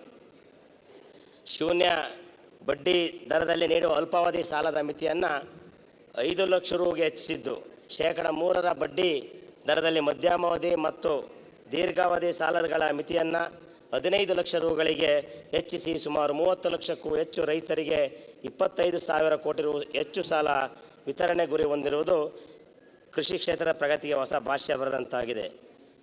ಮಾನ್ಯ ಸಭಾಧ್ಯಕ್ಷರೇ, ಬಹುಮುಖ್ಯವಾಗಿ ನಾನು ಪ್ರತಿನಿಧಿಸುವ ಮಲೆನಾಡಿನ ರೈತರಿಗೆ ಸರಕು ಸಾಗಾಣಿಕೆ ಪಿಕಪ್ ವಾಹನ ಖರೀದಿಗೆ ಶೇಕಡ 4% ಬಡ್ಡಿ ದರದಲ್ಲಿ 7 ಲಕ್ಷ ರುಗಳ ವರೆಗಿನ ಸಾಲ ಸೌಲಭ್ಯ ಒದಗಿಸಿರುವುದು ಸರ್ಕಾರದ ರೈತಪರ ಚಿಂತನೆಯನ್ನು ಎತ್ತಿ ತೋರಿಸುತ್ತದೆ. ರಾಜ್ಯದ ಆಯ್ದ 50 ತರಕಾರಿ ಮಾರುಕಟ್ಟೆಗಳಲ್ಲಿ ಮಿನಿ ಶೀತಲಗೃಹಗಳ ಸ್ಥಾಪನೆಗೆ ಬಜೆಟ್ನಲ್ಲಿ ಘೋಷಿಸಿದ್ದು, ರಾಜ್ಯದಲ್ಲಿ ಅತಿ ಹೆಚ್ಚು ತರಕಾರಿ ಬೆಳೆಯುವ ತಾಲೂಕುಗಳಲ್ಲಿ ಒಂದಾದ ನನ್ನ ಕ್ಷೇತ್ರವಾಗಿರ್ತಕ್ಕಂಥ ಚಿಕ್ಕಮಗಳೂರಿಗೆ ಮಿನಿ ಶೀತಲಗೃಹ ನಿರ್ಮಾಣಕ್ಕೆ ಅಗತ್ಯ ಕ್ರಮ ಕೈಗೊಳ್ಳಬೇಕೆಂದು ಮನವಿ ಮಾಡ್ತೇನೆ. ನೀರಾವರಿ ಉತ್ತೇಜನದಲ್ಲಿ ರೈತನಿಗೆ ಅತ್ಯಮೂಲ್ಯವಾಗಿರ್ತಕ್ಕಂಥ ಕೃಷಿಗೆ ಪೂರಕವಾದಂಥ ನೀರಾವರಿ ಸಂಬಂಧಿತ 940 ಕೋಟಿ ರು ಮೊತ್ತದ ನೀರಾವರಿ ಯೋಜನೆಗಳಿಗೆ ಹಣ ಮೀಸಲಿಸಿರುವುದು ಸ್ವಾಗತಾರ್ಹ. ಮಾನ್ಯ ಸಭಾಧ್ಯಕ್ಷರೇ, ನಾನು ಪ್ರತಿನಿಧಿಸ್ತಾ ಇರ್ತಕ್ಕಂಥ ಚಿಕ್ಕಮಗಳೂರು ಜಿಲ್ಲೆಯಲ್ಲಿ ಹೇಳಲಿಕ್ಕೆ ಮಾತ್ರ ಮಲೆನಾಡು ಎಂಬ ಹೆಸರಿದೆ. ಕೇವಲ 1 ಹೋಬಳಿ ಮಾತ್ರ ನನ್ನ ಕ್ಷೇತ್ರದಲ್ಲಿ ಮಲೆನಾಡು. ಇನ್ನು ಉಳಿದಂತೆ 4 ಹೋಬಳಿಗಳಿಗೂ ಬಯಲುಸೀಮೆ ಸಂಬಂಧಪಡುತ್ತದೆ. ಅಂಥ ಒಂದು ಬಯಲುಸೀಮೆ ಪ್ರದೇಶಕ್ಕೆ ಚಿಕ್ಕಮಗಳೂರು ಜಿಲ್ಲೆಯ ಭದ್ರಾ ನದಿಯಿಂದ ಕಡೂರು ತಾಲೂಕು ಮತ್ತು ನನ್ನ ಕ್ಷೇತ್ರದ ಚಿಕ್ಕಮಗಳೂರು ತಾಲೂಕು ಕೆರೆ ತುಂಬಿಸಿ ಯೋಜನೆಗೆ ಅತಿ ಹೆಚ್ಚಿನ ಹಣ ಬಿಡುಗಡೆ ಮಾಡಲು ಈ ಮೂಲಕ ಮನವಿ ಮಾಡುತ್ತೇನೆ. ಸನ್ಮಾನ್ಯ ಅಧ್ಯಕ್ಷರೇ, ಶಿಕ್ಷಣ ಕ್ಷೇತ್ರಕ್ಕೂ ಸಹ ಸನ್ಮಾನ್ಯ ಮುಖ್ಯಮಂತ್ರಿಗಳು ಅತಿ ಹೆಚ್ಚಿನ ಅನುದಾನವನ್ನು ಒದಗಿಸಿದ್ದು, 60 ಲಕ್ಷ ಮಕ್ಕಳಿಗೆ ಪೂರಕ ಪೌಷ್ಟಿಕ ಆಹಾರ ನೀಡುವ 280 ಕೋಟಿ ನೀಡಿದ್ದು ಅನೇಕ ವಸತಿಗಳ ನಾಂದಿಯಾಗಿದೆ. ಮಹಿಳಾ ಸಬಲೀಕರಣದಲ್ಲಿ ಯತ್ರ ನಾರ್ಯಸ್ಥ ಪೂಜ್ಯಂತೆ ರಮಂತೆ ತತ್ರ ದೇವತಃ ಗೃಹಲಕ್ಷ್ಮಿ ಯೋಜನೆಯಡಿ ಕುಟುಂಬದ ಯಜಮಾನಿಗೆ ಮಾಸಿಕ 2,000 ರು ನಗದು ವರ್ಗಾವಣೆಗೆ ಕ್ರಮ ಕೈಗೊಂಡಿರುವುದು ಮಹಿಳಾ ಸಬಲೀಕರಣಕ್ಕೆ ಮುನ್ನುಡಿ ಬರೆದಿರ್ತದೆ. 7 ಜಿಲ್ಲೆಗಳಲ್ಲಿ 7 ಕೋಟಿ ರು ವೆಚ್ಚದಲ್ಲಿ 10 ಬುದ್ಧಿಮಾಂದ್ಯ ಮಕ್ಕಳ ವಸತಿ ಶಾಲೆ ಪ್ರಾರಂಭಿಸಲು ತೀರ್ಮಾನಿಸಿದ್ದು ಒಳ್ಳೆಯ ಬೆಳವಣಿಗೆಯಾಗಿದೆ.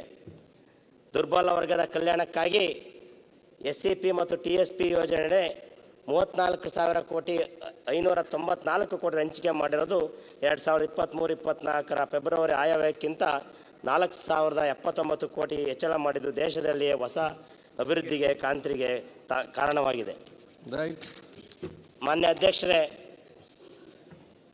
ಹಿಂದುಳಿದ ವರ್ಗಗಳ ಕಲ್ಯಾಣಕ್ಕಾಗಿ ವಿದ್ಯೆಯಿಂದ ಸ್ವತಂತ್ರರಾಗಿರಿ, ಸಂಘಟನೆಯಿಂದ ಬಲಯುತರಾಗಿರಿ ಎಂಬ ಶ್ರೀ ನಾರಾಯಣ ಗುರು ಅವರ ಮಾತನ್ನು ಈ ಸಂದರ್ಭದಲ್ಲಿ ಪ್ರಸ್ತಾಪವನ್ನು ಮಾಡ್ತಾ, ವಿದ್ಯಾಸಿರಿ ಯೋಜನೆಯಡಿ ಸರ್ಕಾರದ ವಸತಿ ನಿಲಯಗಳಿಗೆ ಪ್ರವೇಶ ದೊರಕದ ಹಿಂದುಳಿದ ವರ್ಗಗಳ ವಿದ್ಯಾರ್ಥಿಗಳಿಗೆ ಊಟ ಮತ್ತು ವಸತಿಗಾಗಿ ವಾರ್ಷಿಕ 15,000 ರೂಗಳ ಮೀಸಲಿತ್ತು.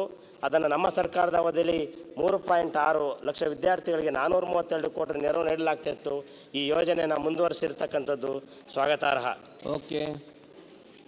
ಇನ್ನು ಜವಳಿ ಮತ್ತು ಸಿದ್ಧ ಉಡುಪು, ಬಹುಶಃ ನಾವು ಚುನಾವಣೆಯಲ್ಲಿ ನಮ್ಮ ಕ್ಷೇತ್ರಕ್ಕೆ ಸಂಬಂಧಿಸಿದಂತೆ ತುಂಬ ನಿರುದ್ಯೋಗಿಗಳಿರ್ತಕ್ಕಂಥ ಕ್ಷೇತ್ರದಲ್ಲಿ ನಮ್ಮದು ಒಂದು ಸಂದರ್ಭದಲ್ಲಿ ನಾವು ಈಗಾಗಲೇ ಕ್ಷೇತ್ರದಲ್ಲಿ ಏನು ನಿರುದ್ಯೋಗಿ ಮಹಿಳೆಯರಿಗೆ ಒಂದು ಭರವಸೆಯನ್ನು ನಮ್ಮ ಸರ್ಕಾರ ಕೊಟ್ಟಿದೆ.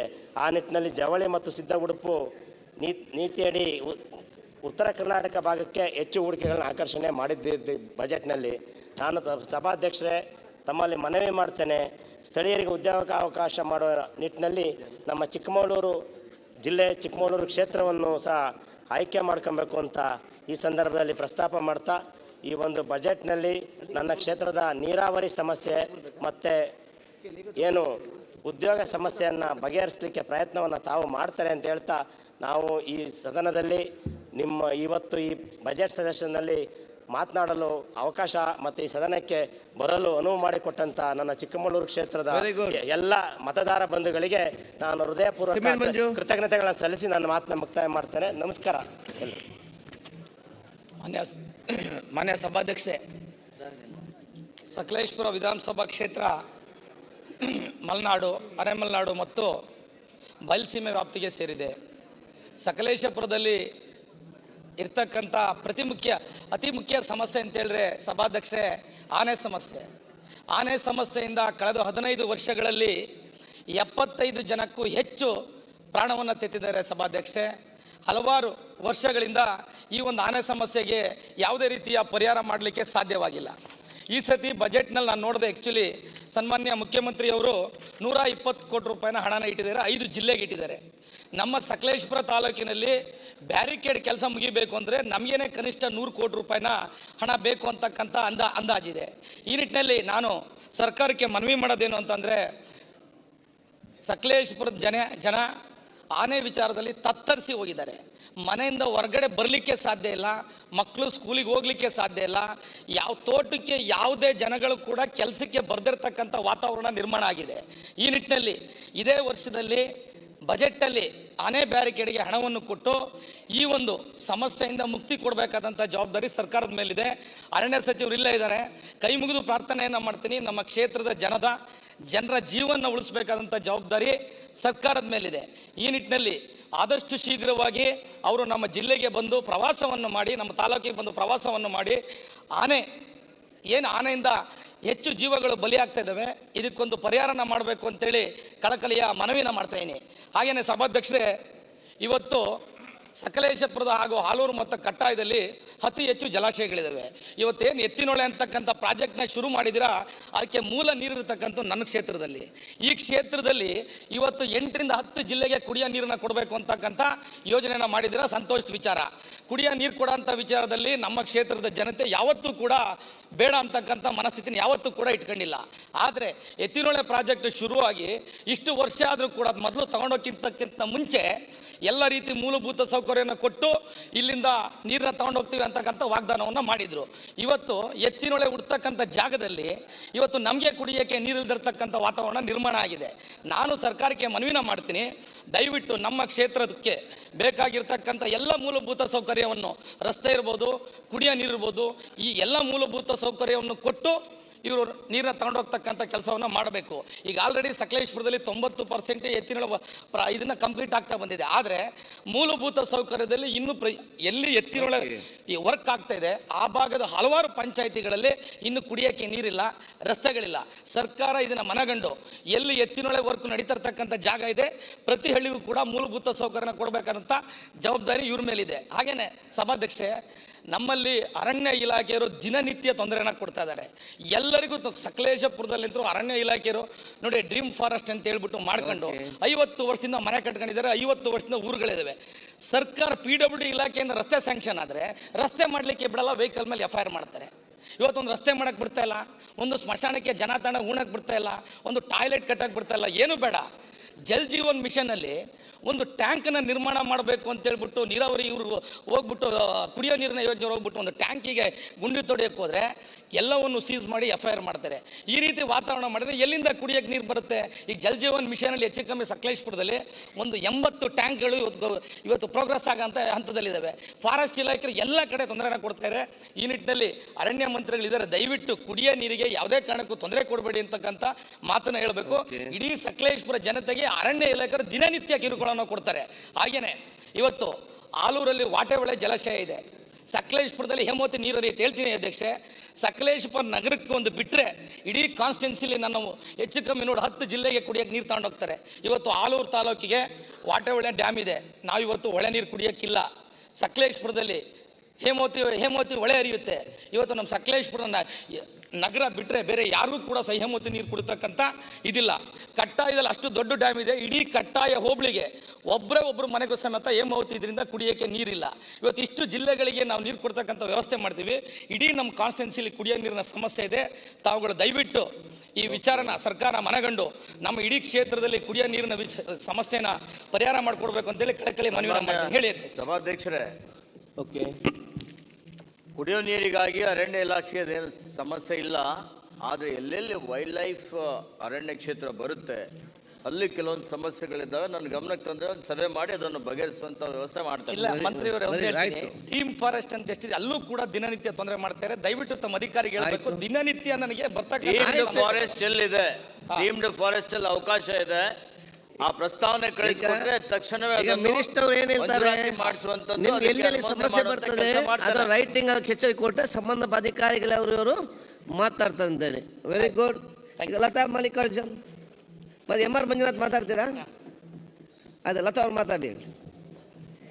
ಅದೇ ಮಲ್ಲಿಕಾರ್ಜುನ್ ಮತ್ತೆ MR ಮಂಜುನಾಥ್. ಬರ್ತೇನೆ, ಒಬ್ಬರಿಗೆ ಬರ್ತೇನೆ. ಅಧ್ಯಕ್ಷರೇ, ಬೇಗ ಮುಗಿಸಿ ಎಲ್ಲರಿಗೆ ಅವಕಾಶ. ತಾವು ಏನು ಮಾತಾಡ್ಲಿಕ್ಕೆ ಅವಕಾಶ ಮಾಡಿಕೊಟ್ರಿ, ಭಾಳ ಒಂದು ಸ್ವಾಗತಾರ್ಹ. ಏನಿವತ್ತು ಹನೂರು ಕ್ಷೇತ್ರದ ಅಧಿಪತಿ ಮಲೆಮಹದೇಶ್ವರ ಕ್ಷೇತ್ರ, ಅದೇ ರೀತಿ ಏನು ಮಧ್ಯರಂಗ ದೇವಸ್ಥಾನ ಭಾಳಷ್ಟು ಅದು ಪ್ರಸಿದ್ಧವಾದಂಥ ದೇವಸ್ಥಾನ, ಶಿಂಷ ಮಾರಮ್ಮ, ಹಾಗೆ ಏನಿವತ್ತು ಭಾಳಷ್ಟು ಇನ್ನೂ ಪ್ರಸಿದ್ಧವಾದಂಥ ಬರಚುಕ್ಕಿನೂ ಸಹ ನಮಗೆ ಬರ್ತಕ್ಕಂಥದ್ದು, ಹಾಗೆ ದರೆಗೆ ದೊಡ್ಡವರು ಸಿದ್ದಪ್ಪಾಜಿ ದೇವಸ್ಥಾನ, ಇವೆಲ್ಲವೂ ಸಹ ನಮ್ಮ ಕ್ಷೇತ್ರದ ಒಂದು ಪ್ರಸಿದ್ಧಿಯ ದೇವಸ್ಥಾನಗಳು. ಈ ಒಂದು ಕ್ಷೇತ್ರ ಕೂಡಿರತಕ್ಕಂಥದ್ದು. ಅಧ್ಯಕ್ಷರೇ, ಇವತ್ತು ನಮ್ಮ ಕ್ಷೇತ್ರ ಭೌಗೋಳಿಕವಾಗಿ ಭಾಳ ಒಂದು ದೊಡ್ಡ ಕ್ಷೇತ್ರ. ಇವತ್ತು ನಾನು ಹೇಳೋದಾದರೆ ಅಂಕಿಅಂಶದ ಪ್ರಕಾರವಾಗಿ ಹಳಿಯಾಳ ಕ್ಷೇತ್ರ 6 ಲಕ್ಷ ಎಕರೆ ಬರುತ್ತೆ, 6,80,000 ಎಕರೆ ಬರುತ್ತೆ. ವಿರಾಜಪೇಟೆ 6,69,000 ಬರುತ್ತೆ. ಹನೂರು ಕ್ಷೇತ್ರ 6.5 ಲಕ್ಷ ಎಕರೆ ಬರುತ್ತೆ. ಈ ಒಂದು ಅನುಗುಣವಾಗಿ ಅದೇ ರೀತಿ 5 ಲಕ್ಷಕ್ಕಿಂತ ಕಡಿಮೆ 4 ಕ್ಷೇತ್ರ ಬರುತ್ತೆ, 4 ಲಕ್ಷಕ್ಕಿಂತ ಕಡಿಮೆ ಬರ್ತಕ್ಕಂಥದ್ದು ಮತ್ತು 3 ಲಕ್ಷಕ್ಕಿಂತ ಬರ್ತಕ್ಕಂಥ 10, ಇದೇ ರೀತಿ 3 ಲಕ್ಷದ ಮೇಲೆ 43, 2 ಲಕ್ಷಕ್ಕಿಂತ ಮೇಲೆ ಬರ್ತಕ್ಕಂಥದ್ದು. ಇಲ್ಲಿ ನಾನು ಗಮನ ಸೆಳೆಯುವಂಥದ್ದು ಏನಕ್ಕೆ ಅಂದರೆ, ಒಟ್ಟಾರೆ ನನ್ನ ಕ್ಷೇತ್ರ ಇಷ್ಟು ಭೌಗೋಳಿಕವಾಗಿ ದೊಡ್ಡದಾಗಿರ್ತಕ್ಕಂಥ ಕ್ಷೇತ್ರ, ಇಲ್ಲಿ ನಮಗೆ ಮುಖ್ಯವಾಗಿ ರಸ್ತೆಗಳು ಭಾಳಷ್ಟು ಹಾಳಾಗಿದೆ. ನಮ್ಮ ಏನು 1 ಲಕ್ಷಕ್ಕಿಂತ ಕಡಿಮೆ ಅಥವಾ 1 ಲಕ್ಷಕ್ಕಿಂತ ಮೇಲೆ ಬರ್ತಕ್ಕಂಥ ಕ್ಷೇತ್ರಗಳು ಕೊಡ್ತಕ್ಕಂಥ ಅನುದಾನ ಕೊಟ್ಟರೆ ನಾವು ಎಷ್ಟು ವರ್ಷ ಆಗಬೇಕಾಗತ್ತೆ ಈ ಒಂದು ಅನುದಾನ ಪಡೆದು ನಾವು ಅಭಿವೃದ್ಧಿಪಡಿಸಲಿಕ್ಕೆ? ಇದು ಒಂದು ನನ್ನ ಒಂದು ಗಮನ ಸೆಳೆಯುವಂಥ ವಿಚಾರ. ಅದೇ ರೀತಿ ಸಾರಿಗೆಗೂ ಅಷ್ಟೇ. ಇವತ್ತು ನಮ್ಮ ಗುಡ್ಡಗಾಡು ಪ್ರದೇಶದಲ್ಲಿ ಒಟ್ಟು ನಮ್ಮ ದಾಖಲೆ ಗ್ರಾಮಗಳು 280 ಇದ್ದಾವೆ, ಆಡಿಗಳು 88 ಇದ್ದಾವೆ. ಇವು ಎಲ್ಲ 2,14,000 ಮತದಾರರು ಎಲ್ಲ ಕಡೆನೂ ಇಲ್ಲಿ ಸ್ಪ್ರೆಡ್ ಓವರ್ ಆಗಿದ್ದಾರೆ. ನಾವು ಅದಕ್ಕೆ ಅವರಿಗೆ ಒದಗಿಸುವಂಥ ಒಂದು ಮೂಲಭೂತ ಸೌಕರ್ಯನ ಭಾಳಷ್ಟು ಸಮಸ್ಯೆ ಆಗ್ತಿದೆ. ಆದ ಕಾರಣ ನಾನು ಸರ್ಕಾರಕ್ಕೆ ಗಮನ ಸೆಳೆಯುವಂಥದ್ದು, ಇಷ್ಟೊಂದು ಭೌಗೋಳಿಕವಾಗಿ ದೊಡ್ಡ ಕ್ಷೇತ್ರಕ್ಕೆ ನೀವು ಕೇವಲ ಒಂದು ಕ್ಷೇತ್ರಕ್ಕೆ ಮತದಾನ ಕ್ಷೇತ್ರ ಕೊಟ್ಟಷ್ಟು ನಮಗೆ ಕೊಟ್ಟಾಗ ಅದು ಅಭಿವೃದ್ಧಿ ಆಗಲಿಕ್ಕೆ ತೊಂದರೆ ಆಗುತ್ತೆ ಅನ್ನೋದು ಒಂದು ಪಾಯಿಂಟು. ಜೊತೆಗೆ ಇವತ್ತು ಅದೇ ರೀತಿ ನೀರಾವರಿಗೂ ಸಮಸ್ಯೆ ಆಗುತ್ತೆ. ಮತ್ತು ಇವತ್ತೇನು ಎಜುಕೇಷನ್ ಬಗ್ಗೆ ಇವತ್ತು ಮಕ್ಕಳು ಇವತ್ತೇನು ವಿದ್ಯಾಭ್ಯಾಸಕ್ಕೆ ಒಂದು ಕಡೆಯಿಂದ ಒಂದು ಕಡೆ ಬರ್ತಕ್ಕಂಥದ್ದು ಎಲ್ಲದಕ್ಕೂ ಇದರದ್ದೇ ಆದ ನಮಗೆ ಭಾಳಷ್ಟು ಸಮಸ್ಯೆ ಆಗ್ತಿದೆ ಅಧ್ಯಕ್ಷರೇ. ಈ ಒಂದು ನಿಟ್ಟಿನಲ್ಲಿ ಇವತ್ತು ನಾನು ಒಂದು ಸರ್ಕಾರ ಗಮನಕ್ಕೆ ತರ್ತಕ್ಕಂಥ ವಿಚಾರ, ಇಷ್ಟು ದೊಡ್ಡ ಒಂದು ಕ್ಷೇತ್ರ ಇರೋದ್ರಿಂದ, ಜೊತೆಗೆ ನಮ್ಮ ಅರಣ್ಯ ಪ್ರದೇಶ ಬೈಫಿಕೇಟ್ ಮಾಡಿದ್ರೆ 1,72,942 ಹೆಕ್ಟೇರ್ ಇದೆ, ಅಂದರೆ 4,32,000 ಎಕರೆ ಬರುತ್ತೆ ಅಧ್ಯಕ್ಷರೇ. ಇವತ್ತು ನಿನ್ನೆಲ್ಲ ಮೊನ್ನೆ ಚಿರತೆ ದಾಳಿಯಿಂದ ಒಂದು ಮಗು ಆಯಿತು ಹಸುವು ನೀಗಿದೆ ಅಧ್ಯಕ್ಷರೇ. ನಾನು ಮೊನ್ನೆನೇ ಹೋಗಿ ನಾನು ಕ್ಷೇತ್ರದಲ್ಲಿ ಅವರಿಗೆ ಒಂದು ಸಾಂತ್ವನ ಹೇಳಿ ಬಂದಿದ್ದೇವೆ.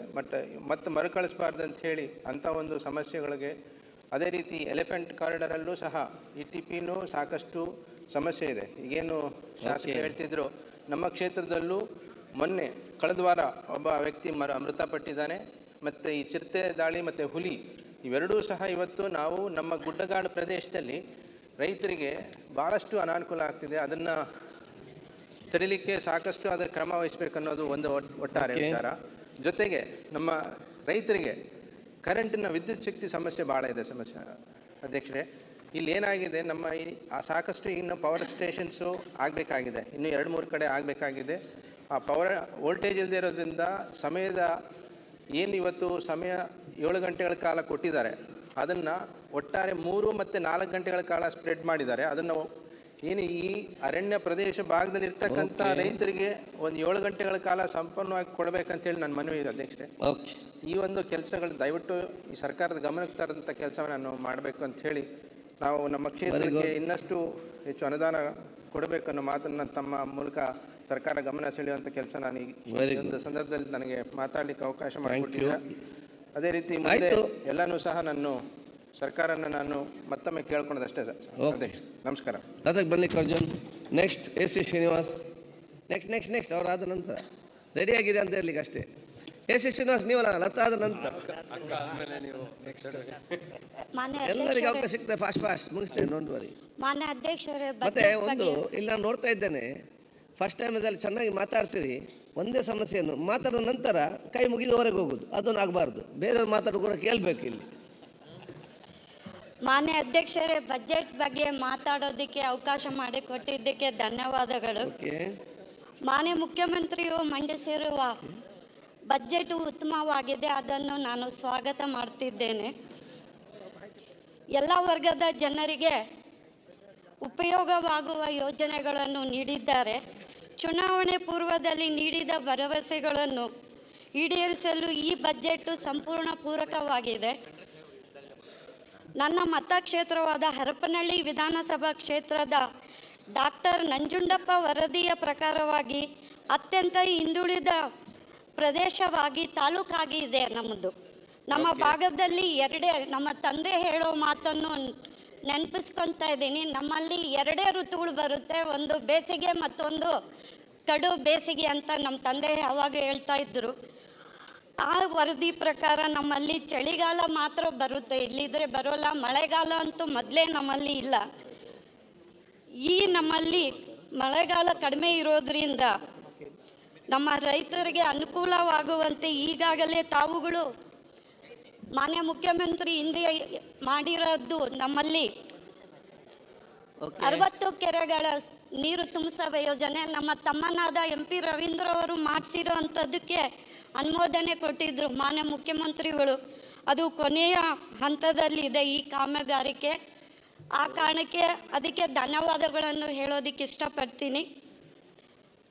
ನನ್ನ ಮತಕ್ಷೇತ್ರದಲ್ಲಿ ಸುಮಾರು 25 ಮತ್ತು 30 ಕೆರೆಗಳು ಮಾಡೋದಕ್ಕೆ ಅವಕಾಶ ಇದೆ. ಇದು ಪೂರಕ ಬಜೆಟಲ್ಲಿ ಅನುಕೂಲ ಮಾಡಿಕೊಡ್ಬೇಕು ಅಂತ ಇವಾಗೇ ನಾನು ಮುಖ್ಯಮಂತ್ರಿಗಳು ನಿಮ್ಮ ಮುಖಾಂತರವಾಗಿ ತಿಳ್ಕೊತಾ ಇದ್ದೀನಿ, ತಿಳಿಸೋದಕ್ಕೆ ಇಷ್ಟಪಡ್ತಾ ಇದ್ದೀನಿ. ನಮ್ಮಲ್ಲಿ ದುಡಿಯುವ ಕೈಗಳಿದೆ. ಯಾವುದೇ ಆದ್ರೂ ಕೈಗಾರಿಕೆದು ಸಣ್ಣದಾಗಲಿ ಮತ್ತು ದೊಡ್ಡದಾದ ಕೈಗಾರಿಕೆ ಯಾವುದೂ ಇಲ್ಲ ನಮ್ಮಲ್ಲಿ. ದುಡಿಯೋ ಕೈಗಳಿಗೆ ಕೆಲಸ ಕೊಡಿ. ನಮಗೆ ದೊಡ್ಡದಾದ ಕೈಗಾರಿಕೆ ಆಗಲಿ ಅಥವಾ ಸಣ್ಣದಾದ ಕೈಗಾರಿಕೆ ಆಗಲಿ ಕೊಡಲಿ ಅಂತ ನಿಮ್ಮ ಮುಖಾಂತರವಾಗಿ ನಾನು ಕೇಳ್ಕೊತೀನಿ. ಮತ್ತು ಎಜುಕೇಷನ್ ಬಗ್ಗೆ, ಶಿಕ್ಷಣದ ಬಗ್ಗೆ ನಮ್ಮಲ್ಲಿ ತುಂಬ ಶೀತಲವಾದ ಕೊಠಡಿಗಳು ಸ್ಕೂಲಲ್ಲಿ ಇದೆ, ಬಟ್ ನಿಜವಾದ ಕೊಠಡಿಗಳು ಇಲ್ಲ. ಯಾಕಂದರೆ ಕುತ್ಕೊಳ್ಳೋದ್ಲಿ ಚಿಕ್ಕ ಮಕ್ಕಳು ಓದ್ತಾ ಇರೋವಂಥ ಕೊಠಡಿಗಳು ಯಾವ ಸಮಯದಲ್ಲಿ ಬೀಳ್ತಿದೆ ಅಂತ ಗೊತ್ತಿಲ್ಲ. ಆ ಕಾರಣಕ್ಕೆ ಅದು ಒಂದು ಅನುಕೂಲ ಮಾಡಿಕೊಡಿ ಅಂತ ನಾನು ಕೇಳ್ಕೊತ, ಮುಂದಿನ ದಿನಮಾನಗಳಲ್ಲಿ ನನಗೆ ನಮ್ಮ ಮತಕ್ಷೇತ್ರ ಹಿಂದುಳಿದಿರೋದ್ರಿಂದ ಮುಂದೆ ನಮಗೆ ಹೆಚ್ಚಿಗೆ ವಿಶೇಷವಾಗಿ ಅನುದಾನಗಳನ್ನು ಕೊಡಬೇಕು ಅಂತ ನಿಮ್ಮ ಮುಖಾಂತರವಾಗಿ ಕೇಳ್ಕೊತೀನಿ. ಮಾತಾಡಿದ್ದಕ್ಕೆ ಅವಕಾಶ ಮಾಡಿಕೊಟ್ಟಿದ್ದಕ್ಕೆ ಅಧ್ಯಕ್ಷರಿಗೆ ಧನ್ಯವಾದಗಳು. ನಮಸ್ಕಾರ. AC ಶ್ರೀನಿವಾಸ್. ಸನ್ಮಾನ್ಯ ಅಧ್ಯಕ್ಷರೇ, ನನಗೆ ಮೊದಲನೇ ಮಾತಾಡಲಿಕ್ಕೆ ಅವಕಾಶ ಧನ್ಯವಾದಗಳು. ಇವತ್ತು ನಮ್ಮ ಸರ್ಕಾರದ ನೇತೃತ್ವ ವಹಿಸತಕ್ಕಂಥ ಮುಖ್ಯಮಂತ್ರಿಗಳು ಹಾಗೂ ಉಪಮುಖ್ಯಮಂತ್ರಿಗಳ ನೇತೃತ್ವದಲ್ಲಿ ಒಳ್ಳೆ ಬಜೆಟನ್ನು ಕೊಟ್ಟಿದ್ದಾರೆ. ಅದರಲ್ಲೂ ನಮ್ಮ 5 ಗ್ಯಾರಂಟಿಗಳನ್ನು ನಡೆದಂಥ ನಮ್ಮ ಸರ್ಕಾರ ಶಕ್ತಿ ಯೋಜನೆ ಹಾಗೂ ನಮ್ಮ ಗೃಹ ಜ್ಯೋತಿ, ಗೃಹಲಕ್ಷ್ಮಿ, ಅನ್ನಭಾಗ್ಯ ಮತ್ತು ಯುವ ನಿಧಿ ಯೋಜನೆಗಳನ್ನು ನಮ್ಮ ಸರ್ಕಾರ ಕೊಟ್ಟಿರೋದ್ರಿಂದ ಇಡೀ ನಮ್ಮ ರಾಜ್ಯದ ಎಲ್ಲ ಪಕ್ಷಾತೀತವಾಗಿ ಎಲ್ಲರೂ ಸಹ ಇದನ್ನು ಅಭಿನಂದಿಸಿದ್ದಾರೆ, ಸ್ವಾಗತಿಸಿದ್ದಾರೆ. ಈಗ ನಾವು ಹಂತವಾಗಿ ಈಗಾಗಲೇ ಇದನ್ನು ಜಾರಿಗೆ ತರ್ತಾ ಇದ್ದೀವಿ. ಆದ್ದರಿಂದ ನಮ್ಮ ಸರ್ಕಾರಕ್ಕೆ, ನಮ್ಮ ನೇತೃತ್ವ ಮುಖ್ಯಮಂತ್ರಿಗಳಿಗೂ ಅವ್ರ ನೇತೃತ್ವ ಕ್ಯಾಬಿನೆಟ್ ಎಲ್ಲರಿಗೂ ಸಹ ನಾನು ಅಭಿನಂದನೆಯನ್ನು ಸಲ್ಲಿಸ್ತಾ, ನಾನು ಕೆಲವು ನಮ್ಮ ಕ್ಷೇತ್ರದ ಪುಲಕೇಶಿ ನಗರದ ಕೆಲವು ಕ್ಷೇತ್ರದ ಸಮಸ್ಯೆಗಳನ್ನು ತಮ್ಮ ಮುಂದೆ ನಾನು ಹೇಳ್ತಾ ಇದ್ದೀನಿ.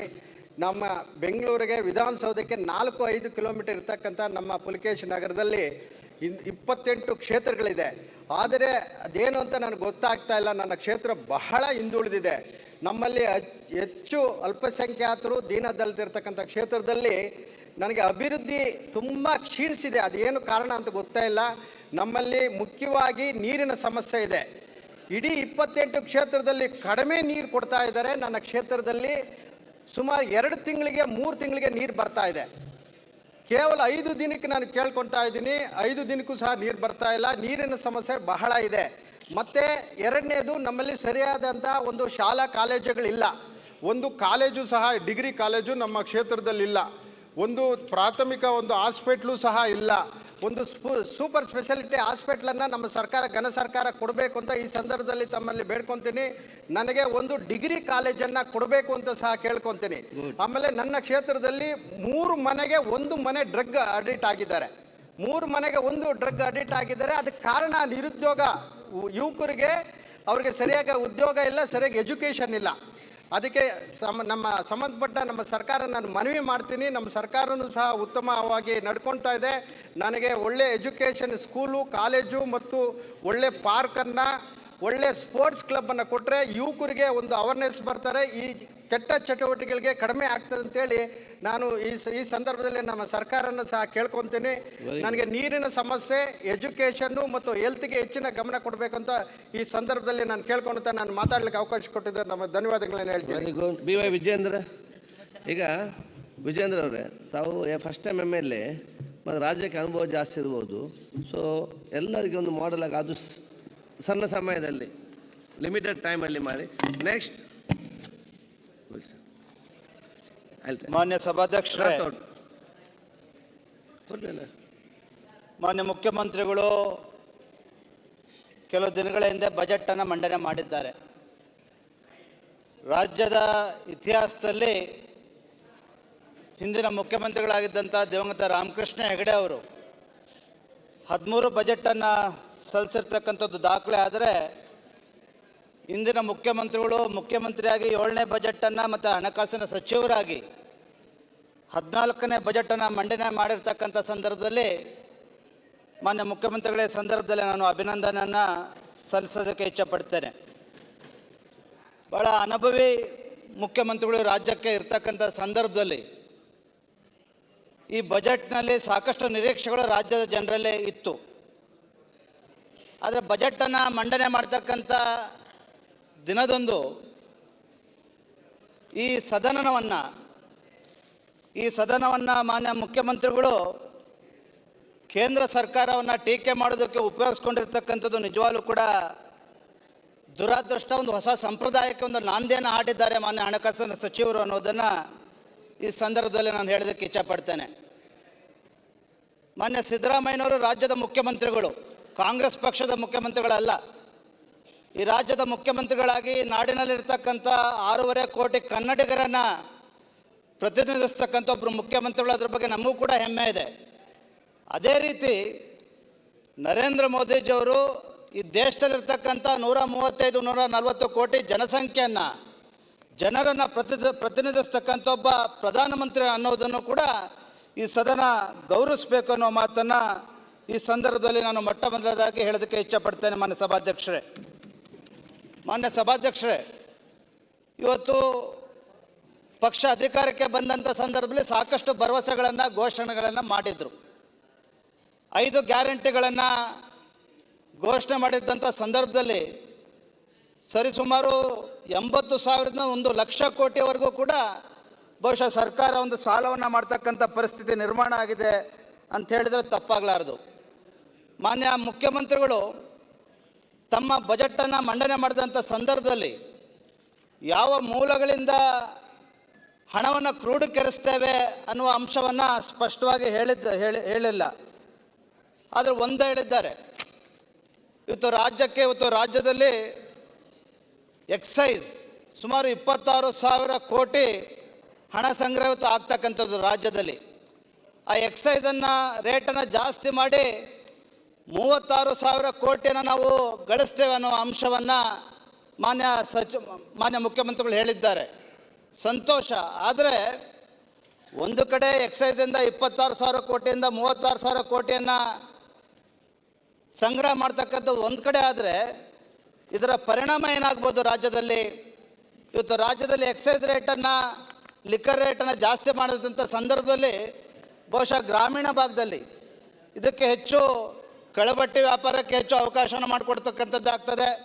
ಹೆಚ್ಚು ಚೀಪ್ ಲಿಕ್ಕರ್ ಕೂಡ ಮ್ಯಾನುಫ್ಯಾಕ್ಚರ್ ಆಗ್ತದೆ. ಬಹುಶಃ ಇಂಥ ಸಂದರ್ಭದಲ್ಲಿ ಮುಂದೆ ಬರ್ತಕ್ಕಂಥ ದಿನಗಳಲ್ಲಿ ಇದರಿಂದ ಯಾವ ರೀತಿ ಅನಾಹುತಗಳಾಗ್ತದೆ, ಬಡವರ ಮೇಲೆ ಯಾವ ರೀತಿ ಪರಿಣಾಮ ಬೀರ್ಬೋದು ಎಕ್ಸೈಸ್ ರೇಟನ್ನು ಜಾಸ್ತಿ ಮಾಡಿರ್ತಕ್ಕಂಥ ಸಂದರ್ಭದಲ್ಲಿ ಇದನ್ನು ಕೂಡ ಮಾನ್ಯ ಮುಖ್ಯಮಂತ್ರಿಗಳು, ಹಣಕಾಸಿನ ಸಚಿವರು ಗಮನಿಸಬೇಕು ಅಂತೇಳಿ ತಮ್ಮ ಮೂಲಕ ನಾನು ವಿನಂತಿಯನ್ನು ಮಾಡ್ತಾ ಇದ್ದೇನೆ.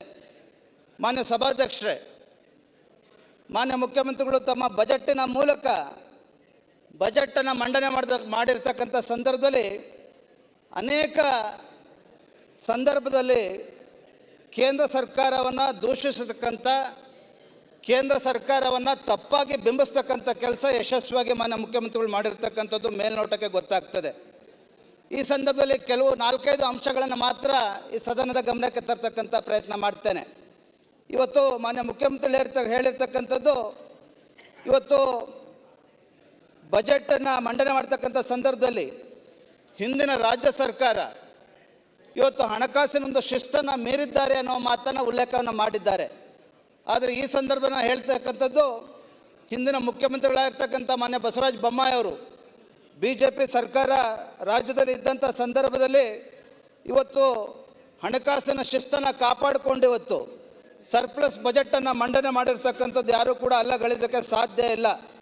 ಇವತ್ತು BJP ಸರ್ಕಾರ ಇದ್ದಂಥ ಸಂದರ್ಭದಲ್ಲಿ ಇವತ್ತು 402 ಕೋಟಿ ಸರ್ಪ್ಲಸ್ ಬಜೆಟನ್ನು ಮಂಡನೆ ಮಾಡಿದ ಜೊತೆಗೆ GSDP gross state domestic product ಕರ್ನಾಟಕದಲ್ಲಿ 2019ನೇ ಇಸ್ವಿನಲ್ಲಿ 13.33 ಲಕ್ಷ ಕೋಟಿ ಆಗಿದ್ದರೆ ತದನಂತರ ಅದು 23.33 ಲಕ್ಷ ಕೋಟಿಗೆ ಏರಿರ್ತಕ್ಕಂಥದ್ದು ಇವತ್ತು ರಾಜ್ಯದಲ್ಲಿ ಹಿಂದಿನ BJP ಸರ್ಕಾರ ಇದ್ದಂಥ ಸಂದರ್ಭದಲ್ಲಿ ಯಾವ ರೀತಿ ಅಭಿವೃದ್ಧಿ ಆಗಿದೆ ಅಂತಕ್ಕಂಥದ್ದು ತೋರಿಸ್ತದೆ.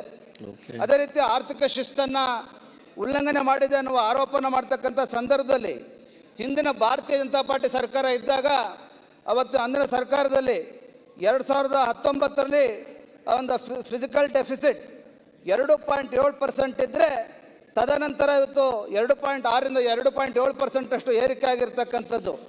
ಆ ಕೋವಿಡ್ನ ಸಂದರ್ಭದಲ್ಲೂ ಕೂಡ ಇಡೀ ದೇಶದ ಒಟ್ಟು ಸರಾಸರಿ 2.3% ಇದ್ದರೆ ನಮ್ಮ ಕರ್ನಾಟಕ ರಾಜ್ಯದ ಒಟ್ಟು GSDP 2.9% ಇದ್ದಿದ್ದು ನಿಜವಾಗ್ಲೂ ಕೂಡ ಒಂದು ದಾಖಲೆ ಅನ್ನೋ ಅಂಶವನ್ನೇ ಈ ಸಂದರ್ಭದಲ್ಲಿ ಹೇಳೋದಕ್ಕೆ ಇಚ್ಛಪಡ್ತೇನೆ. ಇವತ್ತು ಮತ್ತೊಂದು ಆರೋಪನ ಮಾಡ್ತಾರೆ, ಇವತ್ತು ಹಿಂದಿನ ಸರ್ಕಾರದಲ್ಲಿ ಇವತ್ತು 5,495 ಕೋಟಿ ಕಾಂಪನ್ಸೇಷನ್ ನಮ್ಮ ರಾಜ್ಯಕ್ಕೆ ಬರಲಿಲ್ಲ ಅನ್ನೋದನ್ನು ಹಲವಾರು ಬಾರಿ ಇದನ್ನು ಉಲ್ಲೇಖವನ್ನು ಮಾಡಿದ್ದಾರೆ. ಮಾನ್ಯ ಸಭಾಧ್ಯಕ್ಷರೇ, ಹಿಂದೆ 14th ಫೈನಾನ್ಸ್ ಕಮಿಷನ್ ಇದ್ದಂಥ ಸಂದರ್ಭದಲ್ಲಿ 14ನೇ ಹಣಕಾಸಿನ ಆಯೋಗ ಇದ್ದಂಥ ಸಂದರ್ಭದಲ್ಲಿ ಅದು ಅಲ್ಲಿ ಏನು ಪ್ಯಾರಾಮೀಟರ್ಸ್ ಏನಿತ್ತು, 1971ರ ಸೆನ್ಸಸ್ ಪ್ರಕಾರ ಅಂದಿನ ಜನಸಂಖ್ಯಾ ಅನುಗುಣವಾಗಿ 14ನೇ ಫೈನಾನ್ಸ್ ಕಮಿಷನ್ ರೆಕಮೆಂಡೇಶನ್ ಮಾಡಿತ್ತು. ಮತ್ತು ಅವತ್ತಿನ ಪರ್ ಕ್ಯಾಪಿಟಾ ಇನ್ಕಮ್ ಏನಿತ್ತು, ಅವತ್ತಿನ ಫಾರೆಸ್ಟ್ ಏರಿಯಾ ಏನಿತ್ತು, ಇವೆಲ್ಲದ ಆಧಾರದ ಮೇಲೆ 14th ಫೈನಾನ್ಸ್ ಕಮಿಷನ್ ರೆಕಮೆಂಡ್ ಮಾಡಿದರೆ 15ನೇ ಹಣಕಾಸಿನ ಆಯೋಗ 2011ನೇ ಸೆನ್ಸಸ್ ಪ್ರಕಾರ ಇವತ್ತು ರೆಕಮೆಂಡೇಶನ್ ಮಾಡಿರ್ತಕ್ಕಂಥದ್ದು. ಹಾಗಾಗಿನೇ ಈ ಒಂದು ಹೊಸ ಕ್ರೈಟೀರಿಯನ್ ಮಾಡಿದ್ದಾರೆ. ಇದರ ಆಧಾರದ ಮೇಲೆ ಒಟ್ಟು 3.65% of the total taxes on the central government. ಅಂದರೆ ಹೊಸ ಕ್ರೈಟೀರಿಯಾ ಮೇಲೆ 3.65% ಅಷ್ಟು ಟ್ಯಾಕ್ಸಸ್ ಇವತ್ತು ನಮ್ಮ ರಾಜ್ಯ ಸರ್ಕಾರಕ್ಕೆ ವಾಪಸ್ ಬರ್ತಕ್ಕಂಥದ್ದು. ಇದರ ಹಿನ್ನೆಲೆಯಲ್ಲಿ ಇವತ್ತು ನಮ್ಮ ರಾಜ್ಯಕ್ಕೆ ಇವತ್ತು 5,495 ಕೋಟಿ ಕಡಿಮೆ ಆಗಿದೆ ಅನ್ನೋದನ್ನು ನಾವು ಈ ಸಂದರ್ಭದಲ್ಲಿ ಒಪ್ಕೊಳ್ಳೇಬೇಕಾಗ್ತದೆ. ಇದನ್ನು ಕಾಂಪನ್ಸೇಟ್ ಮಾಡಬೇಕು ಅಂತೇಳಿ ಒಂದು ಕಾಂಪನ್ಸೇಷನ್ ಸ್ಪೆಷಲ್ ಗ್ರ್ಯಾಂಟನ್ನು ಕೊಟ್ಟಂಥ ಸಂದರ್ಭದಲ್ಲಿ ಕೇಂದ್ರ ಸರ್ಕಾರ ರಿಜೆಕ್ಟ್ ಮಾಡಿದ್ದು ನಿಜ. ಯಾತಕ್ಕೋಸ್ಕರ ರಿಜೆಕ್ಟ್ ಮಾಡಿದೆ ಅಂತ ಹೇಳಿದ್ರೆ, ಕೇಂದ್ರ ಸರ್ಕಾರ ಕೊಡ್ತಾ ಇರ್ತಕ್ಕಂಥ ಅನೇಕ ಯೋಜನೆಗಳ ಮೂಲಕ ಈ ಒಂದು ಕಾಂಪನ್ಸೇಷನನ್ನು ತುಂಬಿಸ್ತಕ್ಕಂಥ ಕೆಲಸ ಇವತ್ತು ಆಗ್ತಾ ಇರ್ತಕ್ಕಂಥದ್ದನ್ನ ನಾವು ಮರಿಬಾರ್ದು. ಮಾನ್ಯ ಸಭಾಧ್ಯಕ್ಷರೇ, ಸರಿ, ಇವತ್ತು ಮತ್ತೊಂದು ಆರೋಪನ ಮಾಡ್ತಾರೆ. 2022ನೇ ಇಸ್ವಿನಿಂದ ಇವತ್ತು GST ಕಾಂಪನ್ಸೇಷನ್ ಅನ್ನ ತಡೆದಿದ್ದಾರೆ, ಸ್ಟಾಪ್ ಮಾಡಿದ್ದಾರೆ ಅನ್ನೋ ಮಾತನ್ನ ಮಾನ್ಯ ಮುಖ್ಯಮಂತ್ರಿಗಳು ಹೇಳ್ತಾರೆ. ಮಾನ್ಯ ಸಭಾಧ್ಯಕ್ಷ, ಬಹಳ ಗಂಭೀರವಾದಂಥ ವಿಚಾರ ಇದು. GST ಕೌನ್ಸಿಲ್ ಬಂದಾಗಿನಿಂದ ಮುಂದಿನ 5 ವರ್ಷಗಳವರೆಗೆ ಕೇಂದ್ರ ಸರ್ಕಾರದ GST ಕೌನ್ಸಿಲ್ ಕಾಂಪನ್ಸೇಷನ್ ಕೊಡ್ತಕ್ಕಂಥದ್ದು. 2022ನೇ ಇಸ್ವಿಗೆ 5 ವರ್ಷ ಕಂಪ್ಲೀಟ್ ಆಗಿರೋದ್ರಿಂದ ಅದು ಕಾಂಪನ್ಸೇಷನ್ ಕೊಡ್ತಕ್ಕಂಥ ಪ್ರಶ್ನೆ ಉದ್ಭವ ಆಗೋದಿಲ್ಲ. ಆದರೆ ಒಟ್ಟಾರೆ ನಮ್ಮ ಕರ್ನಾಟಕ ರಾಜ್ಯಕ್ಕೆ ಕಳೆದ 5 ವರ್ಷಗಳಿಂದ ಕೇಂದ್ರ ಸರ್ಕಾರದಿಂದ ಬಂದಿರತಕ್ಕಂಥ ಕಾಂಪನ್ಸೇಷನ್ ಎಷ್ಟು ಅಂದರೆ 1 ಲಕ್ಷ ಕೋಟಿ. ದೇಶದಲ್ಲೇ ಅತಿ ಹೆಚ್ಚು ಕಾಂಪನ್ಸೇಷನ್ ಕರ್ನಾಟಕ ರಾಜ್ಯಕ್ಕೆ ಬಂದಿರತಕ್ಕಂಥದ್ದು. 1 ಲಕ್ಷ ಕೋಟಿ ಕೇಂದ್ರ ಸರ್ಕಾರದಿಂದ ಬಂದಿರತಕ್ಕಂಥದ್ದು 5 ವರ್ಷಗಳಲ್ಲಿ ನಾವು ಮಾತನ್ನು ಈ ಸಂದರ್ಭದಲ್ಲಿ ಹೇಳೋದಕ್ಕೆ ಇಚ್ಛಪಡ್ತೇನೆ. ಕೊನೆಯದಾಗಿ ಪ್ರಮುಖವಾದ ಅಂಶ, ಇವತ್ತು ಕೇಂದ್ರ ಸರ್ಕಾರ cess and surcharges levied by the central government for the purpose of union under article 271 of the constitution of India. ಇಲ್ಲಿ ಏನು ಆರೋಪನ ಮಾಡ್ತಾರೆ ಅಂತಂದರೆ, ಕೇಂದ್ರ ಸರ್ಕಾರ ಇವತ್ತು ಸೆಸ್ಸಿಂದ ಬರ್ತಕ್ಕಂಥ ಸರ್ಚಾರ್ಜಿಂದ ಬರ್ತಕ್ಕಂಥ ಹಣವನ್ನು ರಾಜ್ಯ ಸರ್ಕಾರಕ್ಕೆ ಸಂದಾಯ ಆಗ್ತಾ ಇಲ್ಲ ಅನ್ನೋ ಆರೋಪನ ಮಾನ್ಯ ಮುಖ್ಯಮಂತ್ರಿಗಳು ಮಾಡ್ತಾರೆ. ಆದರೆ ಸತ್ಯ ಏನು ಅಂತ ಹೇಳಿದರೆ, ಇವತ್ತು ಕೇಂದ್ರ ಸರ್ಕಾರ ಒಂದು ವಿಶೇಷವಾದಂಥ ಸಂದರ್ಭದಲ್ಲಿ ಈ ಸೆಸ್ಸನ್ನು ಮತ್ತು ಸರ್ಚಾರ್ಜನ್ನು ಏನು ಕಲೆಕ್ಟ್ ಮಾಡ್ತಾರೆ, ಇದು ಕೇಂದ್ರ ಸರ್ಕಾರದ ಯೋಜನೆಗಳಿಗೆ ಅನುಕೂಲ ಆಗ್ತಕ್ಕಂಥದ್ದು. ಕೇಂದ್ರ ಸರ್ಕಾರ ಕೊಟ್ಟಂಥ ಯೋಜನೆಗಳ ಮೂಲಕ ಅದು ಎಲ್ಲ ರಾಜ್ಯಗಳಿಗೂ ಕೂಡ ಅನುಕೂಲ ಆಗ್ತಕ್ಕಂಥದ್ದನ್ನು ಇದು ತಪ್ಪಾಗಿ ಬಿಂಬಿಸ್ತಕ್ಕಂಥದ್ದು ಅನ್ನೋ ಮಾತನ್ನು ಹೇಳ್ತಾ ಕೊನೆಯದಾಗೊಂದು ಹೇಳ್ತಾನೆ ಮಾನ್ಯ ಸಭಾಧ್ಯಕ್ಷರೇ. ಇವತ್ತು ಪದೇ ಕೇಂದ್ರ ಸರ್ಕಾರ ಟೀಕೆ ಮಾಡತಕ್ಕಂಥ ಸಂದರ್ಭದಲ್ಲಿ 2020-21ನೇ ಇಸ್ವಿನಲ್ಲಿ ಶೇರ್ ಇನ್ ಸೆಂಟ್ರಲ್ ಟ್ಯಾಕ್ಸಸ್, ಇವತ್ತು ಶೇರ್ ಇನ್ ಸೆಂಟ್ರಲ್ ಟ್ಯಾಕ್ಸಸ್ 21,694 ಆದರೆ ಗ್ರ್ಯಾಂಟ್ ಇನ್ ಏಡ್ 16,287. ಒಟ್ಟಾರೆಯಾಗಿ 2020-21ರಲ್ಲಿ ಕರ್ನಾಟಕ ರಾಜ್ಯಕ್ಕೆ 37,981 ಬಂದರೆ 2021-22ನೇ ಇಸ್ವಿನಲ್ಲಿ ಶೇರ್ ಇನ್ ಸೆಂಟ್ರಲ್ ಟ್ಯಾಕ್ಸಸ್ ಜಾಸ್ತಿ ಆಗಿದೆ. 33,284 ಕೋಟಿ ಬಂದಿದ್ದರೆ ಗ್ರ್ಯಾಂಟ್ ಇನ್ ಏಡ್ ಭಾಳ ಪ್ರಮುಖವಾಗಿರ್ತಕ್ಕಂಥದ್ದು.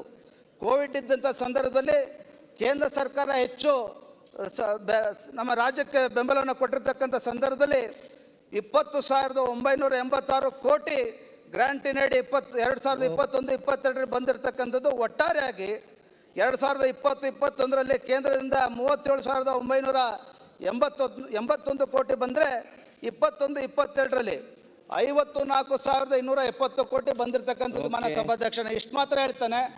ಈ ಸದನವನ್ನು ಆಡಳಿತ ಪಕ್ಷದ ಸದಸ್ಯರು, ಮಾನ್ಯ ಮುಖ್ಯಮಂತ್ರಿಗಳು ಕೇಂದ್ರ ಸರ್ಕಾರವನ್ನು ಟೀಕೆಯನ್ನು ಮಾಡೋದು ಬಿಟ್ಟು ಇವತ್ತು ರಾಜ್ಯದಲ್ಲಿ ಏನು ಬರಗಾಲ ಪರಿಸ್ಥಿತಿ ನಿರ್ಮಾಣ ಆಗ್ತಾ ಇದೆ, ರಾಜ್ಯದಲ್ಲಿ ಇವತ್ತು ಕುಡಿಯೋ ನೀರಿನ ಆಕಾರ ಇರ್ತಕ್ಕಂಥದ್ದು, ಕೇಂದ್ರ ಸರ್ಕಾರವನ್ನು ಕೂಡ ವಿಶ್ವಾಸಕ್ಕೆ ತೆಗೆದುಕೊಂಡು ರಾಜ್ಯದಲ್ಲಿರ್ತಕ್ಕಂಥ ಬಡವರು, ರೈತರ ಪರವಾಗಿ ಉತ್ತಮ ಆಡಳಿತನ ಕೊಡ್ತಕ್ಕಂಥ ಕೆಲಸ ಮಾಡಲಿ ಅಂತೇಳಿ ತಮ್ಮ ಮೂಲಕ ಇವತ್ತು ಮಾನ್ಯ ಮುಖ್ಯಮಂತ್ರಿಗಳನ್ನ, ರಾಜ್ಯ ಸರ್ಕಾರವನ್ನು ನಾನು ಒತ್ತಾಯ ಮಾಡ್ತಕ್ಕಂಥ ಪ್ರಯತ್ನ ಮಾಡ್ತೀನಿ.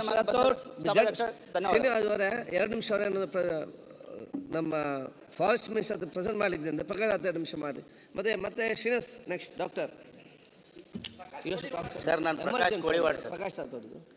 ಪ್ರಕಾಶ್ ಕೋಳಿವಾಡ್ ಸರ್. ಸಾರಿ ಸನ್ಮಾನ್ಯ ಅಧ್ಯಕ್ಷರೇ, ಈ 5 ಗ್ಯಾರಂಟಿಗೆ 60,000 ಕೋಟಿ ಆದರೂ ಕೂಡ ಎಲ್ಲ ವರ್ಗವನ್ನು ಪರಿಗಣಿಸಿ ಒಳ್ಳೆಯ ಒಂದು ಬಜೆಟ್ ಕೊಟ್ಟಂಥ ಸನ್ಮಾನ್ಯ ಮುಖ್ಯಮಂತ್ರಿಗಳಿಗೆ ಅಭಿನಂದನೆ ಸಲ್ಲಿಸುತ್ತಾ, ಆ ಬಜೆಟಿನಲ್ಲಿ ಏನು ಕೃಷ್ಣ ಮೃಗ ಇವನ್ನ ಸಂರಕ್ಷಣೆಗೋಸ್ಕರ 2 ಕೋಟಿಯನ್ನು ಬೀದರ್ಗೆ ಮೀಸಲಿಟ್ಟಿದ್ದಾರೆ ಅಧ್ಯಕ್ಷರೇ. ಓಕೆ. ಬೀದರ್ನಲ್ಲಿ ನಾನು ಗೂಗಲ್ ಮಾಡಿ ನೋಡಿದಾಗ ಹೆಚ್ಚಂದರೆ 600ಕ್ಕಿಂತ ಹೆಚ್ಚು ಕೃಷ್ಣ ಮೃಗಗಳು ಇಲ್ಲ ಅಧ್ಯಕ್ಷರೇ. ರಾಣೆಬೆನ್ನೂರು ನನ್ನ ಕ್ಷೇತ್ರದಲ್ಲಿ 10,000 ಕೃಷ್ಣ ಮೃಗಗಳಿದ್ದಂಥವು ಇವತ್ತು 6,000ಕ್ಕೆ ಇಳಿದಿದ್ದಾವೆ. ಸಂರಕ್ಷಣೆ ಮಾಡತಕ್ಕಂಥ ಅವಶ್ಯಕತೆ ರಾಣೆಬೆನ್ನೂರು ಕ್ಷೇತ್ರದಲ್ಲಿ ಭಾಳ ಹೆಚ್ಚಾಗಿದೆ ಅಧ್ಯಕ್ಷರೇ. ನಾನು ಬೀದರ್ಗೆ 2 ಕೋಟಿ ಕೊಡಬಾರ್ದು ಅಂತ ಹೇಳ್ತಿಲ್ಲ. ರಾಣೆಬೆನ್ನೂರಿಗೂ ಕೂಡ ಇಲ್ಲಿ ಕೊಟ್ಟರೆ ಮಾತ್ರ ನಾವು ಕೃಷ್ಣಮೃಗವನ್ನು ಸಂರಕ್ಷಣೆ ಮಾಡಲು ಸಾಧ್ಯ ಅಂತಕ್ಕಂಥ ಮಾತನ್ನು ತಮ್ಮ ಗಣನೆಗೆ ತರಲಿಕ್ಕೆ ಇಷ್ಟಪಡ್ತೀನಿ ಅಧ್ಯಕ್ಷರೇ. ಜೊತೆಗೆ ಸಾಕಷ್ಟು ಬೇಟೆಗಳನ್ನು ಆಡಿ ಅಲ್ಲಿ 10,000ಕ್ಕೆ ಇದ್ದಂಥ ಕೃಷ್ಣಮೃಗಗಳನ್ನ 6,000 ಇಳಿಯೋಕ್ಕೆ ಕಾರಣ ಸಾಕಷ್ಟು ಬೇಟೆ ಮಾಡಿ ಇವತ್ತು ಆ ಮಾಂಸವನ್ನು ಪಾರ್ಟಿ ಮುಖಾಂತರ ಸಾಕಷ್ಟು ಪಾರ್ಟಿಗಳು ನಮ್ಮ ಕ್ಷೇತ್ರ ನಡೀತಾ ಇರೋದು ನನಗೆ ಪರಿಗಣನೆಗೆ ಬಂದಿದೆ ಅಧ್ಯಕ್ಷರೇ. ಇನ್ನೊಂದು ಮಾತನ್ನು ನಾನು ಹೇಳಲಿಕ್ಕೆ ಇಷ್ಟಪಡ್ತೀನಿ. ಮೊನ್ನೆ ಗವರ್ನರ್ ಅಡ್ರೆಸ್ ಮಾಡಬೇಕಾದ್ರೆ BR ಪಾಟೀಲ್ ಸಾಹೇಬರು ಒಂದು ಮಾತನ್ನು ಹೇಳಿದರು. ಈ ಒಂದು ಬರಗಾಲದಲ್ಲಿ ನಾವು ಹೇಗೆ ನಾವು ಬರಗಾಲನ ರೈತರನ್ನ ಉಳಿಸ್ಬೇಕು ಅಂತಕ್ಕಂಥ ಒಂದು ಯೋಚನೆ ಮಾಡಬೇಕಾದ ಸಂದರ್ಭದಲ್ಲಿ BR ಪಾಟೀಲ್ ಸಾಹೇಬರಿಗೆ ಯಾರೋ ತಪ್ಪು ಒಂದು ಕಲ್ಪನೆ ಕೊಟ್ಟರೆ ಕಾಣುತ್ತೆ ಗುರುಗಳೇ ಅಧ್ಯಕ್ಷರೇ. ಏನಂತಂದರೆ ಮೋಡ ಬಿತ್ತನೆ ಅವೈಜ್ಞಾನಿಕ ಅಂತಕ್ಕಂಥ ಮಾತನ್ನು ನಮ್ಮ BR ಪಾಟೀಲ್ ಸಾಹೇಬರು ಹೇಳಿದರು. ನಾನು ಕಳೆದ 13 ವರ್ಷದಿಂದ ಮೋಡದ ಶಾಸಕನಾಗನ ಮೊದಲು 13 ವರ್ಷವರೆಗೂ ನಾನು ಮೋಡ ಬಿತ್ತನೆ ಬಿಸ್ನೆಸ್ಸಲ್ಲಿದ್ದಂಥವನು. ಕೇಂದ್ರ ಸರ್ಕಾರ ಪ್ರಧಾನಮಂತ್ರಿಗಳ ಅಡಿಯಲ್ಲಿ ಮಿನಿಸ್ಟ್ರಿ ಆಫ್ ಅರ್ತ್ ಸೈನ್ಸ್ ಅಂತ ಡಿಪಾರ್ಟ್ಮೆಂಟ್ ಇದೆ ಅಧ್ಯಕ್ಷರೇ. ಅದು Indian Institute of Tropical Meteorology ಅಂತಕ್ಕಂಥದ್ದಕ್ಕೆ 30 ವರ್ಷದ ಸಂಶೋಧನೆ ಮಾಡಿದೆ ಇದಕ್ಕೆ ಮೋಡ ಬಿತ್ತನೆ ಬಗ್ಗೆ. ಪ್ರಧಾನಮಂತ್ರಿ ಕೆಳಗಡೆ ಇರ್ತಕ್ಕಂಥ ಡಿಪಾರ್ಟ್ಮೆಂಟು. ಅಲ್ಲಿ 30 ವರ್ಷದ ಸಂಶೋಧನೆಯಲ್ಲಿ 10 ವರ್ಷದ ಸಂಶೋಧನೆ ನಾನೇ ಮಾಡಿದ್ದೀನಿ ಅಧ್ಯಕ್ಷರೇ. ಆದ್ದರಿಂದ ಇಲ್ಲಿ ಮೋಡ ಬಿತ್ತನೆ ವೈಜ್ಞಾನಿಕವಾಗಿ ಮಳೆಯನ್ನು ಬರೆಸ್ತಕ್ಕಂಥ ರೇನನ್ನು ಎನ್ಹಾನ್ಸ್ಮೆಂಟ್ ಮಾಡ್ತಕ್ಕಂಥ ಒಂದು ಟೆಕ್ನಾಲಜಿ ಅಂತ ಹೇಳಿ ಕೇಂದ್ರ ಸರ್ಕಾರವೇ ಒಪ್ಕೊಂಡಿರೋದ್ರಿಂದ ನಾನು BR ಪಾಟೀಲ್ ಸಾಹೇಬ್ರಿಗಾಗಲಿ ಸರ್ಕಾರಕ್ಕಾಗಲಿ ಇಂಥ ಒಂದು ಟೆಕ್ನಾಲಜಿಯನ್ನು ಇಂಥ ಬರಗಾಲದಲ್ಲಿ ಉಪಯೋಗ ಮಾಡ್ಕೊಳ್ಳೋಕ್ಕೆ ಸೂಕ್ತ ಅಂತಕ್ಕಂಥ ಮಾತನ್ನು ಕೂಡ ಧನ್ಯವಾದಗಳು. ನಮ್ಮ ಡಾಕ್ಟರ್ ಶ್ರೀನಿವಾಸ್ ಬೇಕಾ ಮತ್ತೆ ರಾಮಮೂರ್ತಿ ಅವರು ನೆಕ್ಸ್ಟ್ ಮತ್ತೆ ಊಟಕ್ಕೆ ಹೋಗಿ ಮತ್ತೆ ಪ್ರಾರಂಭ ಮತ್ತೆ ಎಲ್ಲ ಸಿಗ್ತದೆ. ಅಧ್ಯಕ್ಷರೇ, ಇದೊಂದು ಚರ್ಚೆ ವಿಷಯ. ಅವರು ಅವರ ಅಭಿಪ್ರಾಯವನ್ನು ಹೇಳೋದಕ್ಕೆ ಅವರಿಗೆ ಅಧಿಕಾರ ಇದೆ. ಆದರೆ ಪರಿಸರವಾದಿಗಳು ಮತ್ತು ವಿಜ್ಞಾನಿಗಳ ಜೊತೆಗೆ ಕೂತು ಮಾತಾಡಿದಾಗ ವಾಸ್ತವಾಂಶ ಗೊತ್ತಾಗ್ತದೆ. ಆಯ್ತು, ಇದೊಂದು ಅವೈಜ್ಞಾನಿಕ ಇವತ್ತು ಕೂಡ ಹೇಳ್ತೀರಿ. ಆಯ್ತು. ಈಗ ಡಾಕ್ಟರ್ ಶ್ರೀನಿವಾಸ್ ಬೇಗ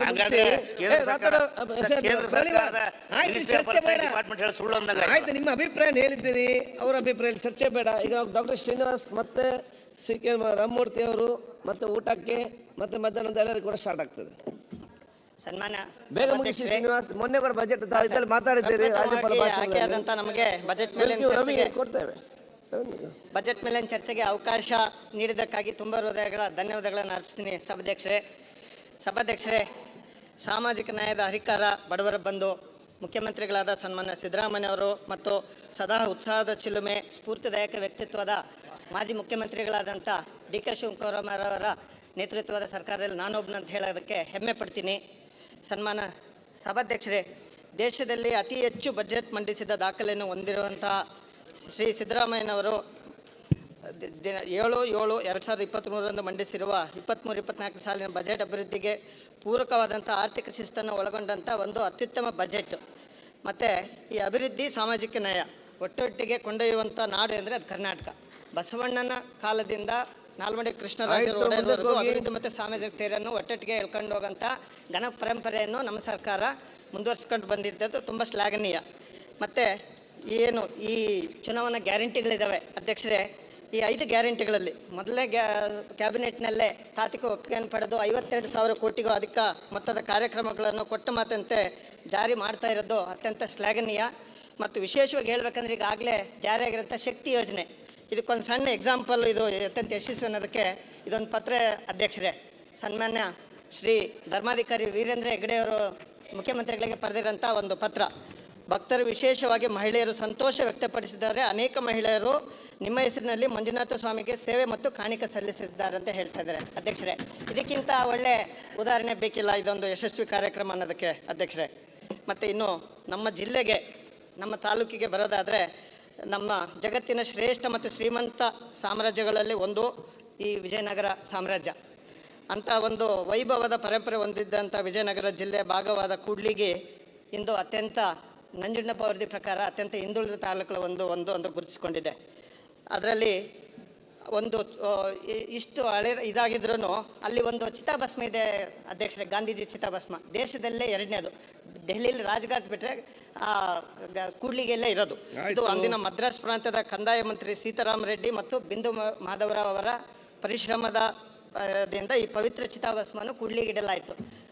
48ರಿಂದ ಇಲ್ಲಿವರೆಗೂ ಅಲ್ಲಿ ಹುತಾತ್ಮರ ದಿನಾಚರಣೆ ಇವತ್ತಿಗೂ ಆಚರಿಸ್ತಾ ಬಂದಿದ್ದಾರೆ.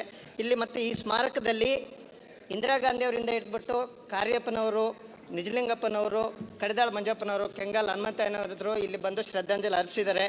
ಇದಕ್ಕೆ ಇಂದು ಕಾಯಕಲ್ಪ ಬೇಕಿದೆ ಅಧ್ಯಕ್ಷರೇ.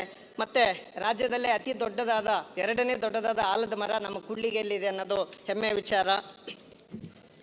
ಮತ್ತು ನಮ್ಮ ತಾಲೂಕಿನ ಸಮಸ್ಯೆ ಅಂದರೆ ಬಹುತೇಕ ಮಳೆಯಾಧಾರಿತ ಭೂಮಿ ಇರೋದ್ರಿಂದ ಇಲ್ಲಿ ಒಕ್ಕಲುತನ ಲಾಭದಾಯಕವಿಲ್ಲ ಅಧ್ಯಕ್ಷರೇ. ನಮ್ಮ ವಿಪರ್ಯಾಸ ಅಂದರೆ ನಮ್ಮ ಊರಲ್ಲಿರೋಂಥ ಬೆಟ್ಟ ಹತ್ತಿದ್ರೆ ನಮಗೆ ತುಂಗಭದ್ರಾ ನದಿ ಕಾಣಿಸ್ತದೆ ಅಧ್ಯಕ್ಷರೇ. ಸುಮಾರು 30 ಕಿಲೋಮೀಟರ್ ದೂರದಲ್ಲಿ ಕಾಣಿಸ್ತದೆ. ಆದರೆ 75 ವರ್ಷಗಳಾಗಿದ್ರೆ ಕೂಡ ಯಾವುದೇ ಸಮಗ್ರ ನೀರಾವರಿ ಯೋಜನೆಗಳು ನಮ್ಮ ತಾಲೂಕಿಗೆ ಇಷ್ಟವರೆಗೂ ಬಂದಿರೋದಿಲ್ಲ. ಈಗ ಏನು ಅಲ್ಲಿ ನಡೀತಾ ಇದ್ದಾವೆ 74 ಕೆರೆ ತುಂಬಿಸೋ ಯೋಜನೆ ಮತ್ತು ಕುಡಿಯೋ ನೀರಿನ ಬಹುಗ್ರಾಮ ಕುಡಿಯೋ ನೀರು ಯೋಜನೆ ನಮ್ಮದೇ 2018ರಲ್ಲಿ ಸಿದ್ದರಾಮಯ್ಯ ಸರ್ಕಾರ ಅನುಮೋದನೆ ನೀಡಿದಂಥ 4 ತಾಲೂಕುಗಳಿಗೆ ಕೂಡ್ಲಿಗಿ, ಮೊಳಕಾಲ್ಮೂರು, ಚಳ್ಳಕೆರೆ, ಪಾವಗಡ ಅಂತದ್ದು ಕುಂಠಿತಗೊಂಡಿದೆ. ಅದನ್ನು ಅಭಿವೃದ್ಧಿ ಬೇಗ ಪಡಿಸ್ಬೇಕಂತ ಕೇಳ್ಕೊತೀನಿ. ಮತ್ತು ಇದರಲ್ಲಿ ಯೋಜನೆಯಲ್ಲಿ ಕೂಡ್ಲಿಗಿ ತಾಲೂಕು ಪಟ್ಟಣ ಬಿಟ್ಟು ಹೋಗಿದೆ, ಅದನ್ನು ಸೇರಿಸಬೇಕು. ಮತ್ತು ಈ ಜಲಜೀವನ್ ಮಿಷನ್ ಏನು ಕಾರ್ಯಕ್ರಮ ನಡೀತಾ ಇದೆ ನೀರಿಂದು, ಕುಡಿ ನೀರಿಂದು, ಇದು ಕುಂಠಿತಗೊಂಡಿದೆ. ಇದನ್ನು ತ್ವರಿತಗತಿಯಲ್ಲಿ ನಡೆಸಬೇಕಂತ ಕೇಳ್ಕೊತಾ ಇದ್ದೀನಿ. ಮತ್ತು ಕೂಡ್ಲಿಗಿ ಅಂತಂದರೆ ಹುಣಸೆ ನಾಡು, ಲ್ಯಾಂಡ್ ಆಫ್ ಟ್ಯಾಮರಿಂಡ್ ಅಂತಾರೆ ಅಧ್ಯಕ್ಷರೇ. ಈಗ ಅದು ಪ್ರಸ್ತುತ ಚರ್ಚೆಯಲ್ಲಿದೆ ಈ ದಿನಗಳಲ್ಲಿ. ಯಾಕೆಂದರೆ ಟೊಮೆಟೊ ರೇಟು ತುಂಬ ಜಾಸ್ತಿ ಆಗಿದೆ, ಅದಕ್ಕೋಸ್ಕರ ಎಲ್ಲ ಹುಣಸೆ ಹಣ್ಣಿಗೆ ಮಾರು ಹೋಗ್ತಾರೆ ಅಂತ ಹೇಳ್ತಾರೆ. ಸುಮಾರು 25ರಿಂದ 30 ಟನ್ ವಾರ್ಷಿಕವಾಗಿ ಅಲ್ಲಿ ಬೆಳೀತಾರೆ ಅಧ್ಯಕ್ಷರೇ. ಆದರೆ ಅದಕ್ಕೆ ಯಾವುದೇ ರೀತಿ ಸಂಸ್ಕರಣೆ ಆಗಲಿ, ಉತ್ಪಾದನೆ ಆಗಲಿ, ಮತ್ತು ಶೇಖರಣೆ, ಬ್ರ್ಯಾಂಡಿಂಗ್ ಆಗಲಿ, ರಫ್ತಿಗೆ ಅವಕಾಶ ಇರೋದಿಲ್ಲ. ಬಜೆಟ್ನಲ್ಲಿ ಒಂದೇ ಒಂದು ತುಂಬ ಇಂಪಾರ್ಟೆಂಟ್ ಅಧ್ಯಕ್ಷರೇ, ಒಂದೇ ಒಂದು ಅಧ್ಯಕ್ಷರೇ, ಅಧ್ಯಕ್ಷರೇ ಈ ಗೃಹಲಕ್ಷ್ಮಿ ಯೋಜನೆ ಬಗ್ಗೆ ಹೇಳ್ತೀನಿ ಅಧ್ಯಕ್ಷರೇ. ಗೃಹಲಕ್ಷ್ಮಿ ಯೋಜನೆ ಇದು ಅತ್ಯಂತ ನಿಜವಾಗ್ಲೂ ಉಪಯೋಗ ಆಗಂಥ ತಾಲೂಕು ಅಂದರೆ ನಮ್ಮ ತಾಲೂಕು. ಯಾಕೆ ಅಂತ ಹೇಳ್ತೀನಿ ಅಧ್ಯಕ್ಷರೇ. ಇದೇನು ಇದರಲ್ಲಿ ಏನು ನಮ್ಮ ತಾಲೂಕಿನಲ್ಲಿ ಒಂದು ವಿಶೇಷ ಹೆಣ್ಮಕ್ಳಿದ್ದಾರೆ ಆಯಿತಾ. ಈ ಬಡತನಕ್ಕಿಂತ ಜಾಸ್ತಿ ಇದಂಥ ಒಂದು ಸಾಮಾಜಿಕ ಪಿಡುಗು ನಮ್ಮ ಇನ್ನೂ ಪದ್ಧತಿಯಲ್ಲಿದೆ. ಇದು ಸಮಾಜದ ಮೌಲ್ಯಗಳನ್ನೇ ಬುಡಮೇಲನ್ನು ಕತ್ತರಿಸಿ ಬಿಸಾಡುವಂಥ ಒಂದು ವಿಶಿಷ್ಟ ಪದ್ಧತಿ. ಇದು ದೇವದಾಸಿ ಪದ್ಧತಿ. ದುರಂತ ಅಂದರೆ ಈ ದೇವದಾಸ ಪದ್ಧತಿ ನಮ್ಮ ಇಡೀ ರಾಜ್ಯದಲ್ಲಿ ಅತ್ಯಂತ ಹೆಚ್ಚು ದೇವದಾಸರಿರೋದು ನಮ್ಮ ತಾಲೂಕಲ್ಲಿ ಅನ್ನೋದು ವಿಪರ್ಯಾಸ ಅಧ್ಯಕ್ಷರೇ. ಇವತ್ತು ನಾನು ಚುನಾವಣಾ ಅವ್ರ ಮನೆಗಳಿಗೆಲ್ಲ ಹೋದಾಗ ಅದು ಮಾಶಾಸನ ಬಿಟ್ಟು ಶ್ರೀನಿವಾಸ್ ಮಧ್ಯಾಹ್ನ ಊಟ ಮಾಡಿ ಆಯ್ತು ಅಧ್ಯಕ್ಷರೇ. ಇನ್ನೊಂದು ಈಗ ರಾಮಮೂರ್ತಿ ಅವರೇ 2 ಗಂಟೆ ಮುಗಿಸ್ಬೇಕಾಗ್ತದೆ, ಬೇಗ ಮುಗಿಸಿ. ಓಕೆ ಅಧ್ಯಕ್ಷ. Thank you Srinivas. ಒಂದೇ ಒಂದು ಬುಡಕಟ್ಟು ಜನಾಂಗ ಒಬ್ರು ಇದ್ದಾರೆ ಅಧ್ಯಕ್ಷರೇ. ಅದು ನಾಲ್ದು ಮಾತಾಡ ಎಲ್ಲ ಇವತ್ತು ಹೇಳಿಬಿಟ್ರೆ ನೆಕ್ಸ್ಟ್ ಏನು ಮಾತಾಡ್ಲಿಕ್ಕೆ ಉಂಟು, ನೆಕ್ಸ್ಟ್ ಮಾತಾಡುವ. ಮಾನ್ಯ ಸಭಾಧ್ಯಕ್ಷರೇ, ಇವತ್ತು ಮೊಟ್ಟ ಮೊದಲ ಬಜೆಟ್ ಬಗ್ಗೆ ಮಾತಾಡೋ ಅವಕಾಶವನ್ನ ಕೊಟ್ಟಿದ್ದೀರಾ, ಹುಟ್ಪೂರ್ವ ಧನ್ಯವಾದ ಹೇಳ್ತಾ, ಬೆಂಗಳೂರು ಮಹಾನಗರದ ಒಂದು ಜನತೆ ಪರವಾಗಿ ಏನು ತಾವು ಸಿಲಿಕಾನ್ ಸಿಟಿ ಮತ್ತು ಬ್ರ್ಯಾಂಡ್ ಬೆಂಗಳೂರನ್ನ ಮಾಡೋದು ತಾವು ಹೊರಟಿದ್ದೀರಾ, ಅವ್ರಿಗೆ ಸ್ವಾಗತವನ್ನು ಮುಖ್ಯಮಂತ್ರಿಗೆ ಒಂದು ಅಭಿನಂದನೆ ಹೇಳ್ತಾ, ಮನೆ ಸಭಾಧ್ಯಕ್ಷರೇ, ಇವತ್ತು ಬೆಂಗಳೂರು ಮಹಾನಗರದಲ್ಲಿ ಸಾಕಷ್ಟು ಸಮಸ್ಯೆಗಳು ಇದೆ. ಇವತ್ತು ತಾವು ಹೇಳಿದ್ದೀರಾ ಸುಮಾರು 2070 ಕಿಲೋಮೀಟರ್ ಉದ್ದದ ಮೆಟ್ರೋ, ರಾಷ್ಟ್ರ ಅತಿ ದೊಡ್ಡ ಮೆಟ್ರೋ ಸೇವೆ ಆಗಿದೆ. 24ರ ಅಂತ್ಯದ ವೇಳೆಗೆ ಬೈಯಪ್ಪನಹಳ್ಳಿ ಮತ್ತು ಕೃಷ್ಣರಾಜಸಾಗರ, ಕೆಂಗೇರಿಯಿಂದ ಹಿಡಿದು ಚಲಘಟ್ಟದವರೆಗೆ, ಆರ್ ವಿ ರಸ್ತೆಯಿಂದ ಬೊಮ್ಮಸಂದ್ರವರೆಗೆ ಸುಮಾರು 70 ಕಿಲೋಮೀಟ್ರ್ ಹೊಸದಾಗಿ ನಾವು ಕಾರ್ಯವನ್ನು ಪ್ರಗತಿಯನ್ನು ಮಾಡ್ತೀವಿ ಅಂತ ತಾವು ಇದುವರೆಗೆ ಇದು ಕೊಟ್ಟಿದ್ದಾರೆ.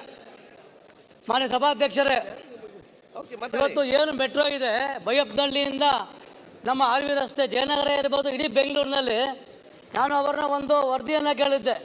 ಮೆಟ್ರೋ ಅನಧಿಕೃತವಾಗಿ ಪಾರ್ಕಿಂಗ್ ವ್ಯವಸ್ಥೆ ಇದುವರೆಗೆ ಇದೆ, ಸ್ವಲ್ಪ ಅಧಿಕೃತವಾಗಿ ಪಾರ್ಕಿಂಗ್ ವ್ಯವಸ್ಥೆ ಇದೆ.